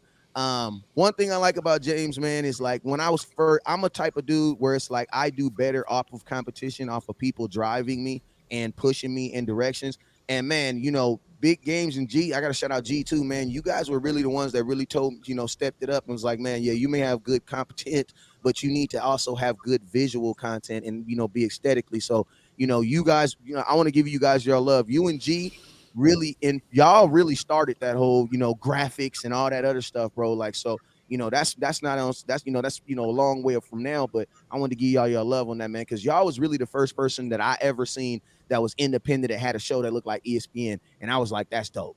You know what I'm saying? So salute both of you guys. I know G's not here, but salute to you on that. Sky Steele, man, I know he's not here, but man, that's the young Skywalker. You know, one thing I like about Steele is man, still gonna be that, you know how you go to the police station, you got to go do something, you see that one brother in the back, and you be like, wait, how you become a cop? You know what I'm saying? Like, I know you, he be like, hey, don't tell nobody, but if you get pulled over, I got you, bro. You know what I'm saying? That's Steele. Steele is the one. They tried to weed us all out, but they let one through. You know what I'm saying? And Steele is gonna be the one to bust it through. So salute to him, my boy. Not my boy, but OG Mark Holmes, man. Salute to you, man. You already know, man. Like, you know, you can't. There's two people that I started watching getting into this. Is I don't even know if he does it anymore, but Shango. I don't know where he is in life, but shout out to Shango and Mark Holmes, man. Like, you know, Mark Holmes, you doing your thing, man. And I've always watched your content. Always will watch your content. One thing I like about Mark Holmes is, man, you were the one that really allowed me to understand that, like, you're more, some people want to be personalities, some people want to be reporters, and like I liked your approach on how you were more like a personality. Like, you used to do the videos where you'd be drilling a hole, right? And in the middle of it, he'd be drilling. He'd be like, hey, how you doing? You think about Dak Prescott? And I love that, because that he encompassed, because like, think about this. 2-3 years later, now you're selling that same business back to the nation. So it's like it all intertwined. You know what I'm saying? And then Rome, man, I'm gonna tell you that I ain't gonna call you new booty or new or anything like that, man. I will say this, man. I will say this. I respect the hell out of your Twitter retweets. So anything you think that I say smart on Twitter, I would love if you share it. Continue to share it, because I appreciate you. My boy is killing it on Twitter, man. I think Twitter is a totally different place that I have not figured out. J Tuck has already told me twice to delete stuff, and I did, out of respect. I deleted it both times. But I'm gonna be honest with you, Rome. I watch the way you tweet and the way you do specifically on Twitter, and I mimic a lot of it. I'm gonna be honest with you. And the other day when I was a couple months back when I was talking to Boss about Twitter, he actually threw you a bone too and said the exact same thing. Like, you know, these are the things that Rome be doing. So you're definitely a pioneer on that Twitter thing, man, because 149 characters is not enough for me. You know what I'm saying? Thank you. Hey, well, I'm about to head up off here, so I'm Hey, man, I gonna appreciate y'all, man. just kind of get mine. Can everybody hear me? Yeah. Yeah, we can hear you, James. I'm gonna be real quick. I'm not going to all the Yeah, man. individual. Can you hold on, bro? I'm gonna be in and out. Yeah, we can hear you, bro. Go ahead, James. My bad. No, I'm not gonna give everybody the individual thing. You know what I'm saying? All I'm gonna say is this. Why not? I'm not doing that. Because I'm not doing that. Drink He trying to stay married, okay? I get no flowers. I ain't doing all that. But I will say this. I love how Tuck really put this together. And all I'm saying, everything hasn't been great in this YouTube community. We haven't all got along. I know everybody has gave everybody their flowers, but everybody hasn't been gotten along in this community. We've had our back and forth. And I understand that has been real in this community. But I will definitely say this, that we haven't held no grudges. Facts. We haven't held the grudges and said, well, oh, he's on here, I ain't doing the show, or oh, he's doing this, I ain't doing this. I can appreciate how we all still have one mind on still coming to bring this content to the people. And we still, like West Coast said, we grown men. We ain't going to sit there and let little tiny things extinguish what the bigger picture is. So that's what I really appreciate. I appreciate everybody's grind. There's a lot of people that I looked up to that started this, that I looked up to after, and I still look up to. So it's just really good to see everybody here, listen to everybody's opinion, and really just see everybody's channel just growing. I really love seeing everybody's channel grow, stepping out. We've really done a lot to this community, man. We've done a lot to this YouTube community. We started a lot of things, fellas, and that's what I really feel good about. We've broken down and kicked down doors out this thing, and we really made it possible for the people that are coming behind us. We made it easier for them. You feel me? We made it a lot easier for them to come into the system and say, well, dang, I don't have to worry about this and that. Is because we knocked out a lot of doors, and I really appreciate you guys for doing that. And I really love y'all for that. And I just want to see y'all continue to be number one in these streets, continue to kill that Cowboys community stuff. And I'm going to just continue to support you from here on out. Always will and always be here. Amen. I got to get us to him. Well, now see, James, on that point though, bro, because I was thinking about this too. Like we was in that group chat, right? We was in the DM or whatever, right? And like me and James done bump heads 40 times. Me and Boss maybe once, me and Tyson maybe like once, me and Mark, whatever. But like at the end of the day, bro, like we all in the same kind of shit though. You know, we all in the same situation. But after you bump heads with James, we have a phone call, we hash it out, and we do a show with Law out of Oxnard or whatever. You know what I'm saying? You know what I'm saying? Talk to Boss. Hey, let me just call you on the phone, hash your shit out real quick. Let me talk to Tyson. Mark was my very first, you know what I'm saying, was the very first fight I ever had. You know what I'm saying? I was. When did we fight? Oh, Mark, like what? When did we fight? I was draft guy trying to find my way as draft guy on YouTube. And the only thing that I just kept saying to my people was, I wish I could be Cowboy dude. I wish I could talk Cowboy content. I was getting love from Browns fans and Jags fans, but I was like, fuck y'all. I want to do content for my people. Then Law found me, which is why he's my OG always. I always tell people that. But one day it was me, Law Foots, maybe Joe or something. Then Mark came in. And me and Mark disagreed over, like, I don't know, like Jason Witten or something. And then Mark said this. Mark said, well, you know what, young buck? You can come on my show and we can debate about it. And look, Mark can tell you this. Mark didn't care nothing about that debate. Mark went and, you know what I'm saying, built a house or something. But I was at you're in your feelings.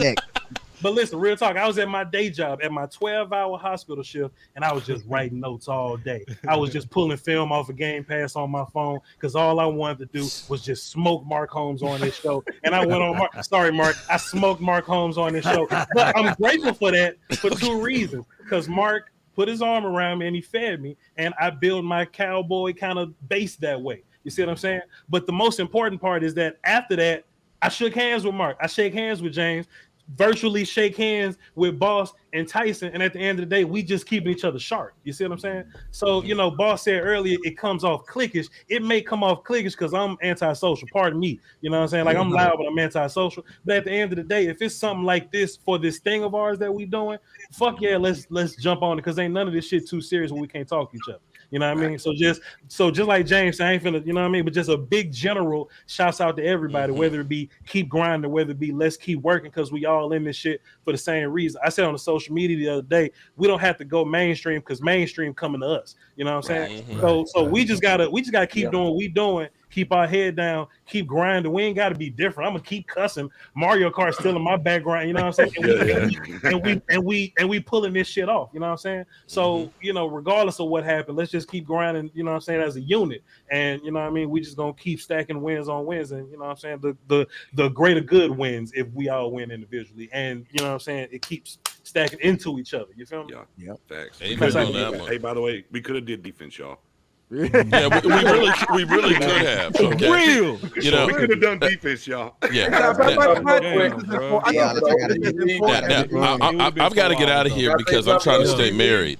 Okay, but let me just go ahead and just say just real quick piece. First of all, let me give a shout out to all of you guys, because you guys, as Law Nation would say, are nothing but the best. And I've had the pleasure of meeting almost all of you guys. Almost all of you. Rome, I haven't gotten a chance to meet you yet, and I have not. Nah, you're the only one I've met, Mark. Wait, I met you? Wait, where did we meet? Now remember, I'm old. Meeting me. Okay, then it's Knicks is the only one. At which game? The Redskin game? That's right. Shit. You came to the tailgate. He was on that drink. He was on that drink. Okay. All right, but listen. If you remember, I was had a couple hundred people there. We were trying to feed, man. That shit was crazy. But listen, I met Mark before on some brief stuff, but he got the real tuck in the 2016 draft. Right. Now, see, here's what's cool. Let me first say thank you for taking the old guy to the club with you, okay? Because, you know, I'm that old guy. All the women are like, why is he here? Okay, I'm the old guy here. I feel like Papa Smurf with all of you guys, okay? So, Jay Tuck, we met at the draft in 2016 in Chicago, okay, Shockdown, and that's back when I was holding Jobu and Jobu was interviewing me, and I'm going through Facebook trying to find that interview. I hope I can find that, and I appreciate you guys, you know, bringing me in here and everything else. I feel honored and humbled. As far as Vosh, I didn't know that you actually got in your feelings and mad about that. I was a hungry young lion, man. I mean, seriously. But you know what, though? When I came to Dallas for that draft, I was just like, this guy is the real shit. The way you knew everything about I was just like, I would love to be able to partner with this guy, because all I have to do is wind him up and kick back and get out the way, because he knows his shit. He is freaking amazing, and it wasn't a surprise for me that you were working with Volume. In fact, I think Colin Cowherd better worry about keeping his job, because your ass might be taking his. I mean, seriously, he is that good. And if you want to make sure you keep Vosh happy, get some Mambo sauce. You know, DC is known for Mambo sauce. He loves that shit, okay? That will calm the savage beast. And my man Law. I think Elijah Boy and Joy Taylor followed. Yeah, you know what I'm saying? but my man Law, Law has always been the best. And, you know, he's in fact, Law was one of the last people I saw before everything got locked down, because Law came through here. You know, we ended up doing a live stream from my house and stuff like that. You were really one of the last people that I got to see before shit got shut down. And the content that all of you guys bring together, this is what you guys all understand is, we all love the Dallas Cowboys and want to see them succeed. But when you're building a house, everybody has a little bit different ways of building something. And that's where people have a different point of view. Maybe it's a Dak, maybe it's a Romo, whatever. It doesn't matter, because in the end, you get the real deal right here. Not that made up bullshit shit that you get from ESPN and Fox and all that is made to be clickbait. Half of the reason why we all fight is because of the bullshit lines that we get from out there, where they're constantly telling you everything that happens with the Dallas Cowboys it's bullshit. It's not real. You know, you get Diggs having 11 interceptions. Now all of a sudden interceptions don't mean anything. And that he's just an ass, you know, receiver. I mean, excuse me, a cornerback. I understand. These guys are the real deal. And when they tell you something, you can believe it. My man Nix, I got to definitely work with you. You've got the voice. You've got that voice that's just like boom, it's just out there. And my man Rome, you know, like I said, what's wrong? I remember now. You know, like I said, I'm old. I played special teams. You know, my job was bust the wedge. So I've had a few concussions here, and my memory gets old. All right, so I appreciate everybody and salute. Salute. Yeah, I just wanted to say one thing real quick. I ain't gonna take up too much of your time because I know y'all ready to go. I appreciate y'all.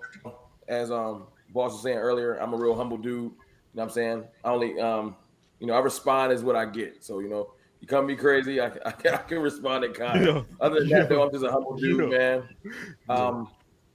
I appreciate all of the personal conversations I've had with a couple of gentlemen from Tuck to Law, Boss, Nix. You know what I'm saying? I've actually met Mark. I haven't met Vach before, but I want to share a small little quick story. The reason why I started doing YouTube was a video that Vach did. I think I've told Tuck about this before. Way back in the day, Vach made this video called This Thing of Ours. I feel like it's like over 2 years old. Right. And he was talking about everybody in the Cowboys community and why he respected the fact that everybody sounded different. And he said, I don't need another Vach. You know what I'm saying? They don't need another Mark. They don't need another Law. You know what I'm saying? We all do our own thing. And at the time I said, I don't really feel like nobody sound like me. So I'm going to start making videos. I ain't really expected to catch like it did, so I'm real humbled that it did. But, you know what I'm saying, when you stuck in the house during COVID and you hear something like that, you know what I'm saying, you just turn the camera on and just kind of let it flow. And I appreciate where I've come, you know what I'm saying, stuff like that. But yeah, man, this you might need to do a new video on This Thing of Ours because a lot has changed since you made that video. Some of the people you referenced back then, it's a lot of new faces. But that message that you put out there about everybody doing their thing to the best of their ability, it's better for the whole cause of the Cowboys rather than it being 10 Vaches. You know what I'm saying? You got to kind of do you. So that's why I try and pride myself in just doing me and taking from y'all as far as respectfully learning things from y'all because y'all teach me stuff every day. Trust me. That's why I'm in y'all comments. Appreciate you, man. Yeah, man. Just hone what you're doing. Just hone what you're doing. So I appreciate y'all guys. Respect. Amen. Law. No doubt, man. Hey, man, I didn't like this stream at all, man. I absolutely didn't like it, man. He loved it. I loved it. You know, Yeah. I was just seeing where we all got our independent voices, our independent thoughts, and being able to shake it together and put it out there to the Mecca for everyone to hear this, man, is a beautiful thing. And then just seeing what my guy Vach's been doing, man. We from the same hometown of 24 to 25,000 population, and look what it's bringing out to the nation. I believe that we got more followers than anybody that we can actually look at in our hometown. And for us to just be viewed that way is remarkable, man, from a small town. And then for us to do the things that's unbelievable with this community is beyond me. And shout out to Shango, man, for giving me the bridge to do this. Right. And setting the roadmap. And trust me, guys, man, Shango is in a good place right now, man. And I speak to him every other month. Yeah, he's in a good spot. So shout out to Mark Holmes for also giving the blueprint of just grinding and hustling, man. Y'all know I all work for the federal system, so we're not allowed to have certain things when I was working inside the building. I would sit back, literally watch Mark Holmes and Shango do their videos, and I sit there and say, man, one day when I get time, I'll do mine. But now I got nothing but time, and it's all from the blueprint of my guy, Mark Holmes, man. So I really appreciate you, man, and as well as with my guy, Boss Cowboy Sports and the OC, those guys, man, grinding, always hit me up saying, hey, Law, what about this? What about that? And being a listening ear, opening ear to all of this, man, and allow me to give feedback to them and watching them grow is remarkable. Let me not leave out Skywalker and Big Game James. Those two boys, the late night hype. Don't y'all know, man, that opened up so many alleyways to other people to start their platform, to do their thing. And and Sky, man, just unbelievable with graphics, unbelievable with the foresight and the insight to give me access to if you guys look at my thumbnails, that was all through the training from Sky. He said you got to go to this site and pull this, and you got to put that together. So he elevated my thumbnail game. He elevated the microphone and everything that you guys see today. It was all through the hands of Sky. So shout out to him. He'll forever have a spot in my heart, just like Voch Lombardi, and as well as Big Game James, just being the guy that reached out to me, him and producer G, to have me on their shows and say, hey man, this dude right here, unbelievable voice. And remember, you're listening to nothing but the best to come out there to rap and spit my mind, even though I'm wrong sometimes. But man, for those who sit there and watch and listen to me, it's unbelievable, man. There's spots in Dallas that I don't have to pay for to eat, man. There's spots in Dallas, and I'm not bragging, by the way, that if there's a drink, I don't even have to reach in my pocket. They say, put that hand down, Law. Don't you know who you are, man? Come on, man. It's all VIP. You know? I'm for real. Man. So shout out to them. I'll be freeloading on that dude. Yes, indeed. And shout out to my guy, man. Two drinks, man. Look. And these are nice places. The Omni there's nothing to sneeze at. I can go there and eat for free. Hey, shout out to you, man. Eddie. You know who you are, man. But I'm with this guy.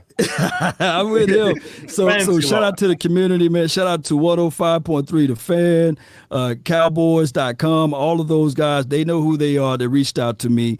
And as well as Jay Tuck, man, I appreciate you, bro. You know, for assembling this together, man. And especially we needed this before going out there to Oxnard. So this was a perfect time for this, man. I really appreciate you. Nick, man, you see you in the corner with the beer gang. I appreciate you too, man. Doing your thing over there with the space community and on Twitter and everything. Hit me up, bro. I love this, man. And as well as Mr. Rome. I mean, every year we have a rookie of the year, and this is you and Jay Tuck, man. You guys coming out. I believe I'll listen to my guy Voch one day, and he said, man, both of y'all names kind of sound the same. You don't know if it's Cowboys fan talk or Cowboys fan, all of y'all sound the same. But, man, both of you guys came out, man, with some good energy, and I can't leave out Foots the King. Yeah, you know, I mean, Okoye, man. Oh my goodness, man. Jeff. Okoye was the first rookie of the year. It's okay to talk about the people that's over here, though. Yeah, Okoye. Man, that dog, man, that boy. He came out talking about Dak Prescott and my guy, Dez Bryant pulling the ball out of the sky. Dez not done yet. Man, y'all check that video out. I think it's got 3 million views by now. But man, all of this is for the love and the bettership of the nation, man. And I think that we got a long way to go. But baby, this is a beautiful mile that we stretching out because, man, we can look back and see where we started at and look how much we've grown. Man, there are literally bloggers and people that's on Twitter that take your voices, your thoughts, and echo it, right? So, and for us to be on multiple different platforms like my guy West Coast, man, we have different thoughts of opinions, but man, at the end of the day, we want the common goal for the Cowboys to lift up that Lombardi trophy. Man, I can't wait for that to happen. And this is this community. Think about this before I depart. We started the Eagles, the Washington, the Giants community based off the heartbeat of ours. You don't see Chargers communities out there. You don't see the Cardinals community. You see NFC East talk because we talk and they trying to keep up. They still looking up. They got neck muscles on they got stomach muscles on their neck because they want to be like us. But nobody is like the Dallas Cowboys. Think about that. There's not no Pittsburgh community. There's no Green Bay community. All of those communities, if you go back and look at their YouTube page, they started because of us. And they kind of try to emulate us, but we all know how that goes, Cowboy Nation. But shout out to them. I love seeing it. Amen. And like I said, before I let everyone go, man, first and foremost, I got to thank y'all, the community, everyone who watches all of our channels, donate, hits that notification bell. We appreciate y'all support because y'all keep us thriving. To be honest with you, there be times I'm like, I'm not going to drop no videos, but I got to do it for Cowboys community and for Cowboys Nation. And like, that's the reason why I really wanted to put this together. Like I said, this is part one. We're going to come back for part two, but we start camp tomorrow. Everybody get ready for season.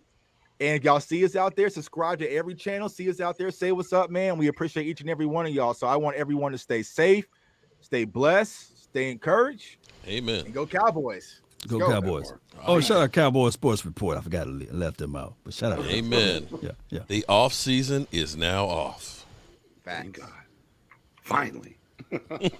Finally. It's gone, right? It should be ended. Yeah.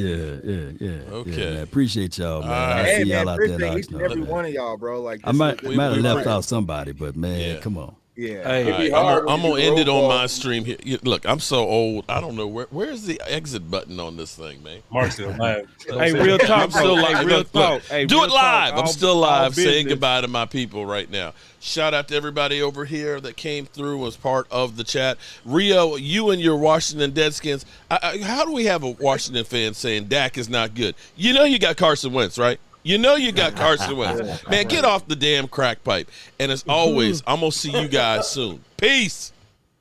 All right, real quick.